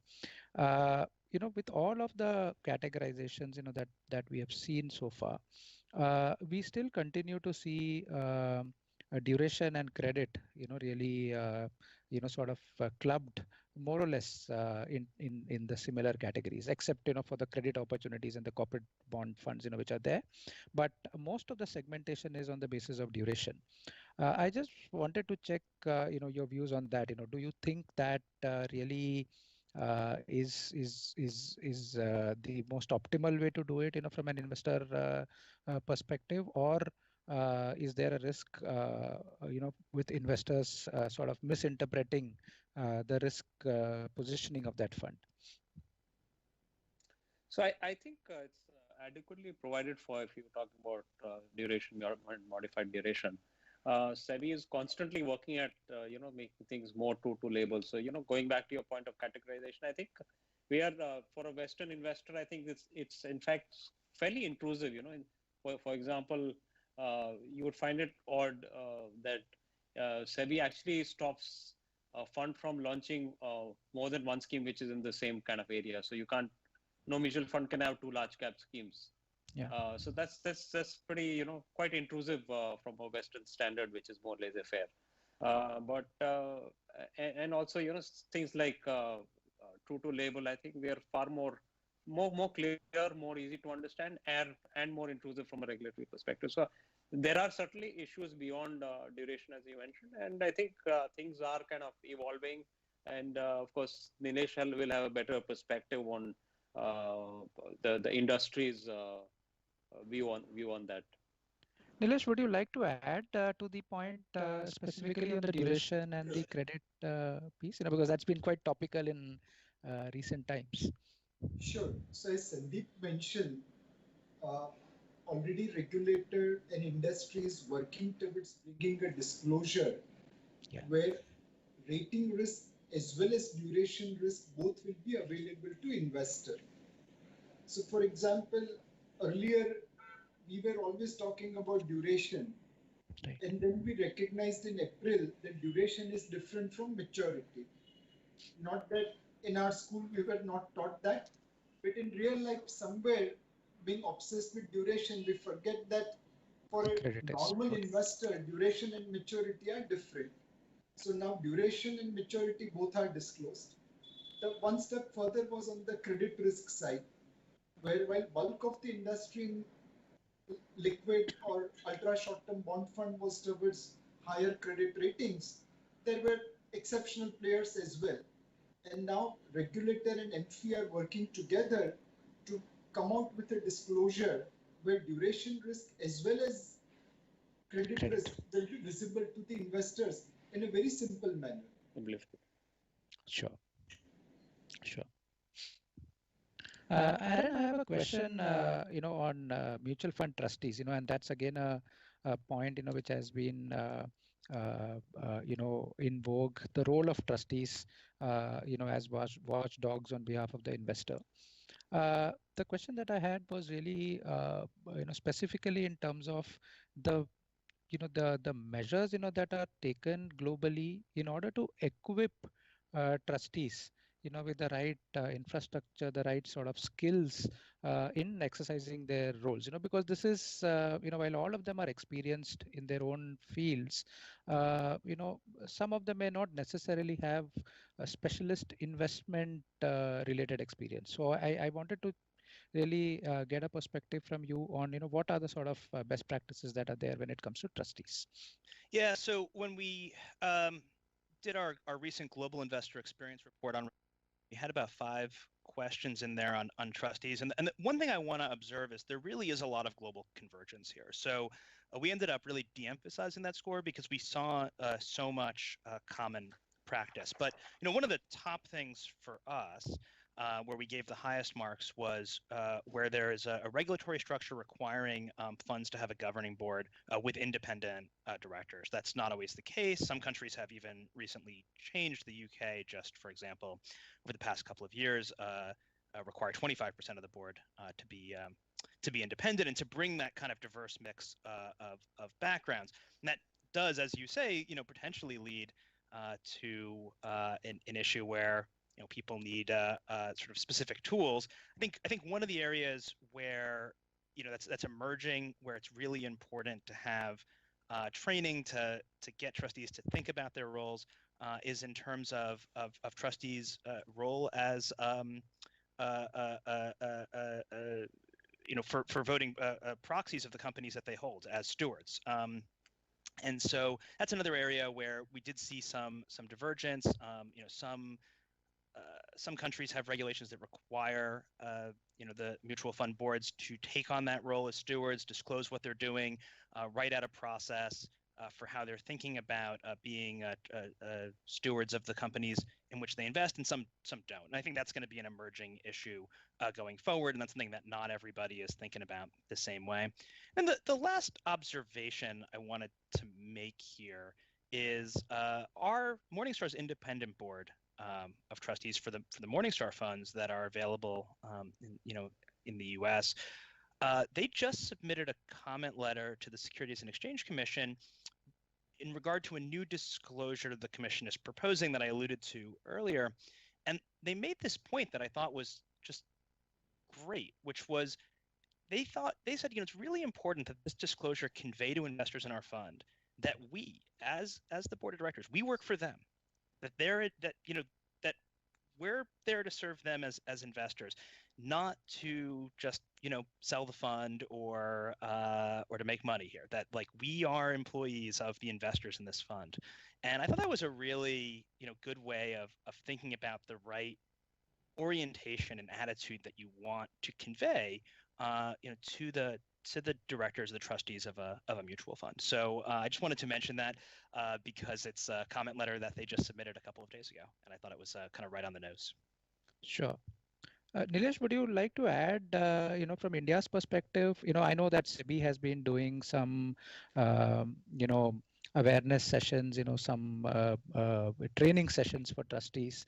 As AMFI, are there any plans to really empower trustees, from the perspective of their awareness? Are any sessions planned or being done? So the institution of board of trustees evolving. Yeah. It started probably somewhere in the mid-90s, and slowly it has gained in status. I think regulator here has done a fairly good job in empowering board of trustee. So, for example, we are probably one of the few mutual fund in the country which actually pays much higher trustee fees to our trustee company. Now, it is not for the compensation of trustee. They don't, use that money for compensation.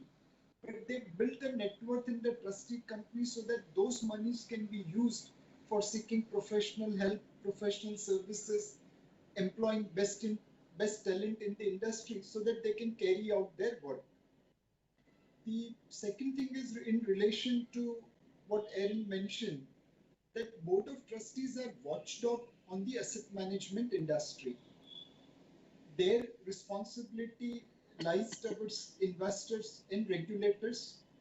They are not responsible for the AMC's profitability or fund managers' performance. As long as this distinction is carried out, it creates the necessary check and balance between trustee company and the asset management company. Have we reached nirvana in trusteeship? Answer is no. Have we come a long way compared to what we were in the past? Answer is yes.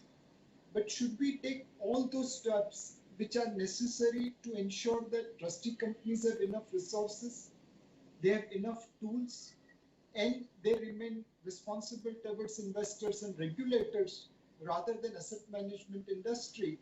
I think that will be the direction in which from here onwards trusteeship companies should be going forward. Sure, sure. Thanks, Nilesh. I also have some questions, that we received from the audience, and we have about 10 minutes left. So maybe Sandeep, I can begin with you first. The question really is on intermediation, and we've really seen a lot of changes in that space as well.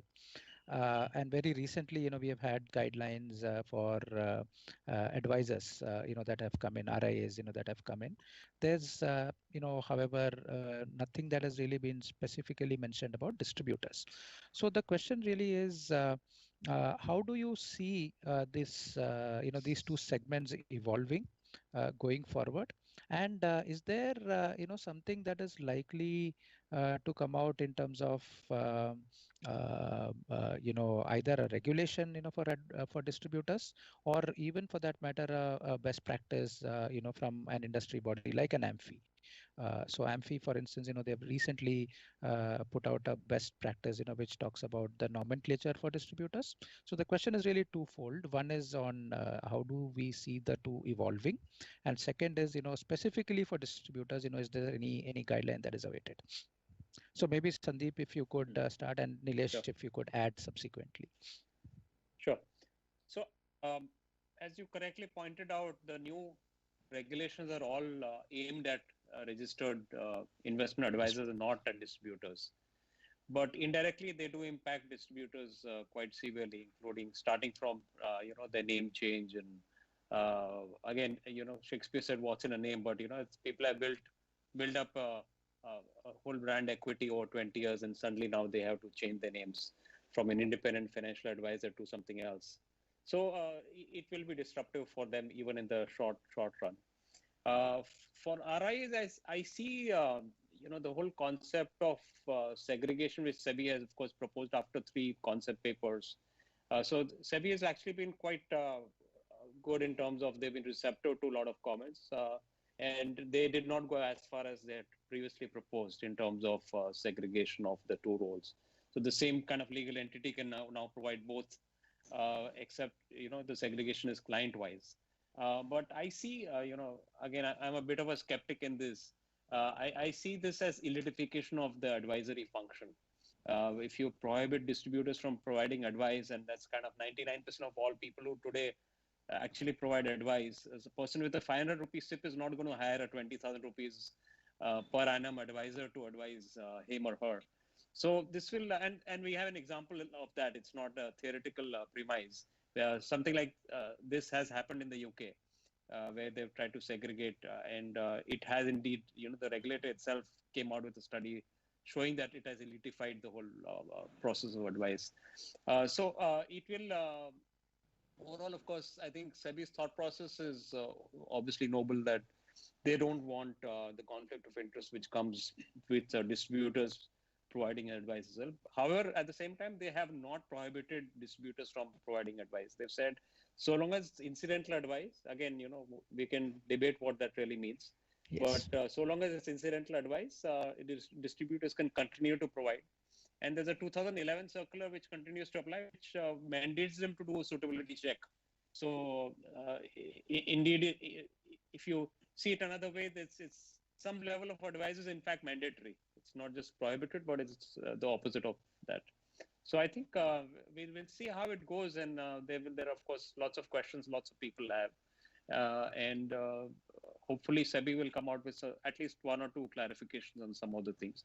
AMFI, of course, did a great thing by coming out and helping the distributors with suggesting, which are kosher names, which are not. So with that, Nilesh has something to add.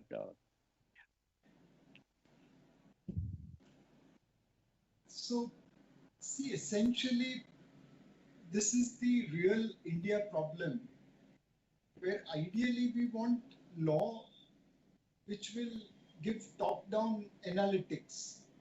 For example, mutual fund distributor is someone who gets commission from mutual fund. An advisor is someone who collects fees from client. That should have created differentiation. But unfortunately, we have no option but to go into the details. And when you try to bring details in a country like India, where things are not homogeneous and they're heterogeneous, then in one situation it works, other situation it doesn't. So we'll have to ultimately create such law that they prescribe, top-down certain basic things, and let the execution remain on the ground on a bottom-up basis with the way situation evolves. As Sandeep mentioned, a distributor will have to do some amount of incidental advice, but what is the Lakshman Rekha on that incidental advice and where it doesn't become advisory, one really doesn't know.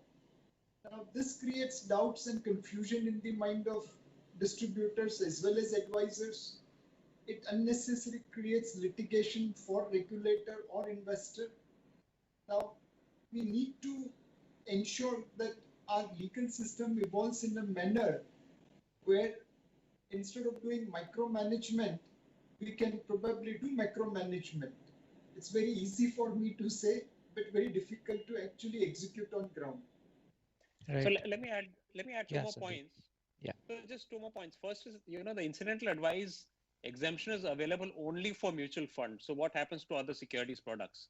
It goes away, right? So you can't actually provide any advice, which is contrary to the, the whole theme of that you provide suitable products. And the second, the question which I didn't answer was, where do I see the future of distributor regulations? My guess is SEBI will kind of push for an SRO really.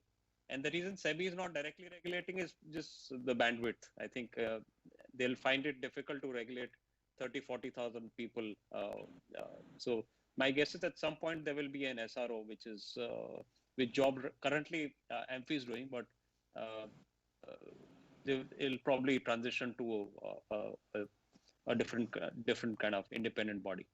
Sure, Sandeep. I think we have time for just one last question, and I'm sure Nilesh, your response is going to be quite fast on that. SEBI has recently come out with guidelines for inter-scheme transfers, and they are fairly detailed in terms of the flow in which the inter-scheme needs to really be done. The question really is, how feasible would the implementation be, and if it is, then should this not have been practiced by mutual funds earlier? So the question really being, how feasible is it? So it's going to be a tough one. There's no restriction on G2 to transfer from one scheme to another scheme. Now, if my liability side can be transferred, why can't my asset side be transferred? And the risk on asset side getting transferred from one scheme to another scheme is related to pricing. anyway we have given up that pricing to an independent valuer. So whatever valuation independent valuer was deciding, we were transferring. On one side, in Western world, we have a law which says that if scheme A is buying and scheme B is selling, then it should be netted off so that transaction cost can be saved. Here we have come out with a regulation which says that if scheme A is buying and scheme B is selling, then it should be done in the market and let there be a transaction cost. Now this is exactly opposite to what Western world is practicing. Now, as the case may be, we will follow the regulation. It's going to be difficult, but we will follow the rules and regulations to the T. Sure, Nilesh. So that really was the last question. Thank you, each one of you, for your time. Nilesh, Sandeep, Aaron, it's been a pleasure having you here. We hope that we'll have an in-person panel next time round. Thank you very much for your time. Thank you. Thank you. Thank you. Thank you so much. Thanks.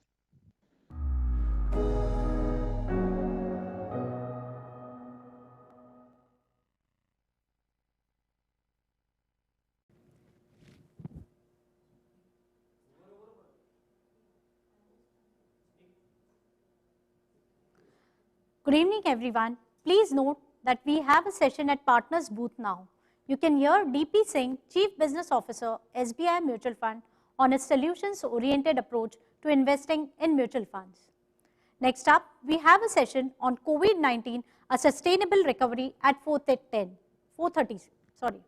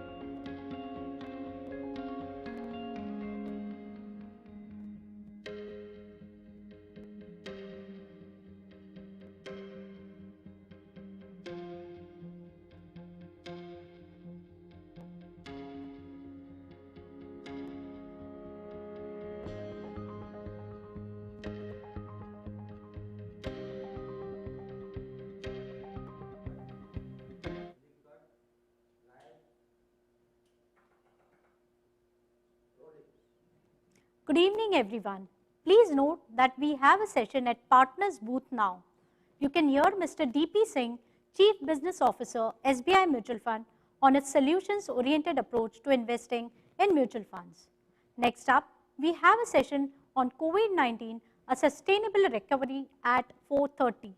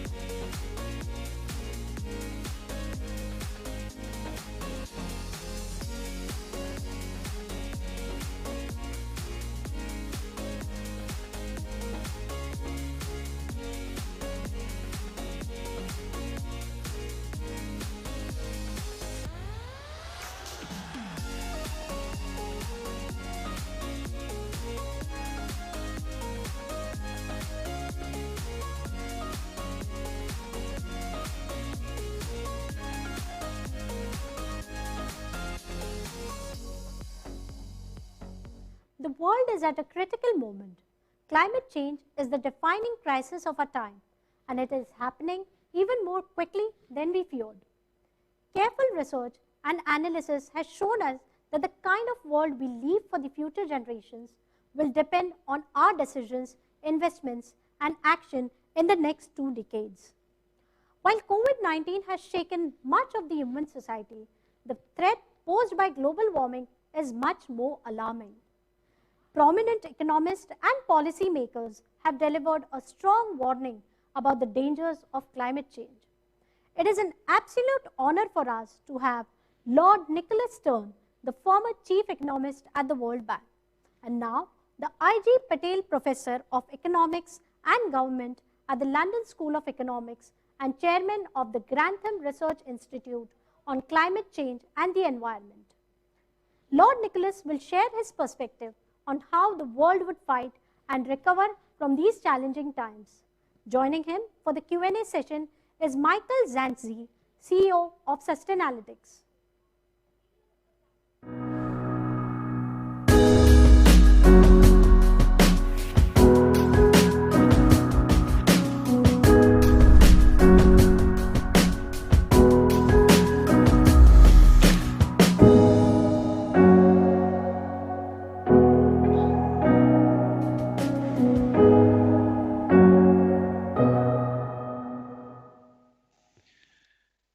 Well, welcome everyone to our session on COVID-19, a sustainable recovery. It's my pleasure to be here. As we've learned, I'm Michael Jancy. I'm the Chief Executive of Sustainalytics. We're an ESG research and ratings firm. And now very happy to be part of the Morningstar family. And for the last 3 decades or so, we have been working with investors around the world, helping them integrate environmental, social, and governance issues into their investment decision-making processes. I am honored to be here with Lord Stern, or Nick, as he's asked me to call him today. I'm not going to go through his bio. We heard a little bit about him. I'm certain he's well known to you. I will say that Lord Stern landed on the radar screens of ESG investors very meaningfully 14 years ago when his review of the economics of climate change was published. In that, he clearly articulated why the benefits of acting decisively on addressing climate change issues would far outweigh the costs of not doing so. Now, Nick, I dare say that I wish your critics of that review 14 years ago would have been right. I know it's sometimes fun to say I told you so, but I expect that even though we've made progress, the fact that we are facing still a climate crisis takes the edge off of saying that. It doesn't seem as rewarding. And of course, now we're dealing with the climate crisis alongside the pandemic. So with that in mind, we very much look forward to your remarks about not only how investors can help fund the transition to a lower carbon economy, but how we can also contribute to a just and sustainable recovery from the pandemic. And we also look forward to your questions. Nick has graciously looks forward to answering your questions. And so please, as he's going through his remarks, have those at the ready. Lord Stern, Nick, over to you. Thank you. Thank you very much, Michael. I'm going to speak to you as an economist, not an investor, but obviously as an economist who tries to look very closely at investing opportunities. And I'll be talking about the twin crises that we face. That means the COVID crisis and the climate crisis. The COVID crisis is immense and the climate crisis is still bigger, much bigger. But I want to argue that we do best by driving out of the COVID crisis in a sustainable way and on towards the sustainable transformation we have to make to tackle the climate crisis. We're going to do much better if we put our responses together. Now, I've got a set of slides here. I'm going to go through them pretty rapidly. I'll hardly touch some of them and take a little longer on some others. But the slides are intended to be comprehensible without the lecture, so I hope they'll be made available to anybody who wants them, and you can read them at your leisure. So next slide, please. Now, in the first section, I'll talk about the urgency and scale of the climate challenge. Next slide, please. I hope that that will be familiar to you, so I'll go very fast. The Intergovernmental Panel on Climate Change, IPCC report started in 1990, and over time they've become ever more worrying. Michael was kind enough to mention the Stern Review. Since the Stern Review, where we underlined how worrying the science was, its science has become still more worrying as time has gone by, as some of the effects have come through more severely and more rapidly than we thought. And of course, emissions have gone on rising. And what we have to do, I hope it's clear, is that we have to stabilize temperatures, we have to stabilize concentrations of greenhouse gases. And in order to do that, we have to make the flows into those concentrations net zero. And that's why the net zero idea has become so prominent. It's basic on the argument I just put. And the earlier we go to net zero, the lower the temperature at which we're able to stabilize. And we have to stabilize as a world around mid-century, around 2050, in order to give us a reasonable chance of holding 1.5 degrees, maybe 20 or so years later for 2 degrees. But as I'll argue, 1.5 makes much more sense. Next slide, please.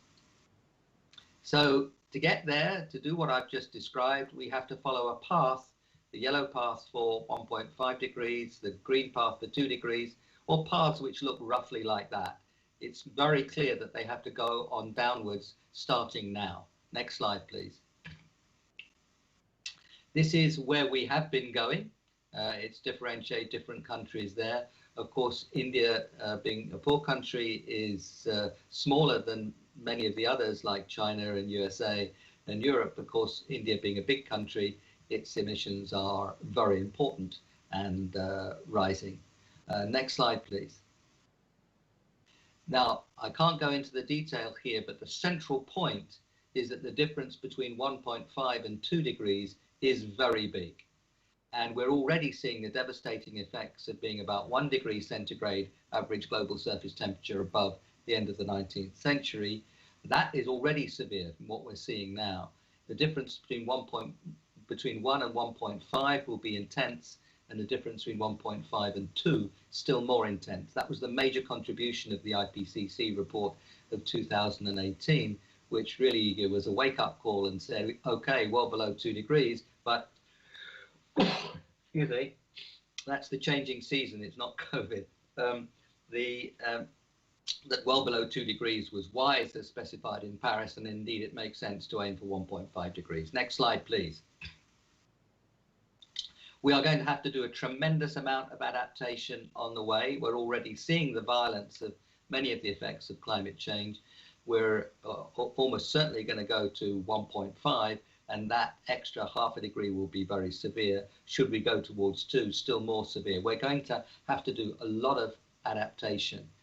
All sorts of things we have to do, but many of the things we have to do for adaptation are very good for development and also very good for mitigation. Restoring degraded land, reforestation, obvious examples which give us resilience, give us development, and give us reduced carbon.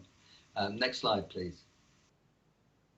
Now, here I want to argue that actually investing in very different ways in physical capital, human capital, particularly natural capital, in different ways, can give us a story of development, rising living standards, and poverty reduction. Boosting the world economy through sustainable infrastructure, for example, in the short term, lots of innovation, new ideas, investment in the medium term, and we know there's no growth story or development story in high carbon. It self-destructs. So this is the story of good development. It's not a story of plunging ourselves into poverty in order to be environmentally responsible. Quite the opposite. It's finding a much better way of working and living and so on, including cities where we can move and breathe, ecosystems which are robust and fruitful, a much better way to development. Next slide, please. So what about COVID? Well, next slide, please. The first thing an overwhelming thing to recognize about COVID is how global and deep this crisis is. the global financial crisis 2008-10 was a major crisis for the world, but it was largely a crisis in the financial sectors of big, rich countries, which had knock-on effects elsewhere. This COVID crisis is everywhere, both the tragic health effects and the terrible effects through unemployment, kids out of school, and so on. This is a major crisis around the world, which is far bigger than the global financial crisis, big though that was. And of course, developing countries have seen historic declines in remittances, the revenues that come from overseas workers, capital flows. Well, we have seen capital flights, volatility in commodity prices, and so on. The impact on the developing countries is intense. The focus in the rich countries really has not been anywhere near strong enough on what's happening elsewhere. People are struggling with the COVID crisis in their own place, but we are, as a world, in a very dangerous position. And we saw in Europe during the 1930s how dangerous long periods of unemployment can be for the political and social fabric of our countries. And I don't have to note for the audience in India just how tough it's been for many in India, particularly those in the informal sector who live largely on their daily earnings, and if those in the informal sector. Next slide, please. So how do we get out of this? Next slide, please. We get out of it in large measure through following the Programme for Sustainable Development. We need strong investment now, and we need investment that can be put in place quickly, is labor intensive, and has strong economic multipliers. And that should be the challenge. And there are enormous opportunities, and I'll describe some in a moment. A big part of them around investment in natural capital. And above all, we must be careful not to lock in this process of recovery, the dirty and polluting industries that are so prevalent. Next slide, please.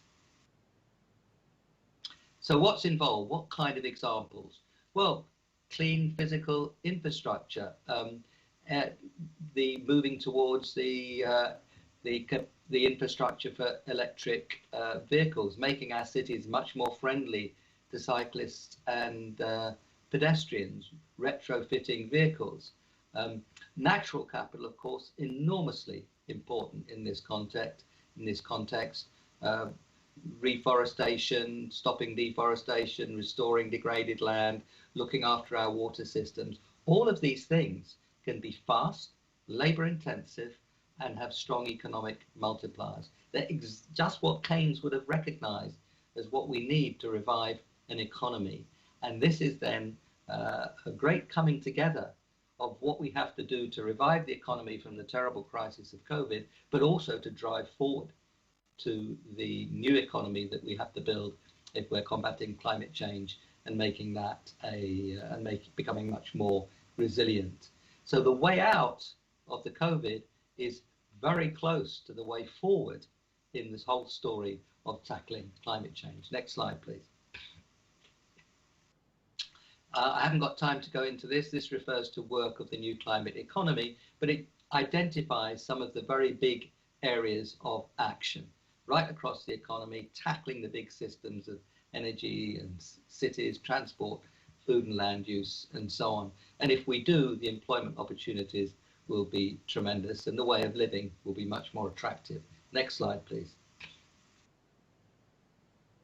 Now, in doing this, we have to recognize that we're all in this crisis.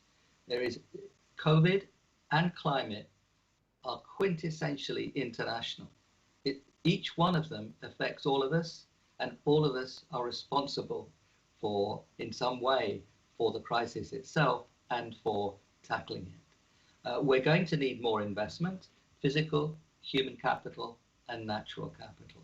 We have to plan together for that investment. We need something like a Marshall Plan for people, for the planet. But this is very different from the Marshall Plan, which the United States helping Europe. This is the whole world moving together to help itself, but acting as we do that to help each other.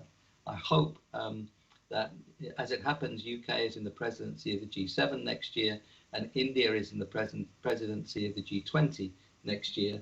And I hope very much, and I'm working directly on this myself, that India and the UK can get together and be a big part together of the world leadership that we need.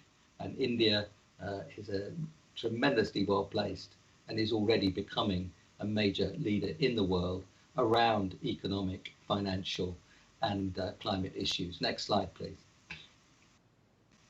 So let me now, this last few minutes of what I have to say, I hope is familiar to most of you on this call. You are investors. I'm already drawing a pension. That doesn't mean I've stopped work. I just simply drawing a pension. But you guys are the investors. You're looking at the returns. You're asking the question, what kinds of returns are going to be good for the people on behalf of whom I'm doing the investing? Will they have good risk return structures? And I hope you're also arguing, will they be good for the planet? And what we're seeing is that those two questions now have the same answer. What's good for risk and returns, what's good for the planet, are very close. And it's not surprising, because being responsible on the many dimensions that we have to think about usually goes together. If your investment manager was caught drunk and driving, it probably would be a man if he was caught drunk and driving, though not always, you would have less confidence in that person to look after your investments in a prudent way. Responsibility on one dimension usually goes with responsibility on another. I'm privileged to work in a university. My students want to work in good firms. It's not simply that they have a negative list, like tobacco and armaments. They have a positive list now. They want to work for responsible firms. Unilever, I was working closely with Paul Polman, who for a decade led Unilever, and Alan Jope, his successor, similar program. They made Unilever a flag carrier, an actor on sustainability. They get 2 million job applications a year.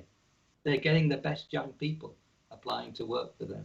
They get customers who like what they're doing. They get patient shareholders.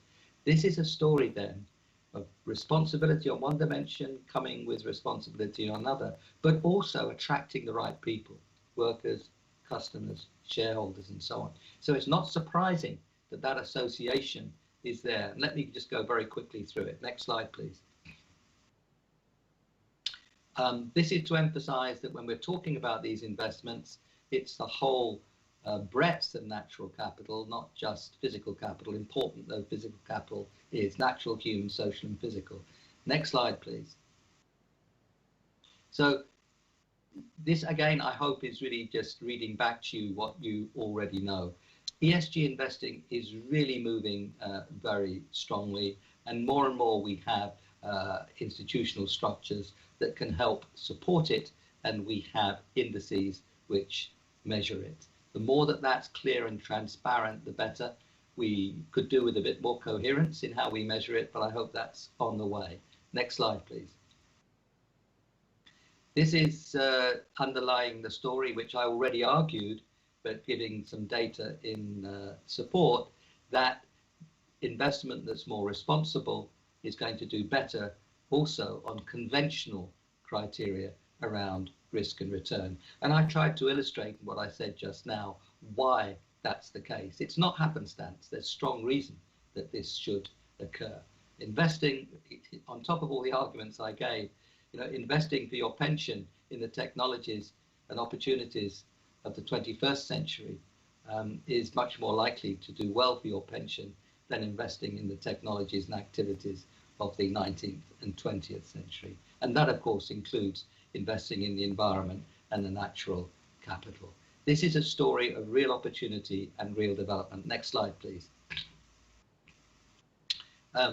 This same resilience and this Morningstar data here shows up during the COVID pandemic. Next slide, please.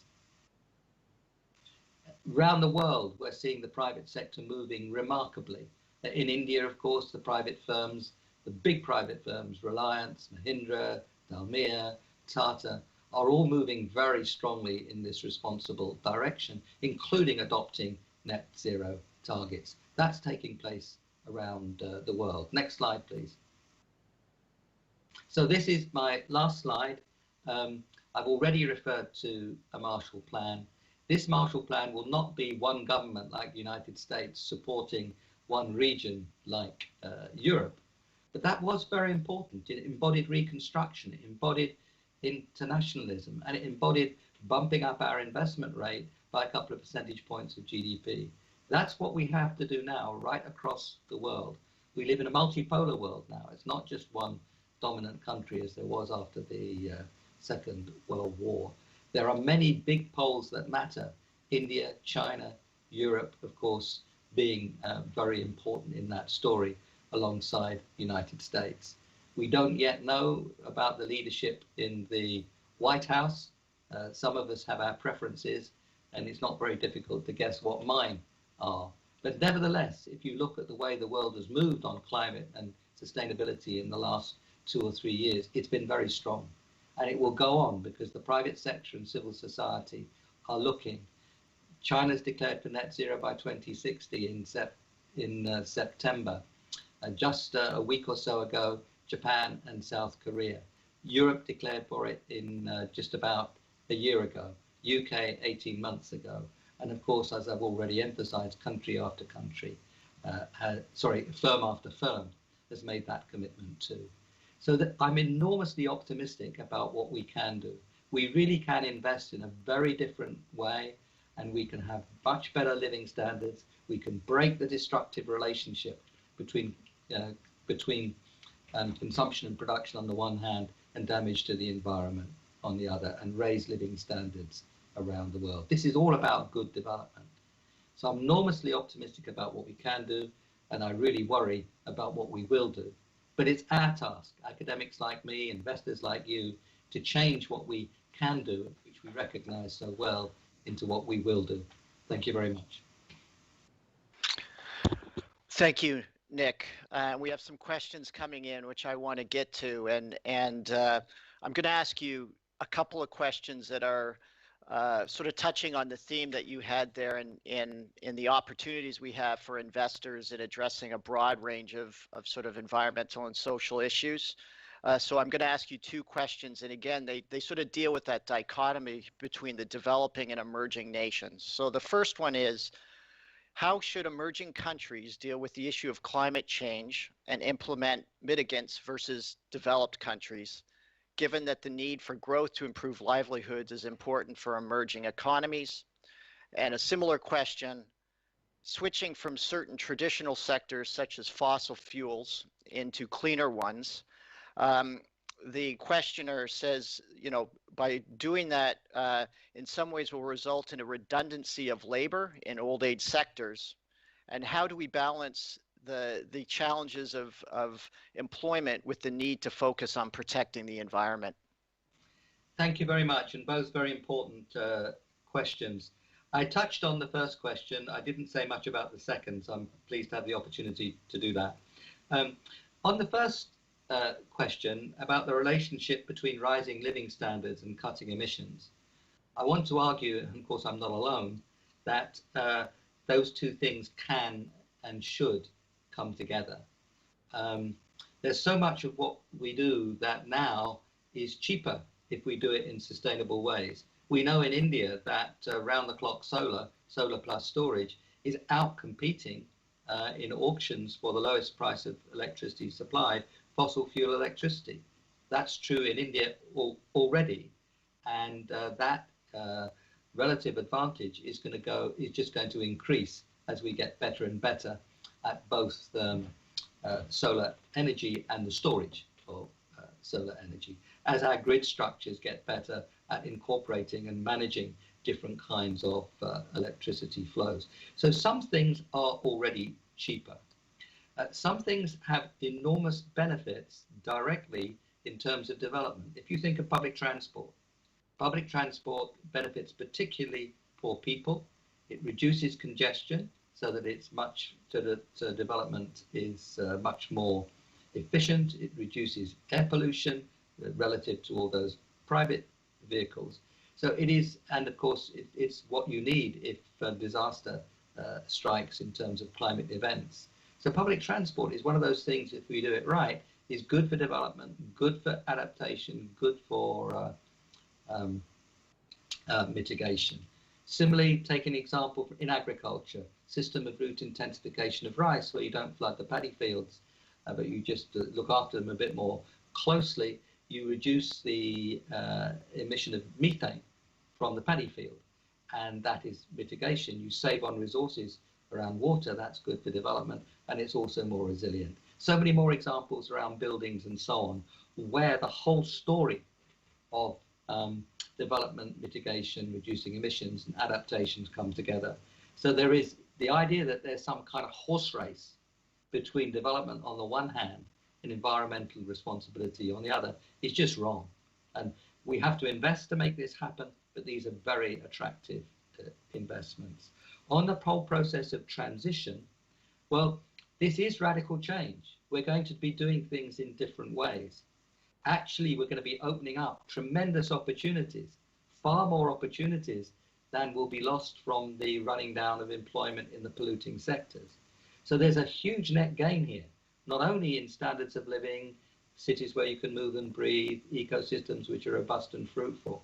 There are huge opportunities there, but we must recognize that there will be some people who will have to do less of what they're doing. I mean, we're going to do much less coal mining in the world, and people will have to move out of coal mining. It's a pretty rotten occupation anyway, but those people are making their livelihoods in that occupation.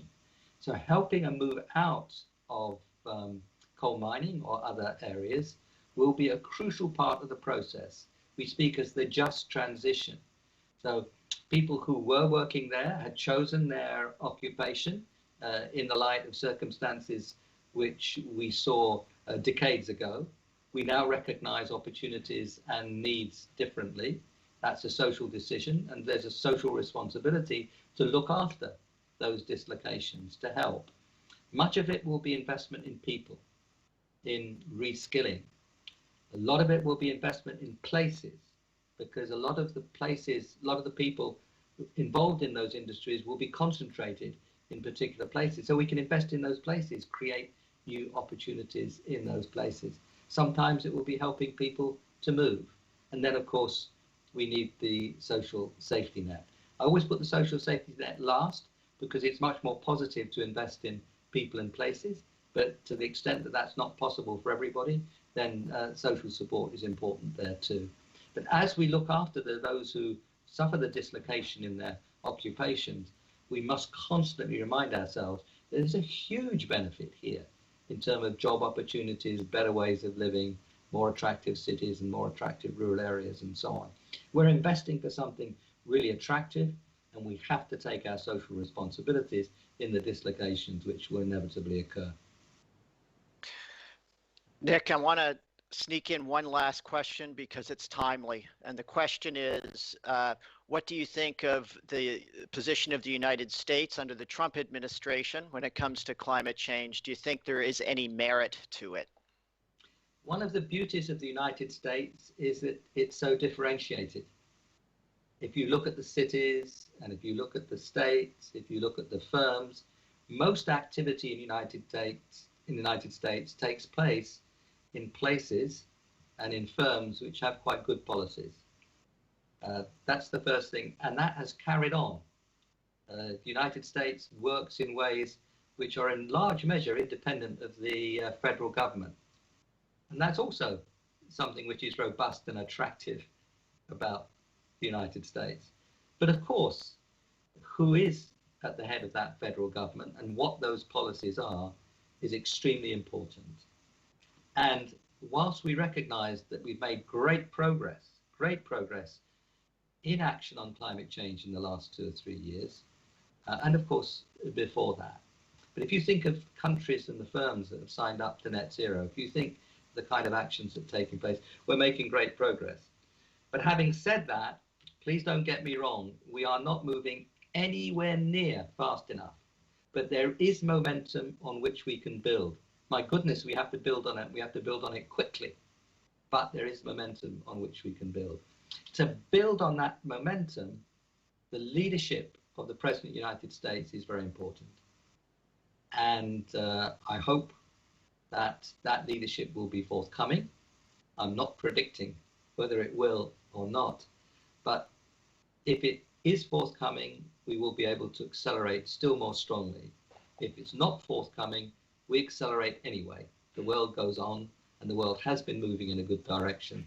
The challenge is to accelerate that movement because it's nowhere near fast enough at the moment. Well, thank you. Unfortunately, our time together has come to an end. And Nick, I just want to extend on behalf of Morningstar and the thousands of participants in the conference, our gratitude to you.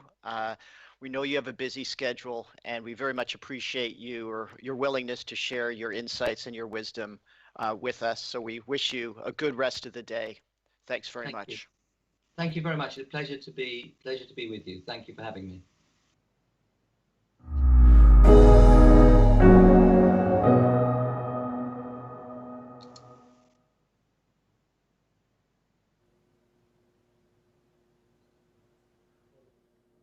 Thank you, Lord Nicholas, for giving us your valuable time and sharing with us your view on a sustainable recovery.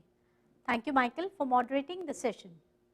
Please note our partners booth has some exciting sessions. Don't miss out Meet the Manager session starting at 5:50, where you can have a live session with Radhika Gupta, CEO, Edelweiss Mutual Fund on Risk Zaruri Hai. Also visit Networking Lounge to chat with Love Kumar, Zonal Head West from LIC Mutual Fund starting at 6:15 p.m.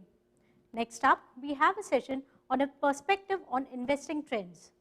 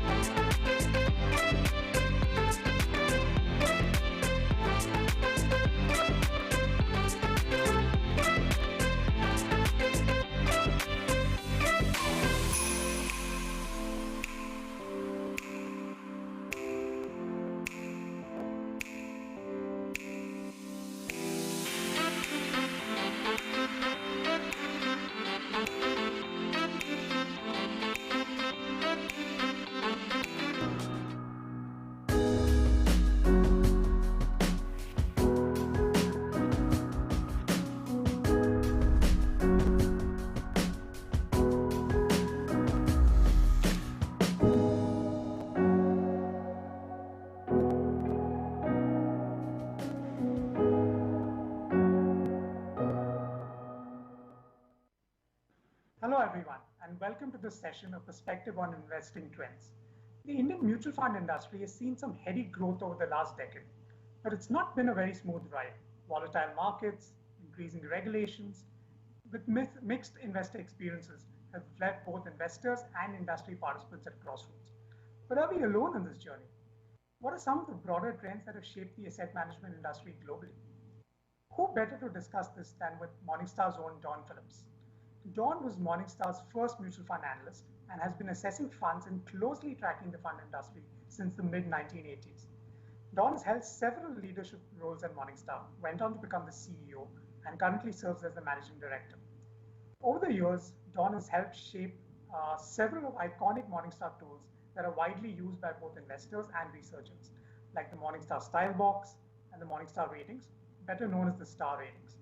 These have helped millions and millions of investors across the globe make informed investing decisions.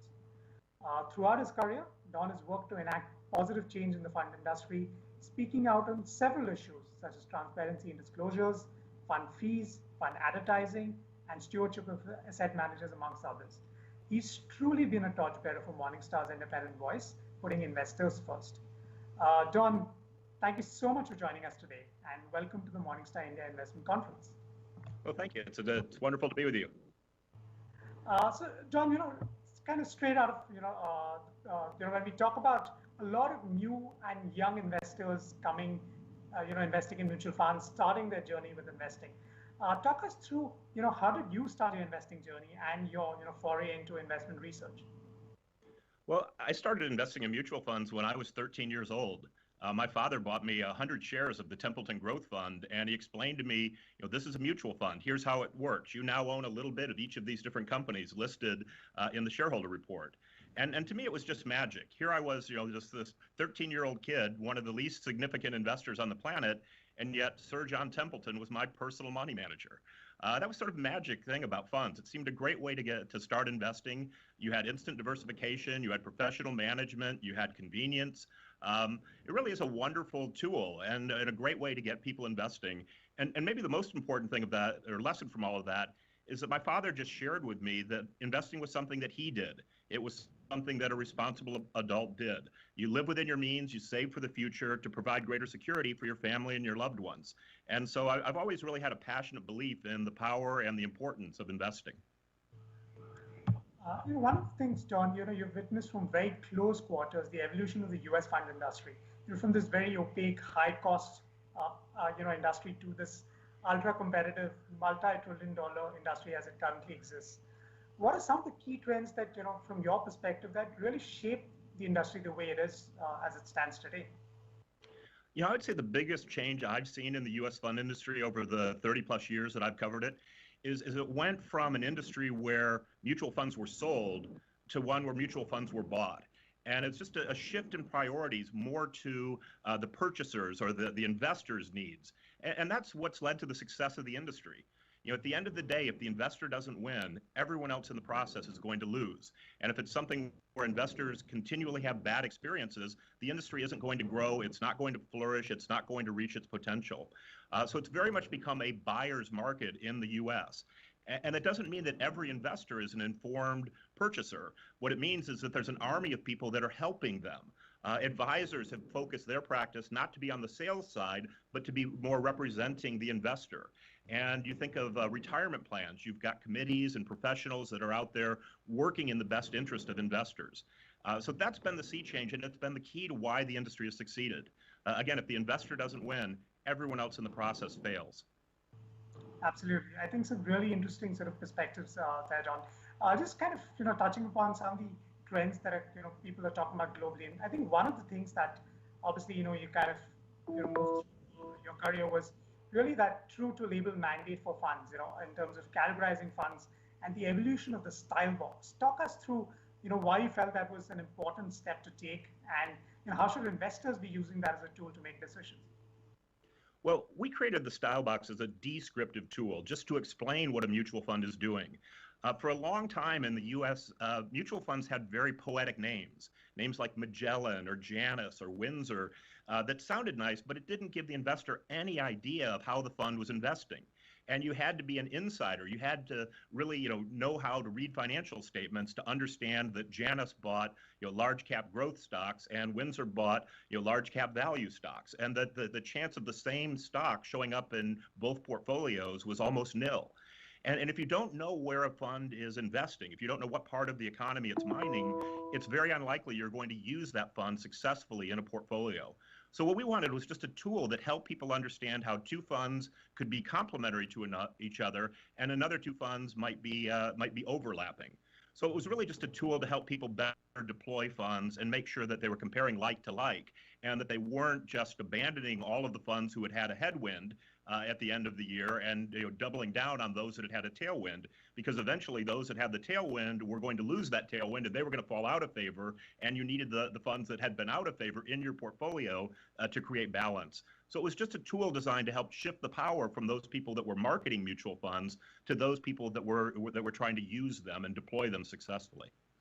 Absolutely, and to us, it's like one of those timeless classics that's a useful tool decades back and still continues to remain a very, very useful tool, from an investor's or a researcher's perspective. Just kind of, diving into a little bit of the conversations that have been happening, I think at a rapid pace, pace globally, but even, in countries like India, it's been catching a lot of attention, is the whole active versus passive debate.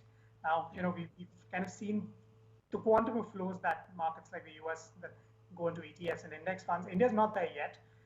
But to your mind, is it really an active versus passive debate, or is there more to that side of the conversation? Yeah, I think too much is made of the active versus passive debate. There's not a right or wrong way to invest.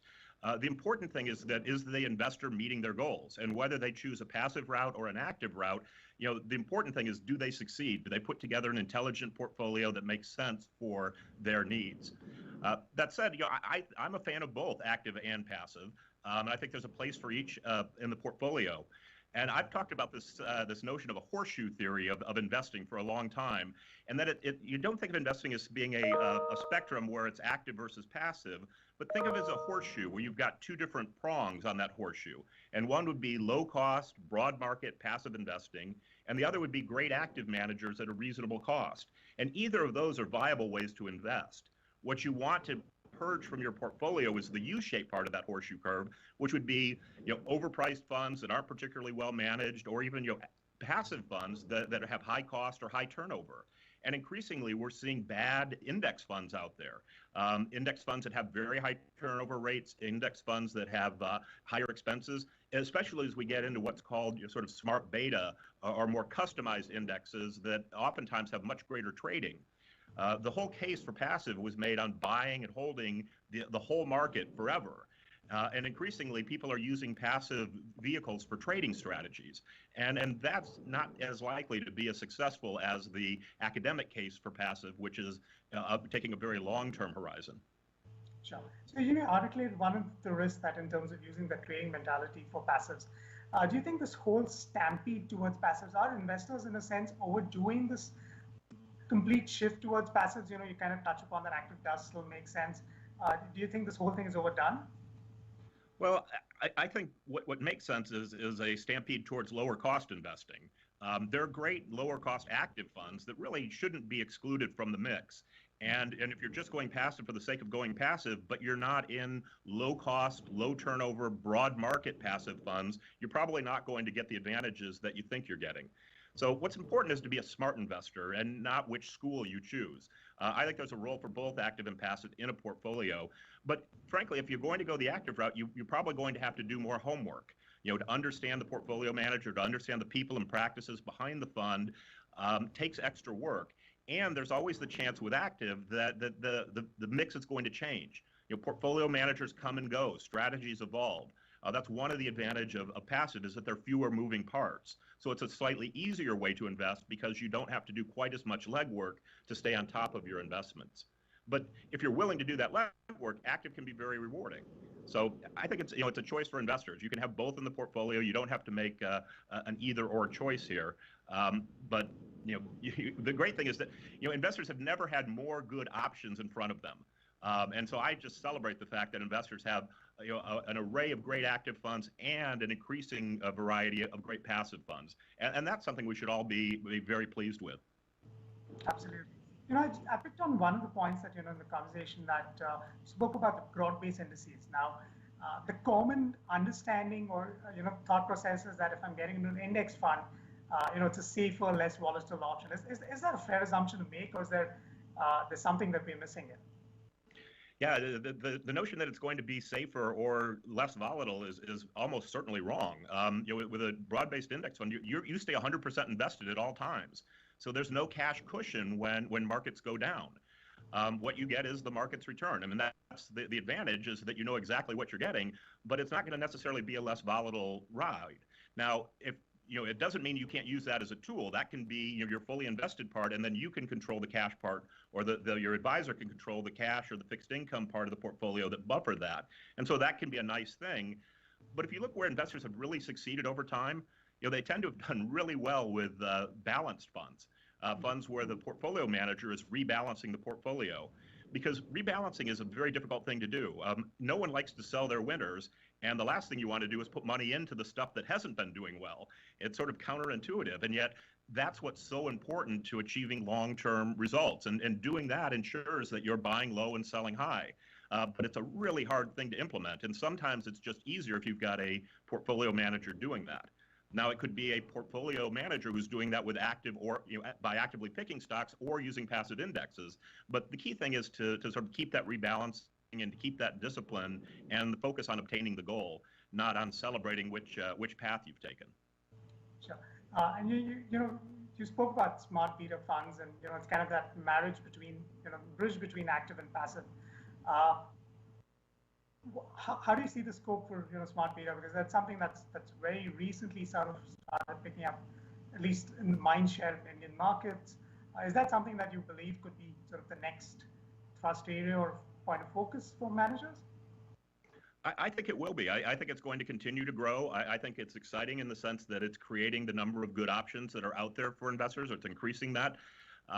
But the key decision you have to make as an investor is how much work do I want to put into this? You can decide to go very simple, and stay with, say, passive, broad-based passive index funds and just do a simple asset allocation, or just choose a target date, or I'm sorry, more of a balanced fund where all of that is done for you. Or you can get more complex. You can begin to use active funds. You can use smart beta funds. You could even go all the way to buying individual stocks. And there's not a right or wrong answer. It's just you need to be conscious of where you're playing the game and making sure that if you're playing the game at a more sophisticated level, that you've got the resources to do that intelligently. The last thing you want to do is go in and be an uninformed investor and make haphazard choices. That's not going to lead to success.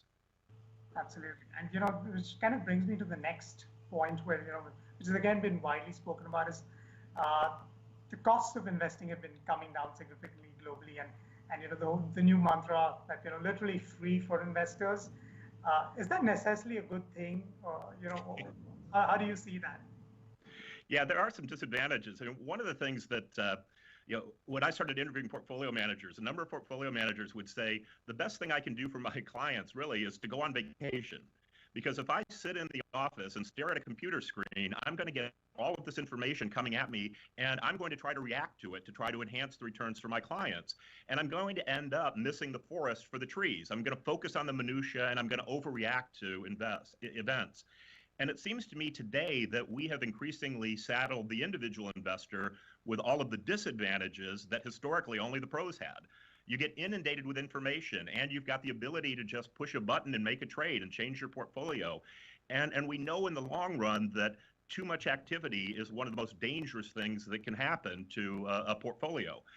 What you really want to do is have a long-term plan that makes sense for your goals and then stick to it. But we give the investors every temptation to deviate from that plan today. So it's a good thing that you don't have these artificial restrictions, but it means that you need more discipline as an investor. Just because you can do something, you can make a trade and it's inexpensive, it doesn't necessarily mean that that's a wise thing to be doing. Absolutely. And that kind of leads me to what we want to talk about, the importance of financial advisors and the role they play in an investor's portfolio construction, because a lot has been spoken about it. The cost of advice has been coming down. The Indian regulator obviously has been putting in place regulations about what an advisor can or cannot do, or what you call in the US parlance, the broker dealer or a distributor in India can or cannot do. So how do you view what is really the role of an advisor, for an investor? How can they really help them meet their goals? Well, I think advisors are incredibly important. I personally use an advisor, and I find her advice very, very valuable. It's just great to have someone to bounce ideas off of and to make sure that you're focused on your goals and you're doing intelligent things. What an advisor does is I think they help bridge that gap between investment and investor. And that's really the art of investing. And so what the advisor does is they can get you to answer questions about yourself as an investor more honestly, and make sure that you're really focused on your goals and that you don't, overestimate your skills, or you don't, sort of misjudge or forget some of the important things like the tax consequences of your actions. So I think that advisors add value, but it's less perhaps on the security selection side, although they certainly can bring value to that side. I think it's more on the investor side, helping you remain disciplined and focused on your goals. And that is a value that it just has incredible value, because if you mess that up, you mess up the whole point of investing, which is of course to reach your goals. Investing is not just a contest to see who gets the biggest pile of money at the end of the day. It's about setting goals and setting a path to achieve them so that you can go on and lead a richer and fuller life. And that's where I think an advisor really comes to play. Yeah, absolutely. And I think what really hit the note with me in an earlier conversation, I heard you say that we're in the behavior modification business. Really, that's the role, a very important role that advisor plays in handholding investors through their investing journey. So the other thing is obviously about the fiduciary duty towards advisors, and the law has been written and spoken about arm's length and between the broker dealers and the advisors. How has that evolution been in the US industry? Because India is really going through that sea of changes as we speak right now. Yeah, it's been a slow process in the US, and it's difficult. I mean, it's very hard to legislate morality. I mean, really what being an advisor is about ethical behavior. It's about putting your client's interest first. And again, that's what's key for the whole industry. To the extent that the industry puts the investor's interest first, as opposed to putting their short-term monetary interest, the industry in the long term will grow, and advisors' businesses will grow if they do that as well. But in the short term, there's always that temptation to say, well, look, I can make more money by selling this thing today. But what the industry needs to do is step back and say, not what would be easy to sell today, but instead say, what would be good for the client to buy today? And take a longer term view and say, not could we make money today by selling this, but how is the client going to think about us 5, 10, 15 years down the line if we offer this to them today? So thinking about your long-term reputation and putting the client's success ahead of your own it's sort of counterintuitive, but that's the key to the industry's success and the advisor's success. Because again, if the investor doesn't win, everyone else in the process has failed. Absolutely. Just stepping back to the manufacturers or the asset managers' perspective now. Obviously, you've really witnessed the highs and lows of the rise of the likes of Vanguard and some the bigger names falling by the wayside. You've really seen that evolution of the industry. What are some of those practices? You've spoken about salesmanship versus stewardship. What are some of those practices that have really held the asset managers in good stead, that they've continued to deliver good experiences to investors? Yeah, I think you hit on the key word, is experience. You need to think about what kind of experience are we likely to be creating for investors. And of course, you never know it because you don't know. No one has a crystal ball, knows exactly what's going to happen in the future. But if you look back at the U.S. fund industry over the first decade of this century, so the aughts, the one single litmus test that said whether an asset management firm broadened its scope or it shrunk in size was whether or not they launched internet funds in the late 1990s. And to me, launching internet funds in the late 1990s is the ultimate idea of salesmanship over stewardship. And we've had people from firms coming out saying, look, we know this is probably the wrong time to be doing this, but all our competition is, and we know that we can sell it. And they got billions of dollars into these internet funds and invested them in these overpriced .com stocks at the peak of the market, and then just vaporized their clients' money. They created a terrible investment experience. And when people get burned by that, they don't come back to that firm again. They tell their friends, hey, I had a terrible experience with this. I wouldn't buy any of their funds, or I don't want to go back and do business with them anymore. And so what you really need to think about in this industry is your long-term reputation. And this is a business where reputations are forged over decades, not over quarters. It doesn't matter if you have good performance for the last quarter or the last year. What counts is, are you creating good experiences for your clients, over their time horizon? And people invest with long-term goals, like buying a house, sending their kids to college, or retirement in the future. And so you need to be thinking, you really need to take a long-term view about about the things you're doing today and how they're going to impact your reputation. And ask yourself this very simple question. Are we accelerating the fear and greed cycle among investors? Are we preying on their temptations to get greedy at market tops and to get fearful at market bottoms? Or are we working to moderate that and keep them on an even path towards their goals? And if you're doing the latter, I think you're much more likely to succeed as an asset management firm in the long run. Absolutely. You do right by the investor and they stay by you. I think that's really the golden rule. Just another thing, and this is probably, I don't know if it's unique to India, but when you talk about stewardship, what we've seen is the market regulator has been pretty proactive, pretty prescriptive in terms of a lot of regulations that they've put about, be it bringing costs down, doing categorization of funds, and so on and so forth. What to your mind should, asset managers, globally or in India do to really engage with all industry participants that, it's really the industry that drives the best practices rather than, say the regulator coming in and making these changes?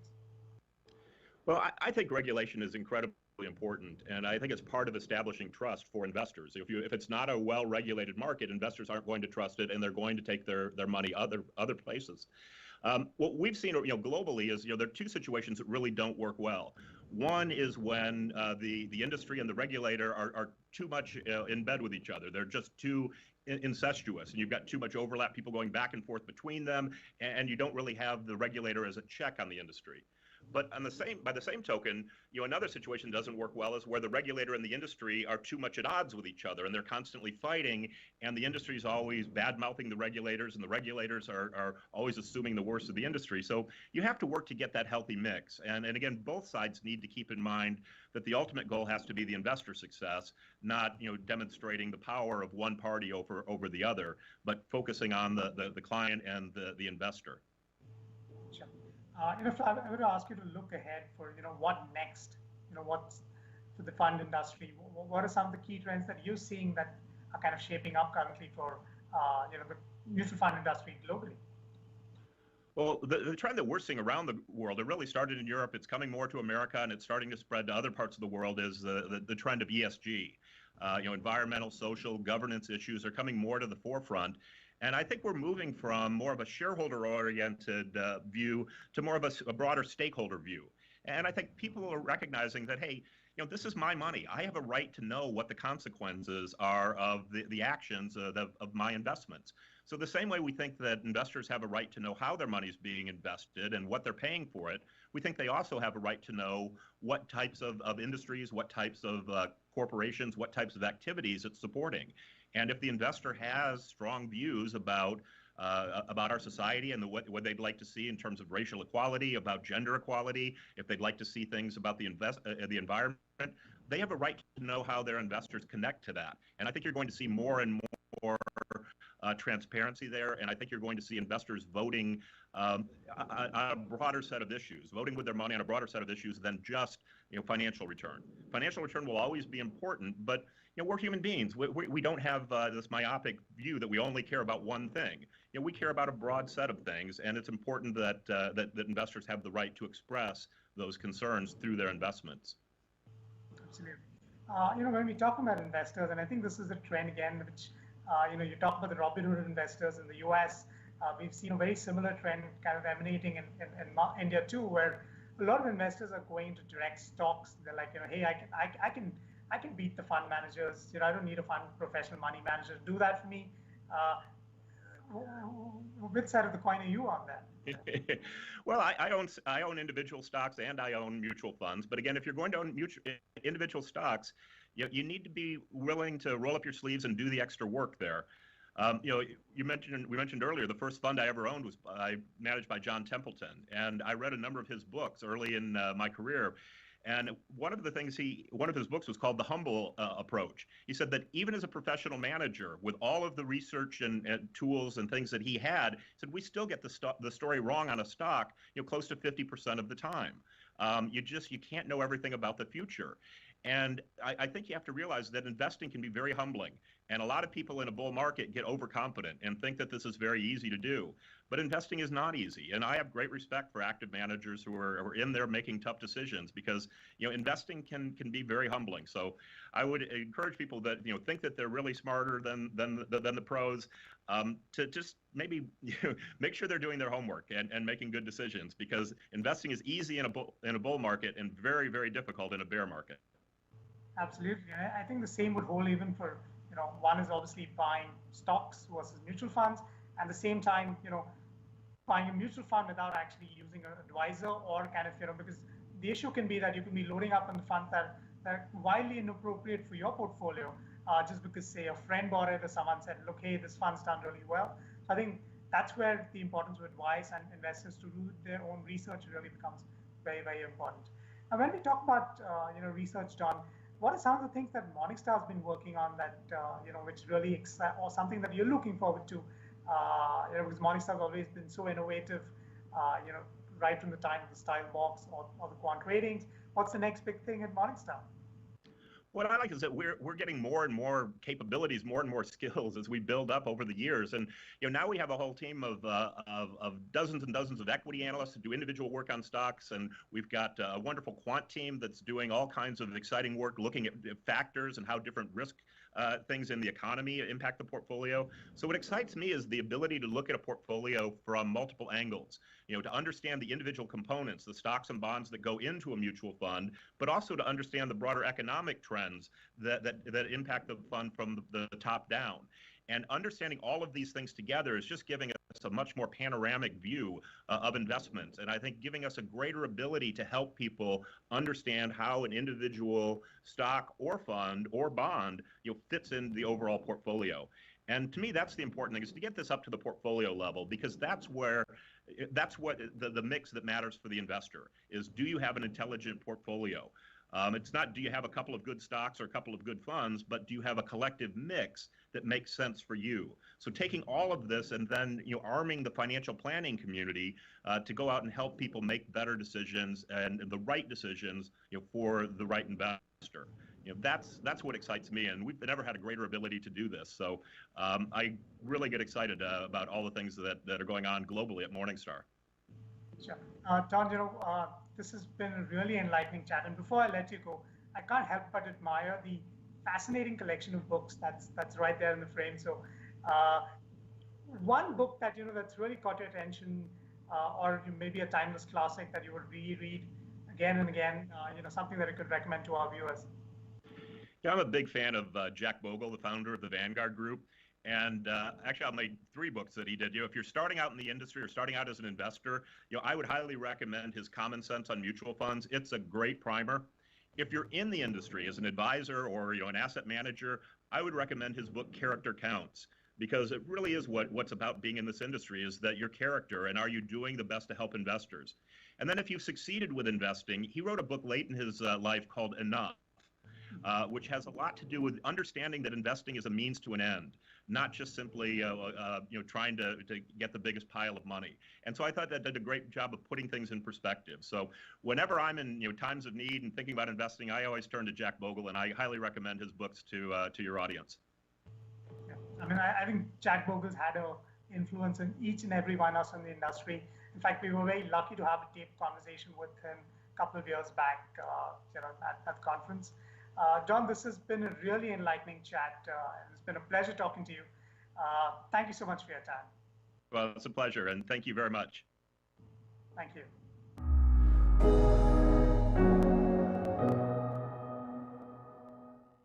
Thanks, Don and Kaustuv. This wraps up the 2 days of the conference. I hope you'll have been inspired with new ways to empower investors during this unprecedented time. Before we wind up for the day, as a reminder, all of the conference's sessions are viewable through December 1st, 2020. Also remember to visit the Morningstar and Exhibitor tabs for content from us and our partners. They will be available for some more time in the online chat box to assist you with any questions. We will also be in touch to share the feedback form with you in due course. Please ensure you fill the feedback form, without which we won't be able to credit your CPD points. Watch your email for announcements to join the live conference in Spain, Italy, UK and France. We would also like to extend our heartiest thanks to all our event partners. Lead partner, Edelweiss Mutual Fund, LIC Mutual Fund, SBI Mutual Fund. Associate partner, Aditya Birla Sun Life Mutual Fund, Axis Mutual Fund, BSE IPF. Knowledge supporters, CFA Institute, FPSB, NISM and Network FP. Community supporters, ARIA, Arthamitra Gurukulam, COFP, CAMFA, PIFA, SOFP. Media partner, ET Now. With that, I am Nehal Meshram signing off for this year's Morningstar Investment Conference. We look forward to seeing you again next year. Thank you and stay safe.